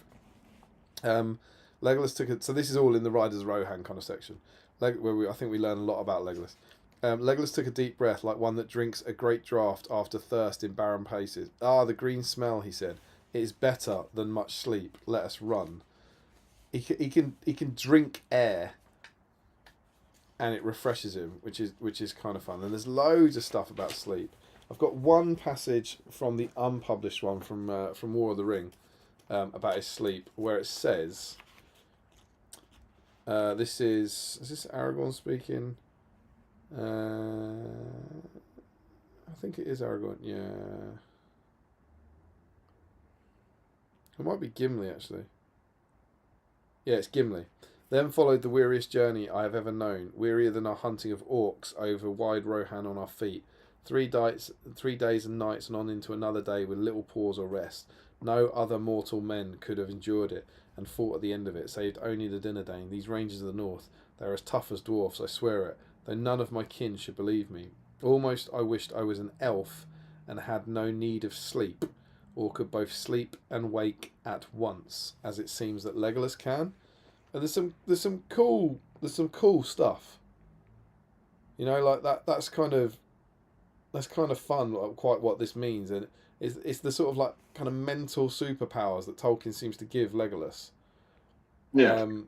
He's got this insanely good eyesight, and yeah, he could sleep and wake at once. And it's a little unclear kind of what Legolas does, but then there's more bits. So we're now back to the published book, and it says, as before, this is when Aragorn, Legolas, and Gimli are waking up. As before, Legolas was first afoot, if indeed he had ever slept. There's loads of references to the fact that he doesn't need sleep in any way. Gimli's back was bent, lazy. Aragorn walked behind him, grim and silent, lazy, stooping now and again to scan some print or mark on the ground. Only Legolas still stepped as lightly as ever, his feet hardly seeming to press the grass, leaving no footprints as he passed. But in the waybread of the elves he found all the sustenance he needed, and he could sleep, if sleep it could be called by men, resting his mind in the strange paths of elvish dreams, even as he walked open-eyed in the light of this world. So I don't think this gets commented a lot, but I think it's saying that he doesn't sleep at all. Are these things that he's saying are specific to Legolas or to elves? Can all elves do this? Yeah, well, this one sounds like all elves, right? And he could sleep, if sleep it could be called by men, resting his mind in the strange paths of elvish dreams, even as he walked open-eyed in the light of this world. So he's like open-eyed. He's walking, but they're saying he's like mentally asleep. He's mentally resting. The night grew cold. Sorry. I work with people like that.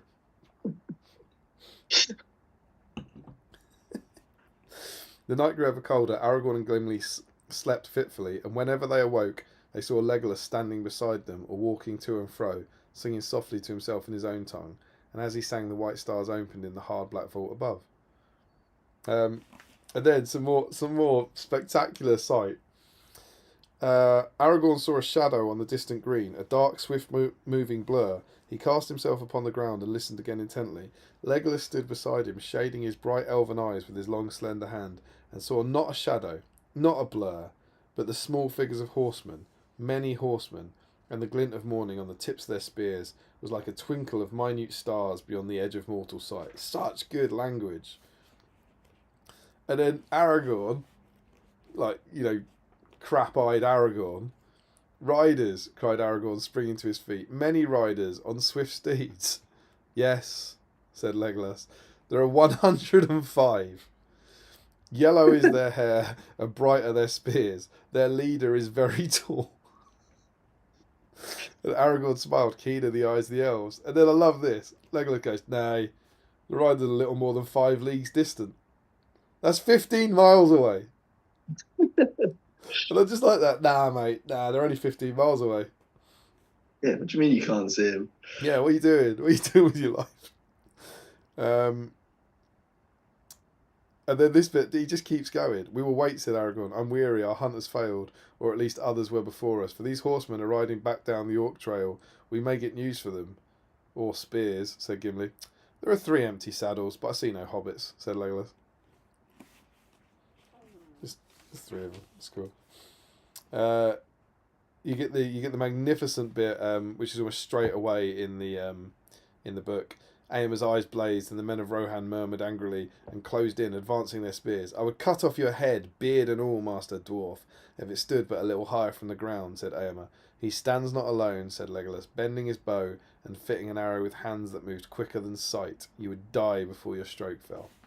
Super cool. Now, I also spotted this, which is quite good fun. Gimli, this is when Aragorn's all be like, shut up, Éomer, I'm the king, like he does in the book. Yeah, that was one of the most jarring things for me when I went back to read Lord of the Rings after watching the films. Was like that aspect of Aragorn's character. I'm the best. Yeah, do you know who I am? He says, I am Aragorn, son of Arathorn, and I'm called Elisar, the Elfstone, Dunedain, the heir of Isildur Elendil, son of Gondor. Here is a sword that was broken and forged again. Will you aid me or thwart me? Choose swiftly. Gimli and Legolas looked at their companion in amazement, for they had not seen him in this mood before. He seemed to have grown in stature, while Éomer had shrunk, and in his living face they caught a brief vision of the power and majesty of the Kings of Stone. For a moment it seemed to the eyes of Legolas that a white flame flickered on the brows of Aragorn like a shining crown. And I just wondered what that meant. For a moment it seemed to the eyes of Legolas that a white flame flickered on the brows of Aragorn like a shining crown. Like, what's he seeing there? I mean, I assume it's his future as the king, is it not? What, with his head on fire? Well, I mean, I think it's the flame's like a metaphor for the crown. I would guess. Yeah, maybe. So what, he sees like a vision of the future or something? Yeah, that's quite cool. It's, like almost a spectral crown that resembles kind of flames. That's the way that I've seen it. No, it's good. It's good. It's interesting. Yeah. And then they get given the two horses. A great dark grey horse was brought to Aragorn, and he mounted it. Hasafel is his name, said Éomer. May it bear you well, and to better fortune than Garolf, his late master. A smaller and lighter horse, but restive and fiery, was brought to Legolas. Arod was his name. But Legolas asked them to take off saddle and rein. I need them not, he said, and leapt lightly up, and to their wonder Arod was ta'en, and willing behind him, moving here and there with a spoken word. I don't need that. Take it off, mate. And then I've got one more about his sleep, where this is in the same section. I think this is as they get to Fangorn. They now drew lots for the watches. The lot of the first watch went to Gimli. The others lay down. Almost at once sleep laid hold on them. Gimli, said Aragorn drowsily, remember it's perilous to cut bough or twig from a living tree in Fangorn, but do not stray far in search of dead wood. Let the fire die rather. Call me at need. With that he fell asleep. Legolas already lay motionless, his fair hands folded upon his breast, his eyes unclosed, blending living night and deep dream, as is the way with elves. Kind of fun. Yeah. And I have two quotes to wrap us up, which I thought was quite cool. One was a part of this is an unpublished poem. You know when Galadriel, I think it's who tells, is it Elladan and Elrohir who tell Legolas about the dream of the sea thing from I bring word. I think it's when they bring the banner to Aragorn and they say, here's your message from Galadriel, and Gimli gets all sassy because she doesn't bring him a message yet or something. And so the message was originally this: Elfstone, bearer of my green stone, in the south under a green stone thou shalt see. Look well, Elfstone, in the shadow of the dark throne, then the hour is at hand that long hath awaited thee. That was for Aragorn. And then green leaf, bearer of the elven bow, far beyond Mirkwood many trees on earth grow.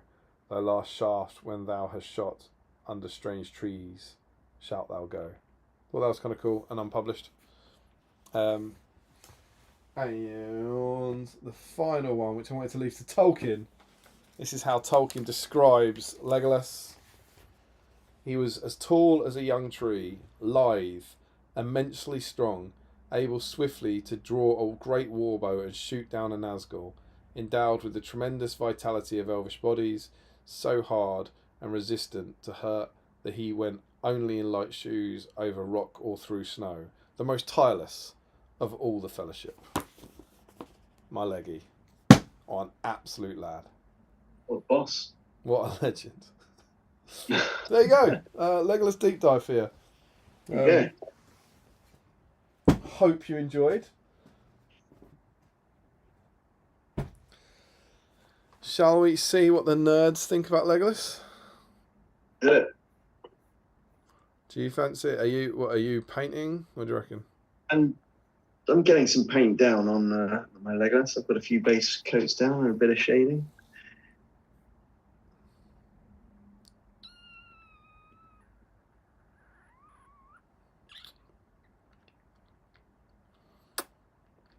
So we had Michael Curtis saying, I'm converting Gollum's boat into a Corsair ship. Yeah. Sam says, Legolas is one of my top 10 of Gimli's friends.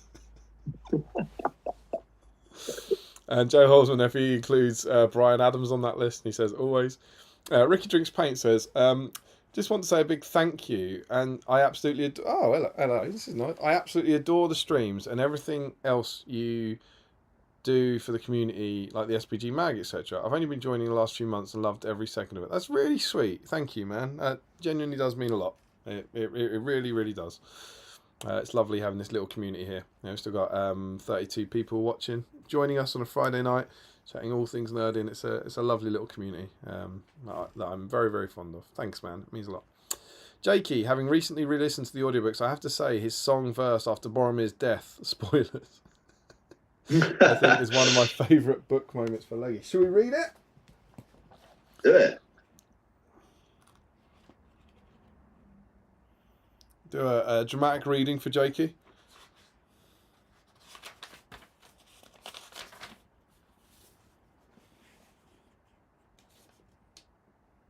This is Legolas's. From the mouths of the sea, the south wind flies, from the sandhills and the stones. The wailings of the gulls it bears, and at the gate it moans. What news from the south, O sighing wind, do you bring to me at eve? Where now is Boromir the fair, he tarries, and I grieve.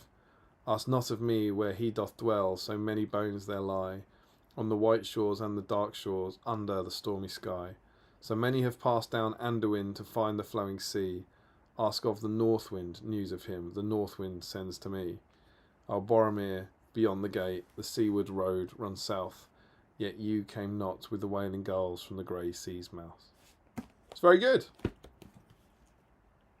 I like it. Thanks for that, Jakey.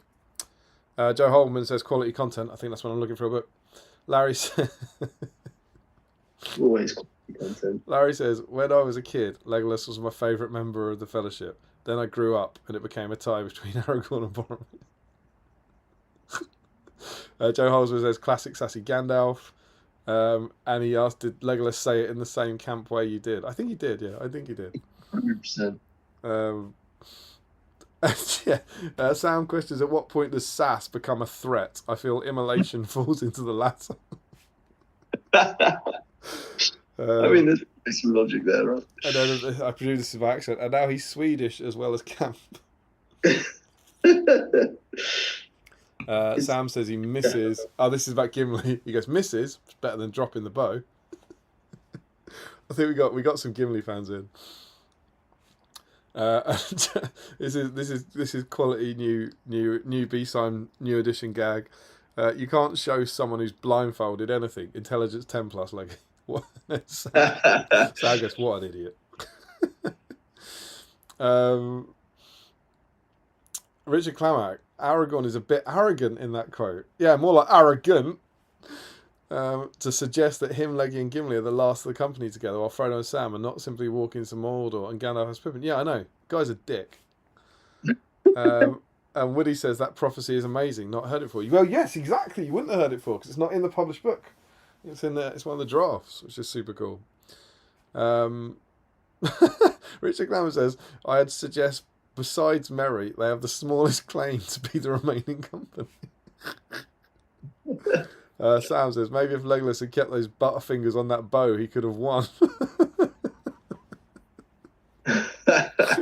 Joe Holtzman, the horizon is roughly 3 miles away. I think Leggy's making it up. Oh, he doesn't say making it up. He says a lot. He says a word that rhymes with it. Joe Holtzman, love that as an alternative. Just comes up with things on the spot. No way to confirm. What's over there? Oh, yes, 105 dudes. Is it? Yeah, hopefully they don't come over here. Oh, they seem to be coming over here. Oh, shit. Sam says, start having to fact check him if that's the way it is. And Woody says, I'd like to see that adventure instead. Detective show confirming Legolas's vision. Maybe Middle-earth is flat. What was that? What? Maybe Middle-earth was flat. It's not flat at this point. I'd like to see that adventure instead. Detective show confirming Legolas's vision. Which vision did I read about? Does he not just mean vision as in you can see? Oh, I see. Yeah, maybe. Yeah. Yeah, possibly, yeah. Joe says I've done that before. Instead of warning the others when he sees them, Leggy waits until they can see them themselves and then showboats. What a dick. Yeah. Sam says Legolas standing watching them sleep. Bit weird, mate.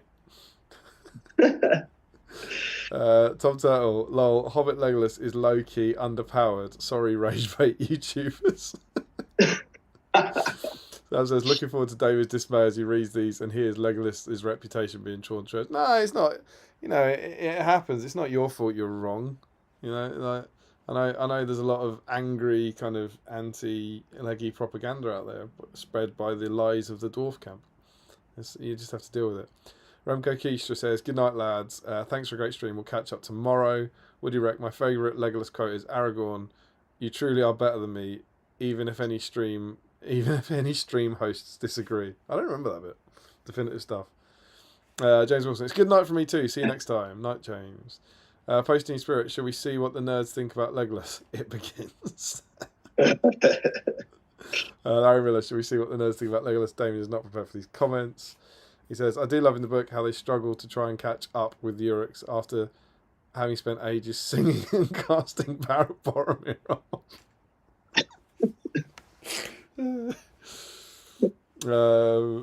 Richard Clemens says, thanks for the deep dive. That was nice. That's not a problem, my friend.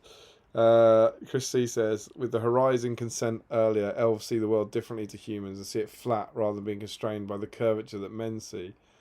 Oh, that's a deep take. I like that. Sam says, Mythbusters. Is Leggy full of it? And old school Chris C says, Larry, it is a lovely song about Bozar. Disappointing that it doesn't mention his banner, though. And we are all caught up. Excellent stuff. Lovely to have you in. Lovely to hear your rank anti-Leggy propaganda, as ever. Hopefully at some point you'll see the light. What can we do? Shall we jump onto Facebook and see what those lovely nerds have been doing? Yeah. And then that will close us out. You know, in about an hour because it takes forever. Well, that seems like a good time, I think. So I'm going to do a cheeky refresh. Get the page up. There it is. Got 56 comments. So we're looking out for Legolas's and we're looking out for fleet captains. It's going to be super fun.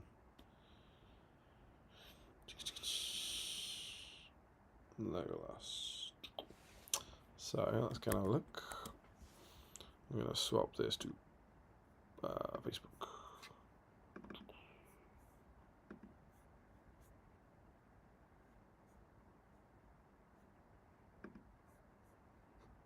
Sure. That looks pretty good to me. Yep. You in? That should now be on the screen, probably about 20 seconds or so. So while I do that, what else we got? Joe Holzman says, still sounds like he's making it up. Larry Miller already saw it. Joe Holzman, it's like Jay from the In-Betweeners. You can't see that far because of the curvature of Earth. Yeah, I see the word as flat, mate. And Woody Rex says, that's all for me tonight, folks. Cheers for the stream. Have a good one. Cheers, man. Thank you for joining us. Yes. Still no Facebook on my... Oh, yeah, it is there. Yeah, my YouTube had lagged. So it is up. It has appeared. And we're off. Are you with me? I was. No, I'm not. I am. So first up, we have Ricky Colebrook stealing Joel Holzman's opening place. We have double leggy. He's got the correct leggy, and he's got new Double 3 leg hunters leggy. And Double leggy and... keep going. Oh, no way. We have a Corsair captain conversion. That's the conversion sprue, right? Yeah. So I take it he's getting in for that. He's getting a double entry. Not in a bad way. I'm going to put C there. He looks cool, though. What do you think of that one? Yeah. This is your idea. Yeah, no, it looks good. Yeah. I think it's It's looking strong. That is very close to the one from the mag, isn't it? Mordor Orc, right? Is it a Mordor Orc? Is it? I think it's the conversion sprue bits, isn't it? What's the plastic model though? Is it a Corsair? Or is it a Oh, Mordor the Orc? base. I think that's an Orc. I think that's a Mordor Orc, isn't it?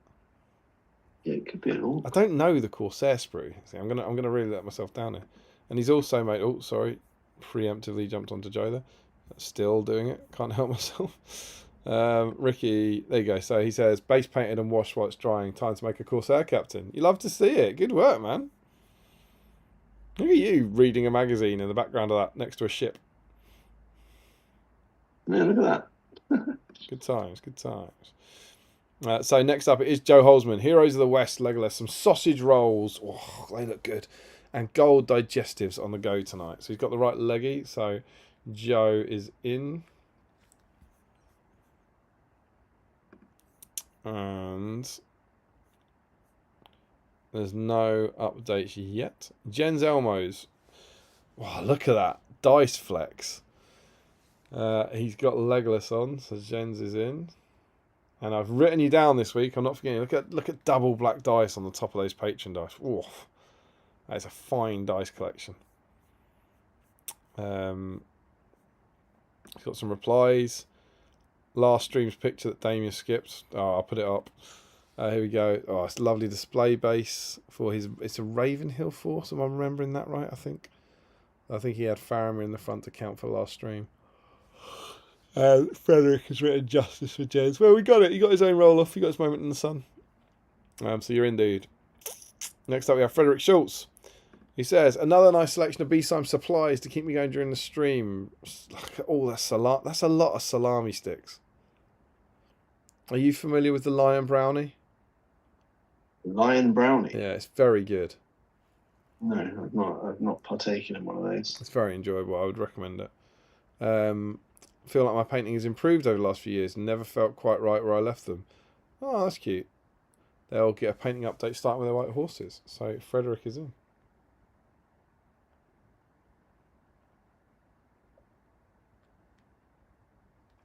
Lovely stuff. Sam Page is in. We've got oh, what a lovely model. Just trying to. He's just got it undercoated black, so we'll go for this. He goes, always wanted to paint the defenders of the Rohan range. Some of my favourite miniatures, and this Legolas was stunning to paint. Yeah, I love those. Great sculpts. Really, really nice work, dude. And there's a version from the back there as well, looking very cool indeed. Love that model. One of my favourite leggies. Next up, we have Alexi Honkasalo. Dug up probably the only Legolas from my collection I've not painted yet. Perfect. I will also try to finish bases for a couple of Mordor Orc Captains of Bartleman. So, Alexi, you are in.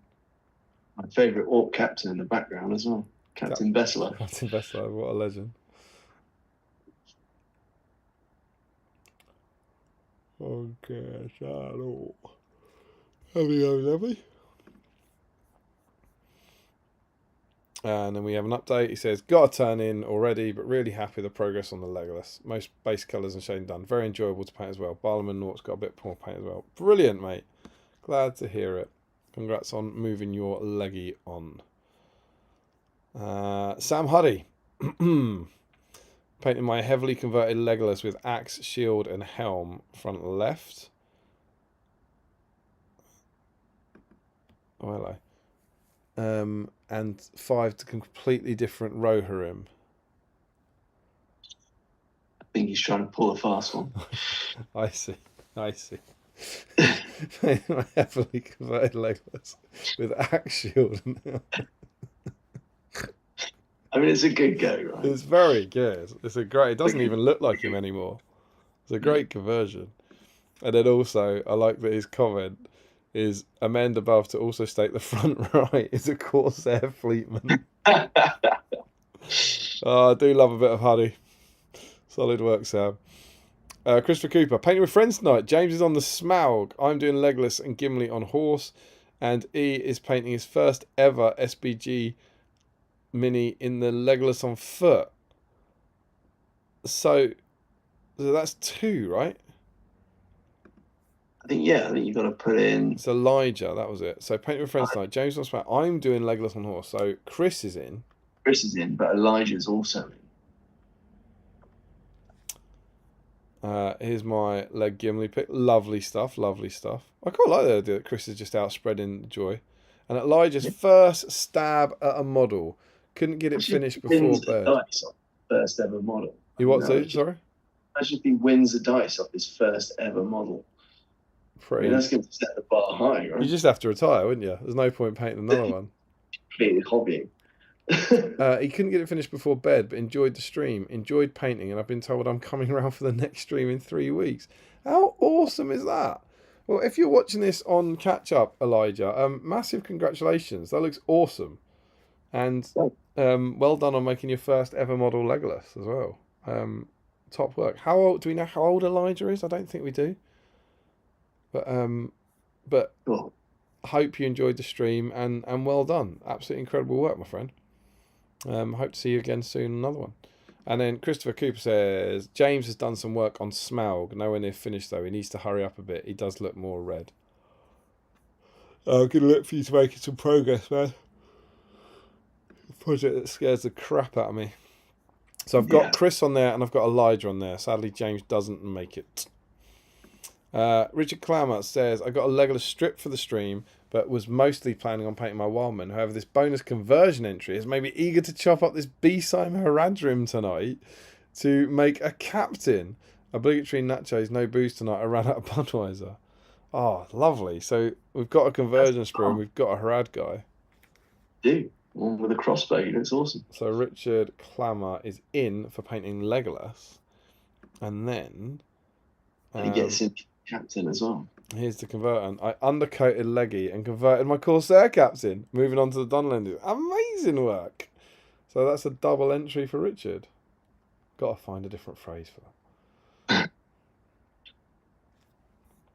Awesome work, dude. I'm chuffed that's your second captain, I believe. Super cool. Josh Crosby. I have 2 of these painted already. One by my dad when I was a kid. That was lovely. Doing one more for a friend and another for my alternate Barlin's Team Fellowship. So Josh is in. I tell you what, if there is another comment from Josh a bit lower down converting a Corsair captain, I'm going to have a long sip of my beer. Stephen Ryan. Magazine, Legolas, and numerous snacks to help me through. Oh, look at that snack plate. That looks good. And a lens sip as well. Hope you're not feeling too rough, mate. Started feeling ill over the last couple of hours. We'll see how far I get. Well, I hope you feel better, my friend. In you go with your Legolas. Oh, your favourite Legolas is up. Julian's sharing it as well. And there's a progress pic of Stephen Ryan. That is an authentic red blistered Legolas. Stephen's got a lot of these in blister in the magazine. I think he was freshly torn from that blister today. Looking awesome, dude. You see what Hammond? Making a start on one of my favourite Legolases. I'll just do the whip picture, I think. He says still early whip. Looks great though, mate. Always a pleasure seeing your work.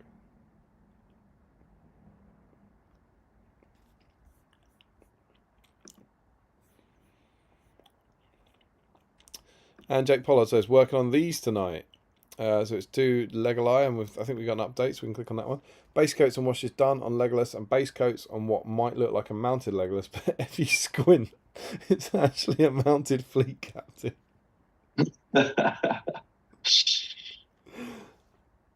Oh, yeah. Good try. And again, the actual correct model's getting a lot of love tonight, right? The Heroes of the West one. Yeah. A lot of them coming out. Rory Campbell finishing Legolas from previous stream and initial work on a Corsair captain. So Rory is in, and I think he's going to be in twice. Yeah, I think so. You've got He's got some replies. I've got loads of Rohan to paint for tournaments. For some reason I'm painting this fellow as a Corsair captain. What model's that? Is that a Corsair? I think it's a converted one though, isn't it? Yeah. It looks like in the first pick that he's got a different head maybe. Initial work on a Corsair captain. Let us know. I'm putting you in. I'm taking him at face value. I'm putting him in twice. But let us know like how you did that. What is that? What parts is that? Because it looks cool. I want to appreciate the work. Legolas wonky eyes added. Oh, he's not too bad, mate. He looks good. Doing yourself a disservice there. Such a good model. And then this is enough piracy for cert. Amazing. Good work, dude. Set me off. Gary George, Legolas and Tariel have been sitting on my shelf, built, primed and ready for painting for far too long. Time to get some actual paint on them. Excellent work. And remember, you'll be able to keep working on both of those models in the next stream as well. Then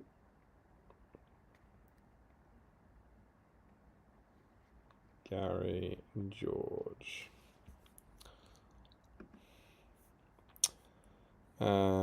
Sam Earnshaw is in with a Legolas. Yeah.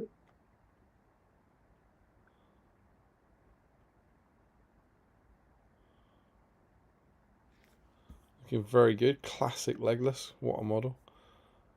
Harry Parkhill. I have made some progress here, but I'm up early for an event tomorrow, so perhaps not as far as I hoped.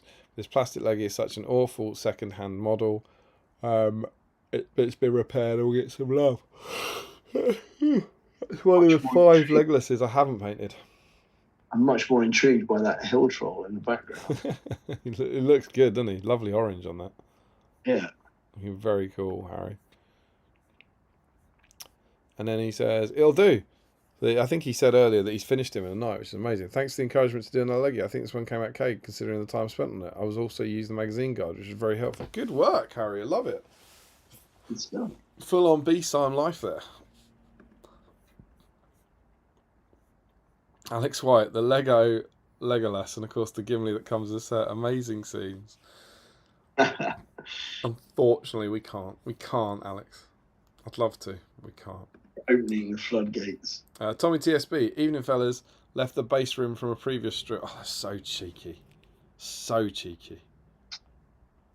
I'll put you in there. And I'm just going to make a note here. I'm going to note rims so as and when you win it. Can't see too much controversy coming out of that. Legolas joins the Heroes of the West collection painted through the streams. Oh, that's awesome that you've done that full set. They look great as well. It's really lovely painting, man. Like the Aowen skin tone and the hair looks beautiful on that. Lovely, lovely stuff. Next up we have Larry Miller. Late getting started, but found this broken leggy last week. I have no memory of buying. Who's now going to become a pirate? Oh, God, he's doing it. No. Well, we've got some sort of Oreo egg. So Larry's definitely going in because he's working on a Legolas, and we'll see what horrors he produces for us later. Remco Keekstra, top 4 Legolas model for sure. Great to paint. Amazing work.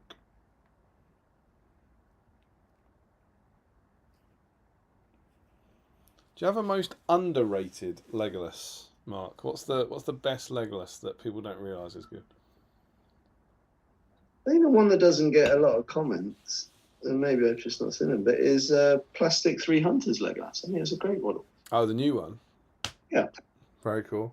That's why I painted it out. It was my traumatic story I don't think I shared, but that's probably one of the models I spent the most time painting on, certainly Middle-earth ones. Oh. And then dropped him, and I snapped his bow, and I couldn't find the top of it. So I was actually trying to find him before, but I've put him somewhere deliberately with the idea that I can't find it. So You didn't put him somewhere safe, did you?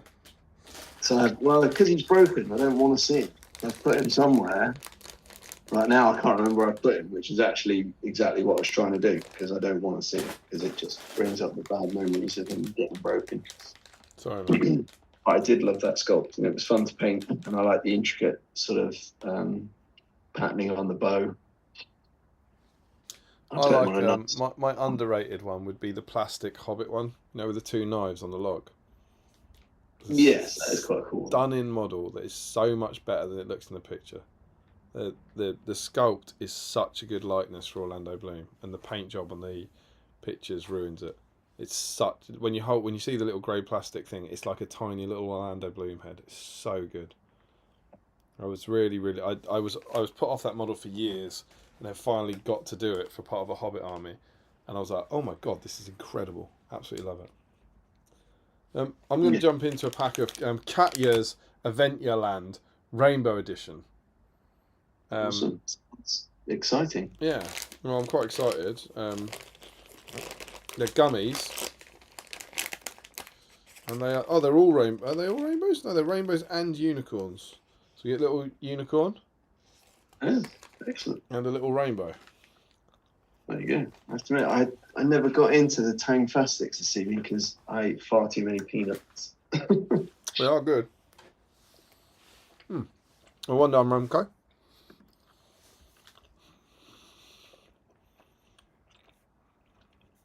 Oh, here we go. Joe Holzman, Corsair Fleet Captain conversion. That looks good. I love the cutlass as well. Yeah, it's a Harad warrior, right, with then like a cutlass hand and a conversion sprue head. Yeah, that is a strong Corsair captain. I quite like this new double entry with a conversion, a BSIME conversion thing. It's quite cool. Well done, January twice. You what? Going to become a regular feature. Yeah, if there's I won't force it, but if there's a decent conversion in the mat, I think it's a good idea.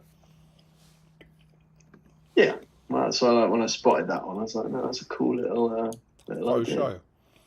Josh Coles. Unfortunately, no Legolas tonight. Still trudging through the last models of my Mirkwood army.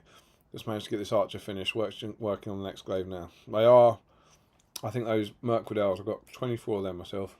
Lovely models, but hard work to paint. Hard to get in and out of that fine cast metal detail. Yeah. Larry says, de-quivered and de-handed. He's converting it. It's happening, people. I'm going to put, given that's the first shot of his conversion, I'm going to put him in here. Because I think we're allowing this. Are we allowing this as a double?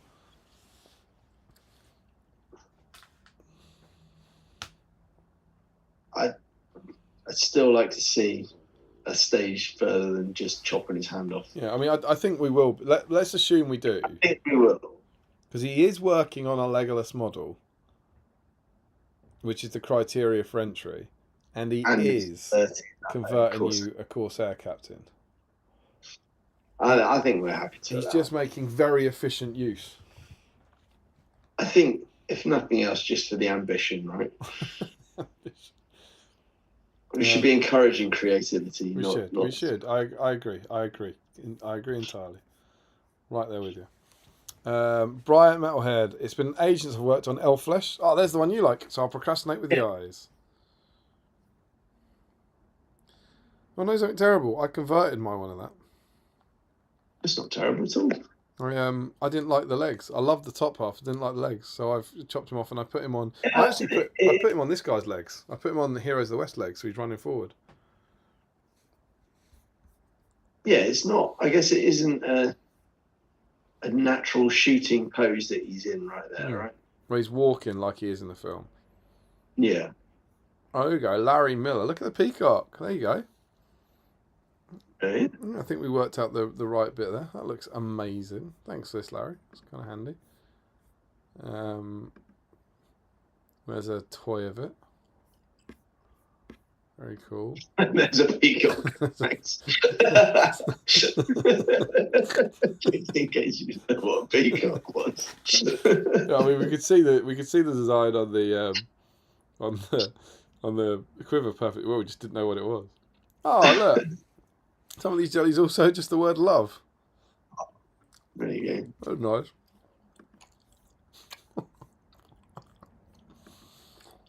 Mason Kingsbury. I can start my 3 Hunters army. My favourite Legolas sculpt too. Great sculpt. Great sculpt.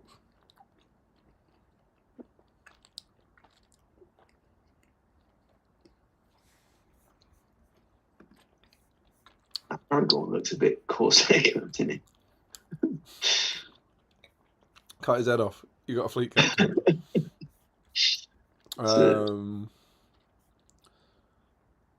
And then Larry's got some suitably piratey looking swords. Yeah, you see, it's happening. He's doing it. He's doing it. He's going all in. He's doing it. There you go. Your Legolas is coming back out again. There he is. What a model. Sean Clark, a hectic drive home from Salford, Lowry to make a start on this land. I love the commitment of some of these guys. It's amazing. I think it's without a doubt now that Legolas has got a bandana on. It's got what? Bandana. I don't understand. Sorry, I was on the next one. Oh, sorry. Okay. Right, got you. Sorry. Larry Miller attempt at giving him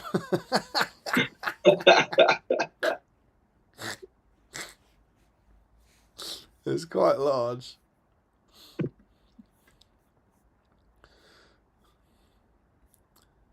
Jack Brown getting in late, so I'm going to do the base on this and then carry on with some goblins. Jack Brown. Good work. That's actually looking pretty good. There's a comment there. Let's see what Jack's done. I think it's just a progress update. Looking lovely. Well done, sir.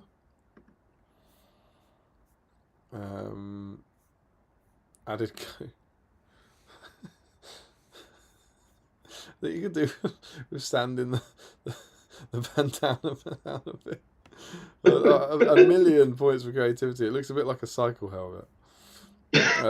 Mark Stone is in. He's remembering that if he doesn't put his own thing in here, he's going to be ignored. How are you getting on with that? What do you think of that? I've not got much further than that, to be honest, but I've done his hair. Well, basic over his hair. Where is he? There he is. Oh, you've shown him. Oh, yeah. Very cool. I need to lighten up the greens a bit on the coat, but he's coming along. Right? If he's eligible for the next one, so I'll keep working on him for the next stream. Absolutely. Yeah. All good progress. Didn't do a fleet captain, though. No, unfortunately not. Lazy. I can't enter my own competition. I think there's rules against that. Oh, look at this. Chris Cooper is home now and decided that I should probably try to convert a Corsair fleet captain. Converted from a Harad Taskmaster. Whip seems suitable for keeping his filthy sea dogs in line, or so Gondor tells me. And the head is from a broken ranger. You love it. How many is that? 6? No, I think it's 5? I think it's 4. Just 4? I thought there was more than that. But I must admit, I think I was putting C next to them, and I think I've stopped doing that. So I've only got 3 C's, and that's not right. I'll have a little scan up in a minute. Let's keep Frederick Short's first time painting on BSIME in ages, with an improved paint job on the Legolas. I feel like we've already got Frederick in here. Yeah, we do. Looking good though. Lovely double metal. 2 white horses at the same time. Makes me feel sick. Larry Miller, done for tonight. Needs some more work when the green stuff is cured, but pretty happy for a late night after work impulse grow. It looks awesome, mate. It does look brilliant. It's really good. So yeah, Larry is in there twice. It's definitely in there twice. Yeah, it's good work, man. Good work. Tom Turtle. Oh, so Larry's one of the missing ones, actually. I didn't put Larry in, so Larry gets a C. Tom Turtle's in with the beautiful, beautiful work on Amon Hen Legolas. Lovely to see. Oh, and he's got a captain as well.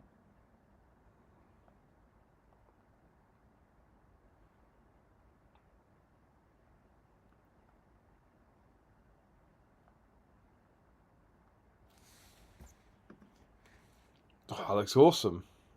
That's look really good. What hands are they? I don't recognise those hands.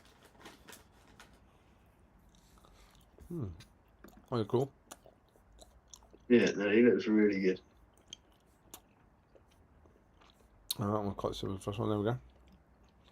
Looks really good. Oh, is it an acolyte? Is that a Dragon Knight acolyte? Oh, those arms? Yeah, they could be. Looking good, mate. 2 entries. Oh, here we go. Lovely work, Josh. Josh is in. So he's got a Legolas entry and he's got a captain entry. Lovely work as well. A Warg Rider head there.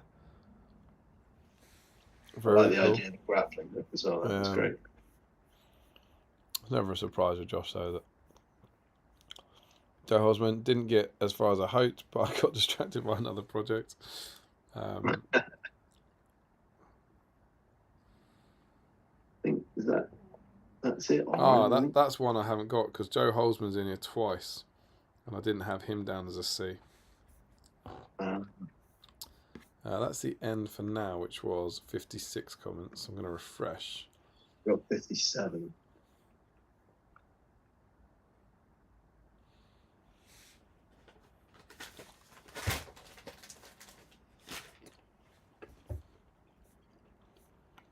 To be fair, yeah. 71 now.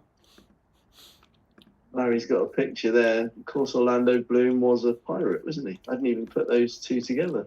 Oh, he said he was going to go for Will Turner, didn't he? Yeah. But I never even... That didn't join up in my brain that, of course, Orlando Bloom is Will Turner. He did mention it, yeah. Yeah. But that's the only new comment. I guess all the other ones are kind of like responses to things and stuff. So there we go. Heroic effort from everyone. So I think... I'm delighted with that many captains coming out for an impromptu little spot on. I think there's 7 magazine page to see that many conversions is awesome.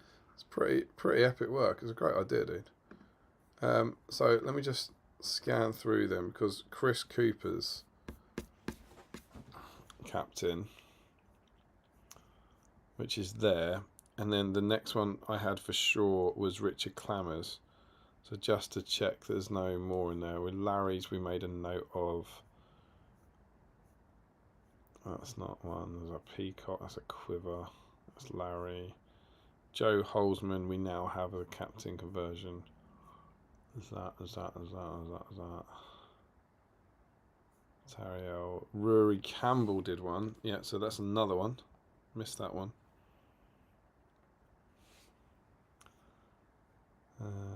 Legolas from Jake Pollard. There's a Legolas from Julian Hammond. Legolas from Stephen Ryan. The hell just happened there?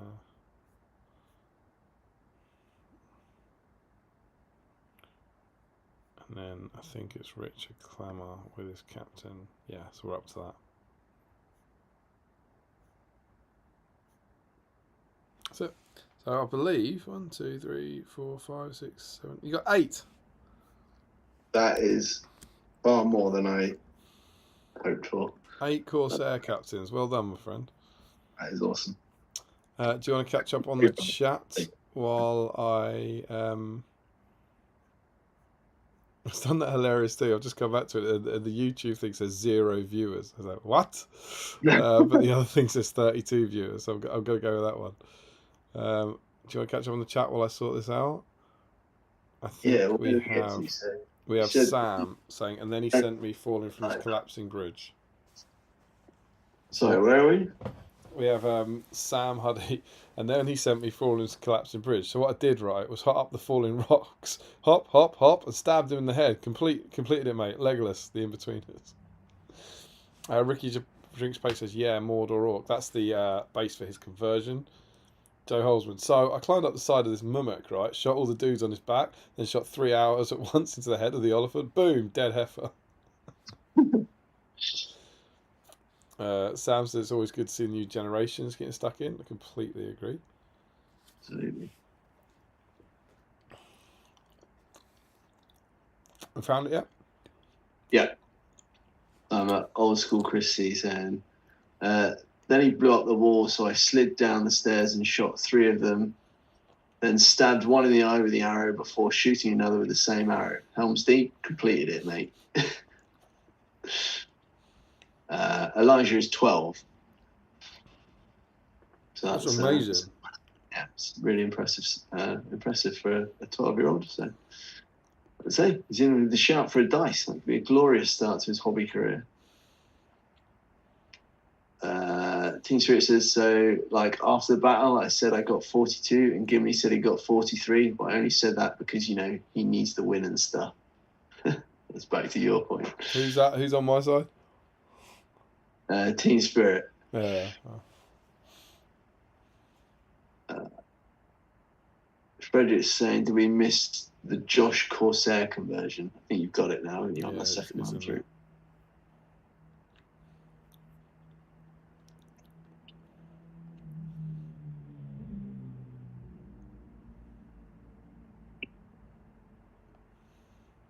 I think only fleet captains on foot count. I don't. I think no mounted fleet captains. I think if you mount them on a Corsair ship, we would count it.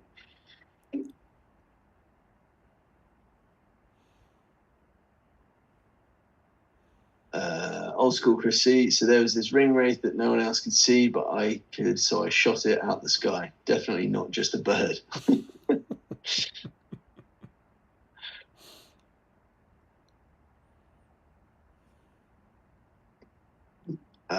Larry says, plastic Hobbit one, a great face, but loads of people didn't buy him because of the strange paint job. Yeah. And then Team Spirit says, actually, my favourite Legolas moment was him charging out of Helm's Deep twice at the same time. That's what he can do, man. He's the only one who can do it. Everyone else just charges out once because they're rubbish.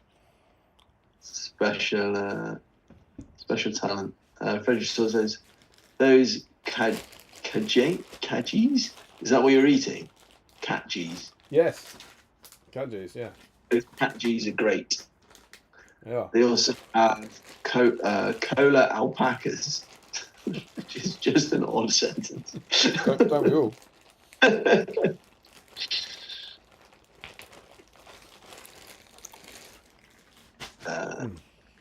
Richard kind of says, it's really nice watching Damien share these sweets with the guest hosts.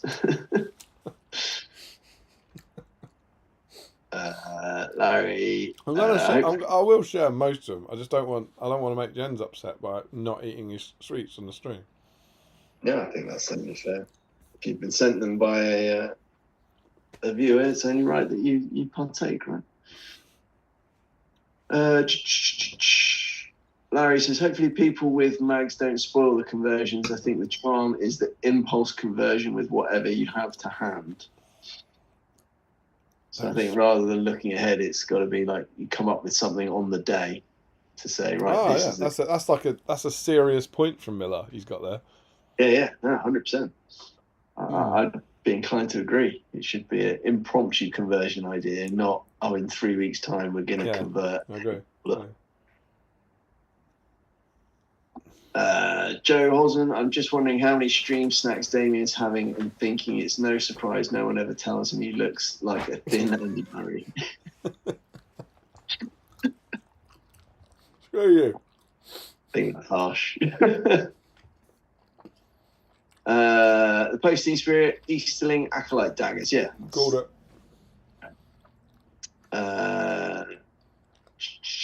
If he paints the Fleet Master for the Eastling stream, would he be allowed because of the daggers? Oh, yeah. Well, they said if you use it's the model you start with. So I think you could argue that's an Easterling Acolyte, and you've cut the body off it. So yeah, I think so. Good look at it.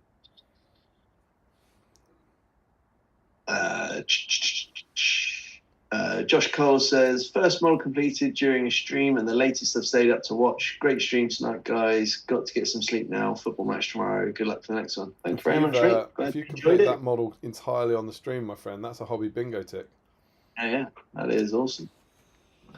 Larry Miller says, 0 views. I don't exist. There we go. He's having an existential crisis now. Oh, darn it. Done it. Michael Curtis says, don't forget to check the email. Forgot to check the email. Sure you've already done it, right? Yeah. Been good recently, but totally forgot today.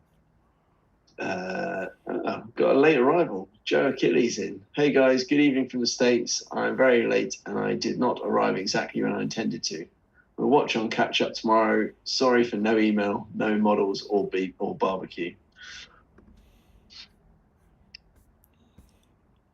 And then Larry says, if only I had some balsa wood and way too much patience, I could have put Leggy on a scenic shit base with 22 entries with one model.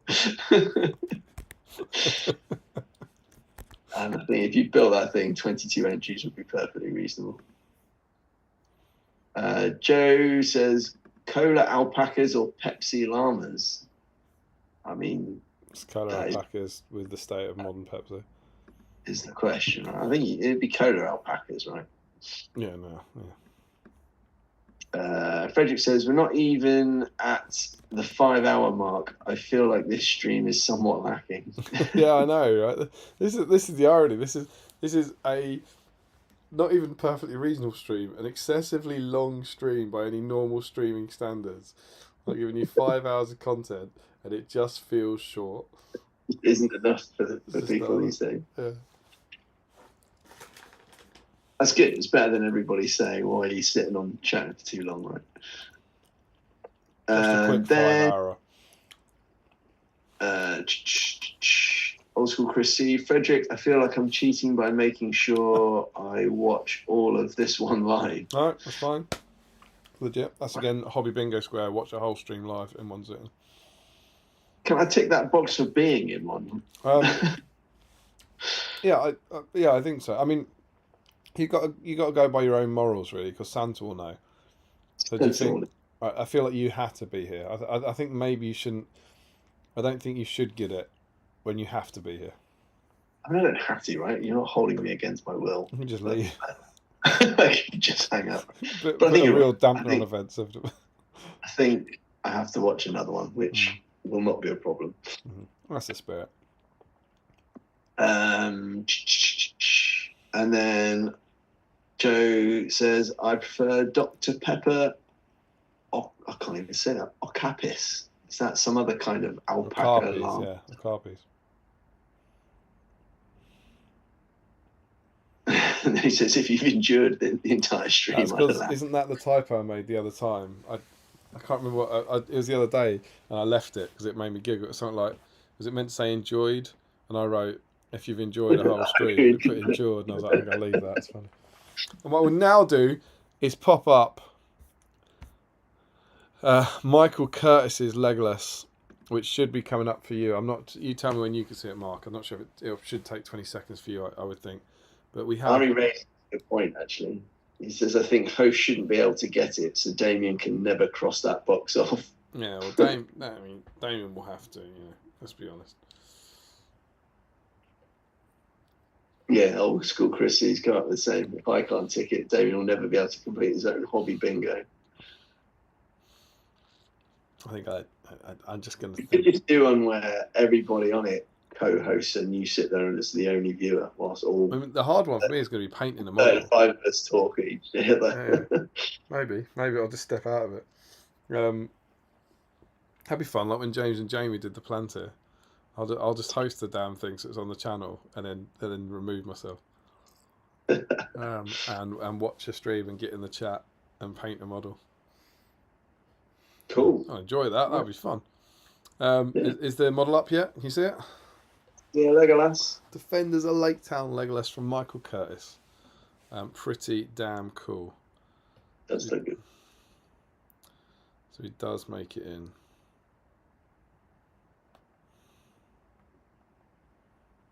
Good work. So in total, that takes us up to a mighty 35 entries. That's impressive. Now I will say, no, exactly. It's 35 rolls. Yeah, okay. So it's actually 27 entries. Still good. 276. The theme was Legolas.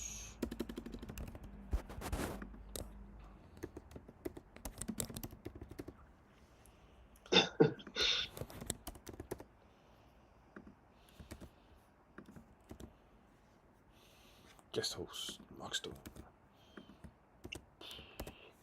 Third time of it? It is. I think you're the first person to do 3. Oh. Yeah, I believe so. So, with that, we can get to the thrilling denouement of tonight's stream and get the serious business of the dice draw. Moment everybody's waiting for. We've got Elijah. He's in the first group. So, let's move over to Dicecam 2025. Bom, bom, bom. Oh God, Dicecam's gone. Yeah, no. We tested this and everything. It worked fine. It wasn't just a test, it was working earlier, wasn't it? But that's true, yeah, we've actually used it. There we go.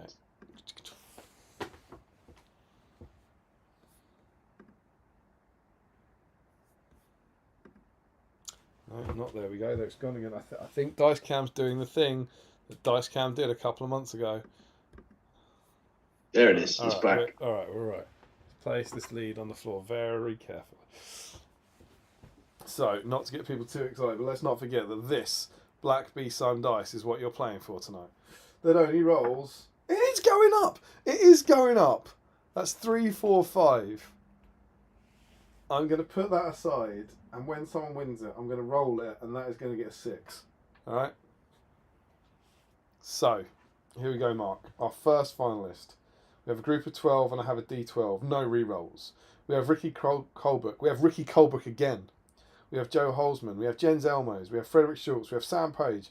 We have Alexei Honkasalo. We have Chris Cooper. We have Elijah, surely the people's champion. We have Richard Clammer. And we have Richard Clammer again. So Elijah is on 10. No, he's on 9.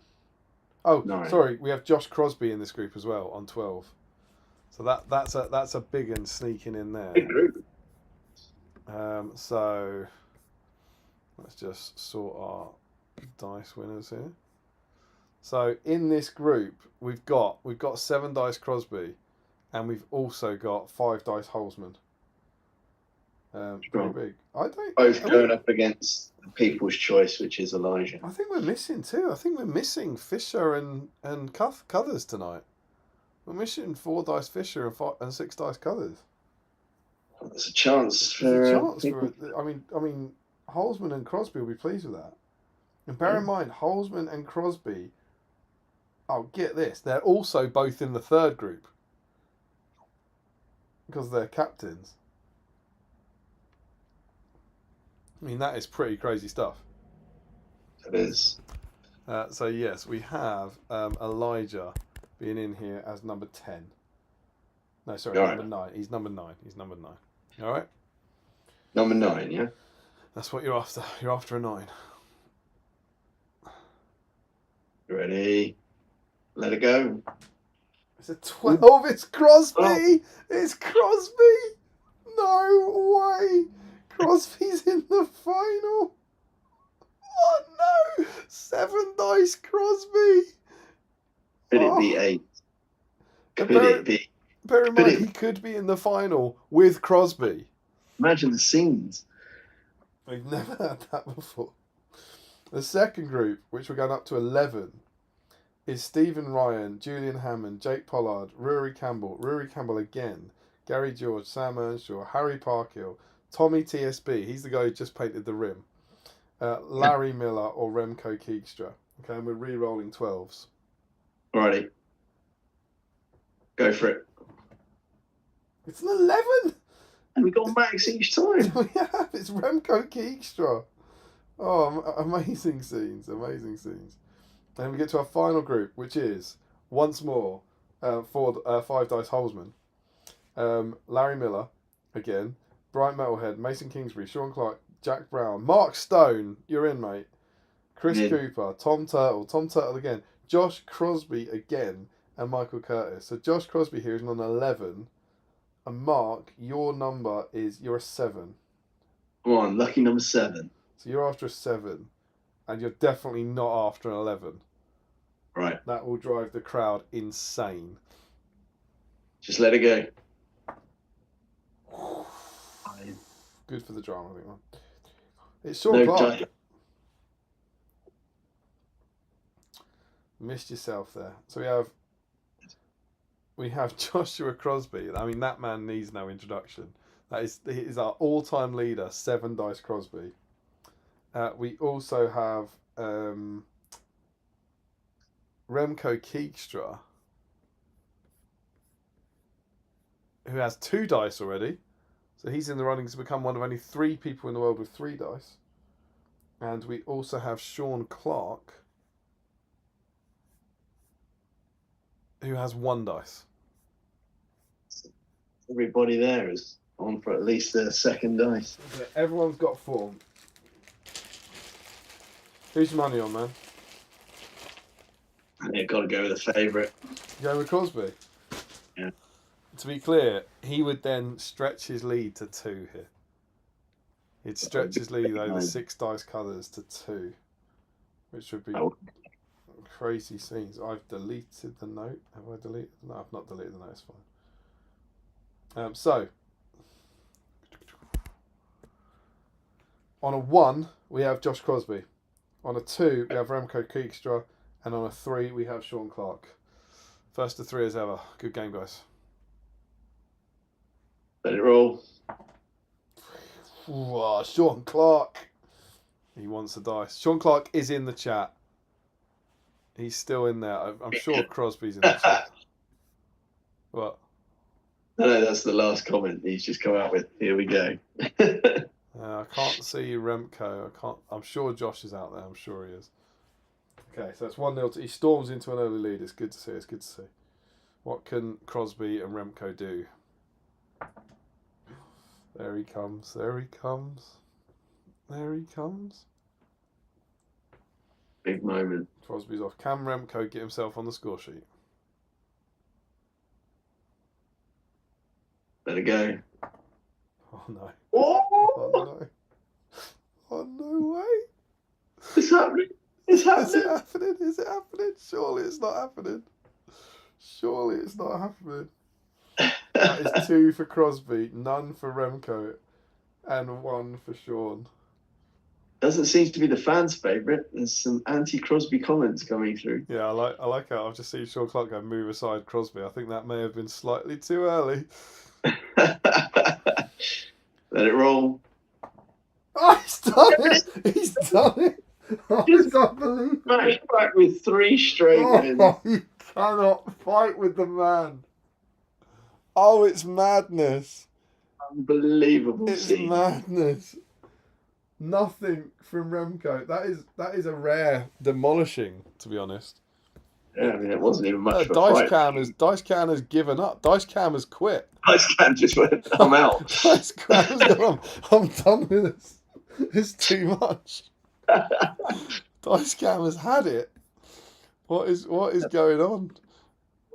What is going on? That is unbelievable. And we have to finish in the only way we could. Josh Crosby has won his 8th black dice.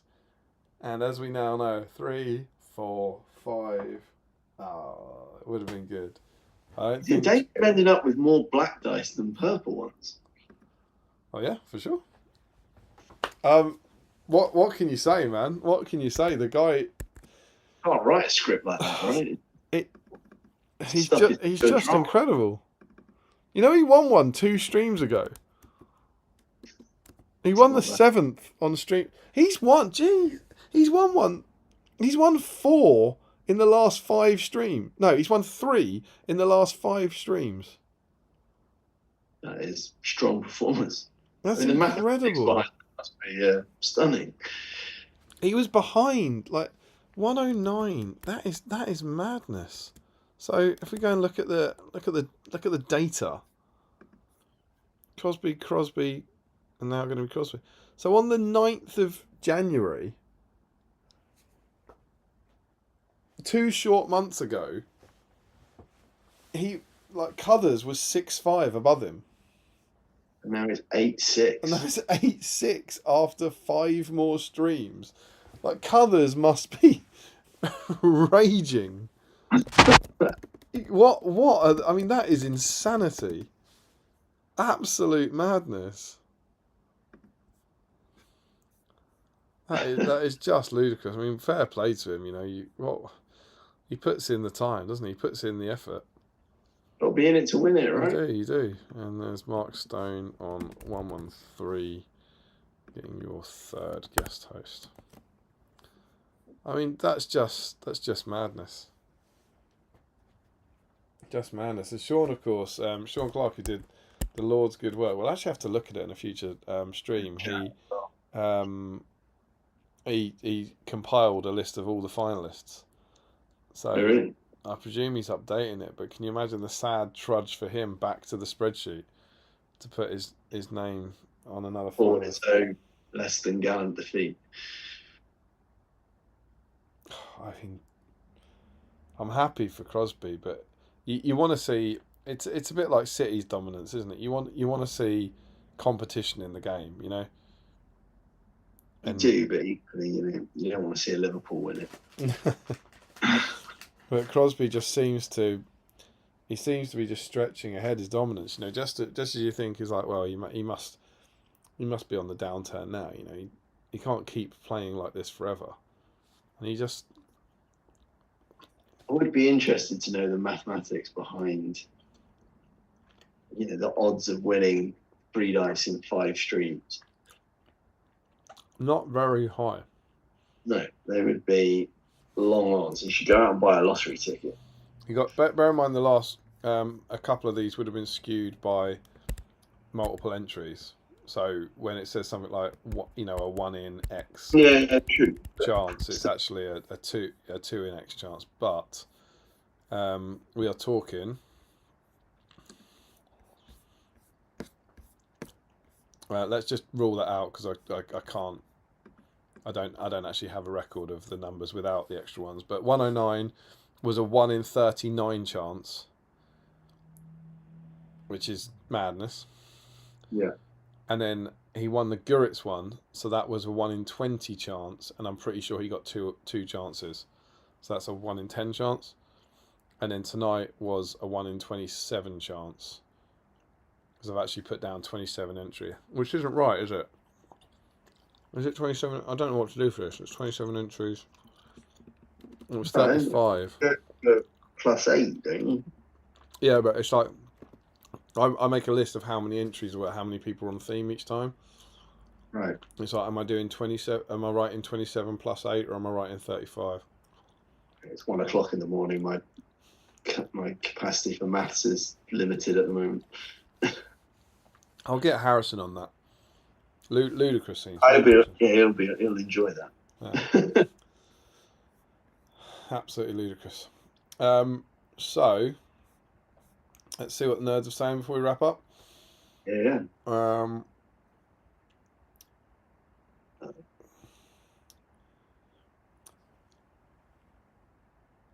been more Crosby hate. Larry saying, I think hosts shouldn't be able to compete it, so Damien can never cross the box off. Chris C, Mark, if you can't tick it, Damien won't be able to complete his own hobby bingo. That would be the long-awaited Jamie and Larry takeover from Joe. Sam says, you just have to sit and watch yourself on screen for 6 hours as you do it. And Larry says, that is the second best episode of The Planet. I think he means the James and Jamie one. Yeah. Joe asks if the best episode is the 100th, and he says, there are 4 of us. We're not going to do 20 in-depth reviews. More of a brief overview, followed by James Long doing an in-depth game review, followed by several more. I've said this before, that's the Plantier where I fall asleep.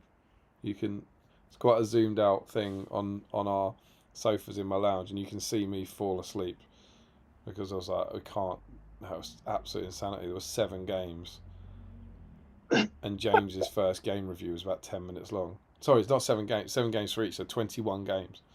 And his first one, and I fall asleep in it. Then Damien saying the video was too long, so it had to be sundered. Sundered? Sam says, James Long plays by his own rules, he can't be contained. Steiner says, the people's champion. Sean Clark says, Crosby needs banning. Sam says, Crosby approaches the ring, removes his coat, rolling his sleeves up. He's here, and he knows what he wants. Not every guest host can manage making Damien roll the same number thrice. Oh, yeah, it's a talent. What is that? Not every guest host can manage making Damien roll. Is that what Larry did?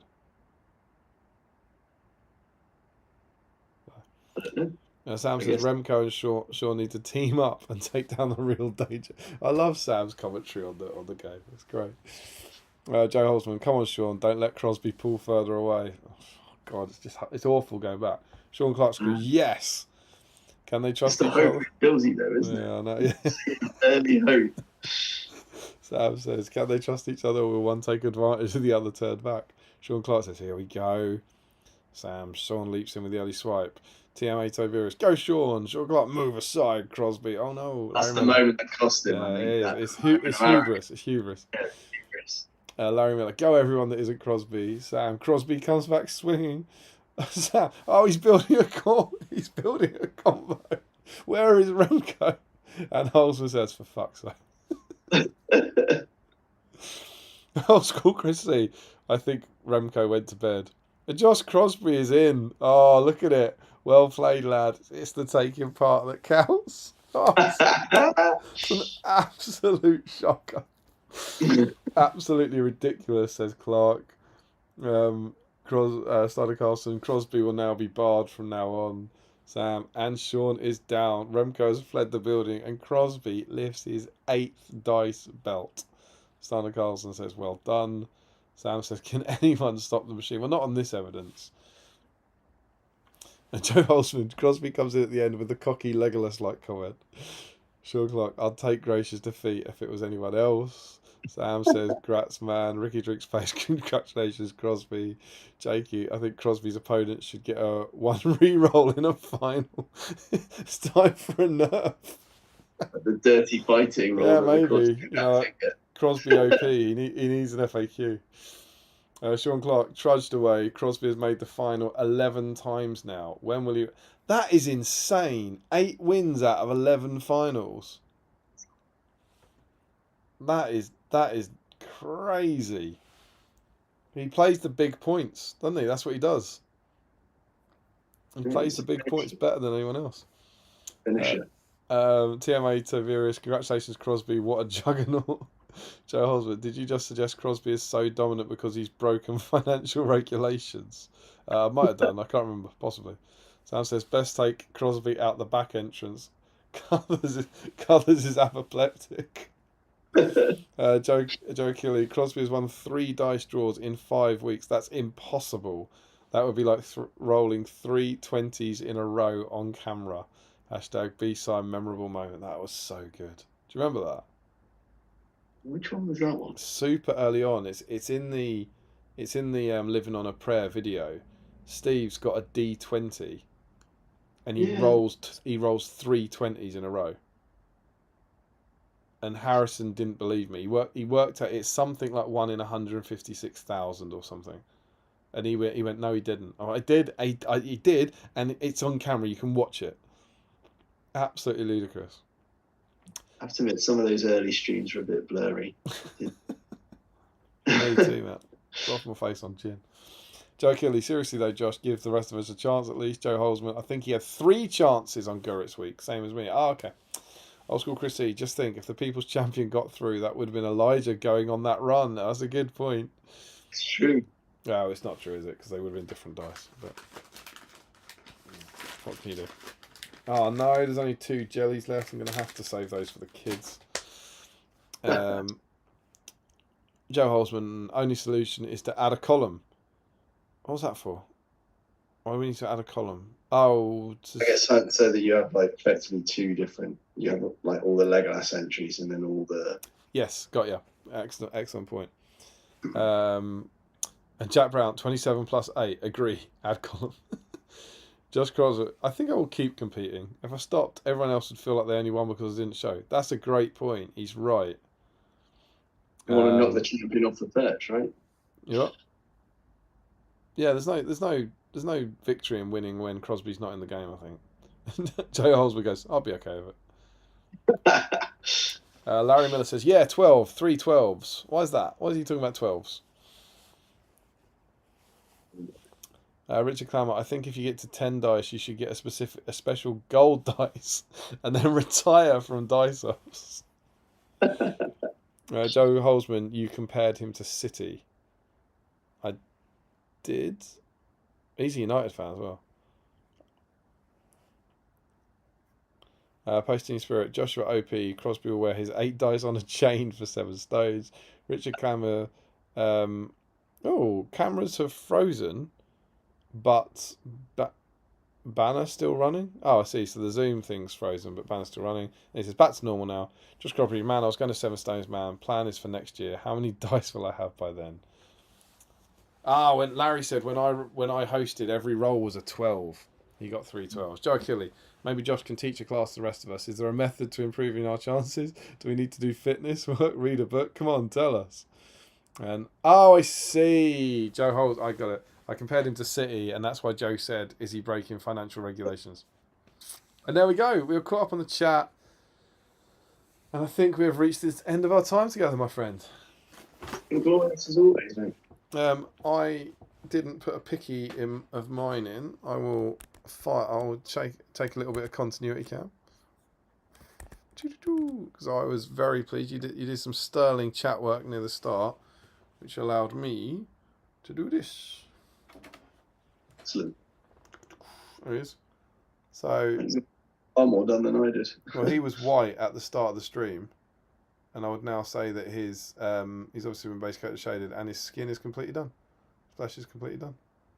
So awesome. I'm very pleased with that. He's now probably going to be backbenched while I finish the things I actually need to paint, but I will get him done. Or maybe I'll just blitz through him. I'm enjoying this. But, on the next stream. Sorry?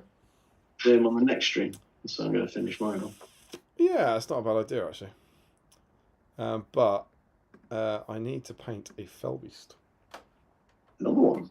Yeah, because part of the reason next week is my daughter's birthday, and the weekend after that, you know where we're going to be? No, I don't have anything to hand. Thought I had a copy of it to hand. Oh, there we go. Photo shoot. Myself and Tom Harrison in 2 weeks' time. We're going to be ensconced at the studio, getting all the photos done for issue 17 of SBG. That was a to release. Good, intense weekend. The photo shoot I did with you guys. It was. That's what? I said it was good fun, but it's an intense weekend for photo shoots for the magazines. Although we're actually quite looking forward to this one because, and you won't believe this, we've already done the battle reports. Oh, well, that takes a chunk of the time. And we've already taken photos of the players playing in the battle reports. Having a 500-point battle report till 4 a.m. Sorry, 500 model, not 500 point. So we've actually got it should be quite an easy one. But yeah, 2 weeks' time. That's what we're doing. Very excited. And then we're all systems go on the next issue of SBG, which will be cool. And then we hope and intend to be back 3 weeks today with our Armies of the Hobbit special. We'll be taking a deep dive into this, so I'm going to try and get through the rest of this in that time, and hopefully you guys do the same if you haven't done it already. And we'll be having a chat about all things Hobbit in the new edition, which is quite exciting. But yeah, that's a lot. Jack Brown, are we to expect a new objective marker now? Josh, Chris, good night, chaps. Got my box crossed off. Good lad. Josh Crosby, that magician only gets 7. I might make of course, because he's done the objective markers for his dice, hasn't he? I might make 8 objective markers for my Corsair captain though. Larry Miller, Hobby Bingo should have lose. Oh, the roll up for Josh Crosby. That's amazing. Richard Clement, I thought the bingo sections were meant to be challenging, Larry. Joe Osman, but only Damien could tick that off as he's the one losing the dice. No. Loosing the dice, I see. Sam says, I'd say so that Crosby can't get it, but if he gets 2 entries in a different columns, then he can pull it off. I'd say so that Crosby can't get it. But if he gets 2... I guess technically could end up in the final twice, right? So you could lose, then you would lose the roll off to yourself. Oh, I see. Yeah, absolutely. Well done. Solid translating. And there we go. We are caught up. Anything more from you, my friend?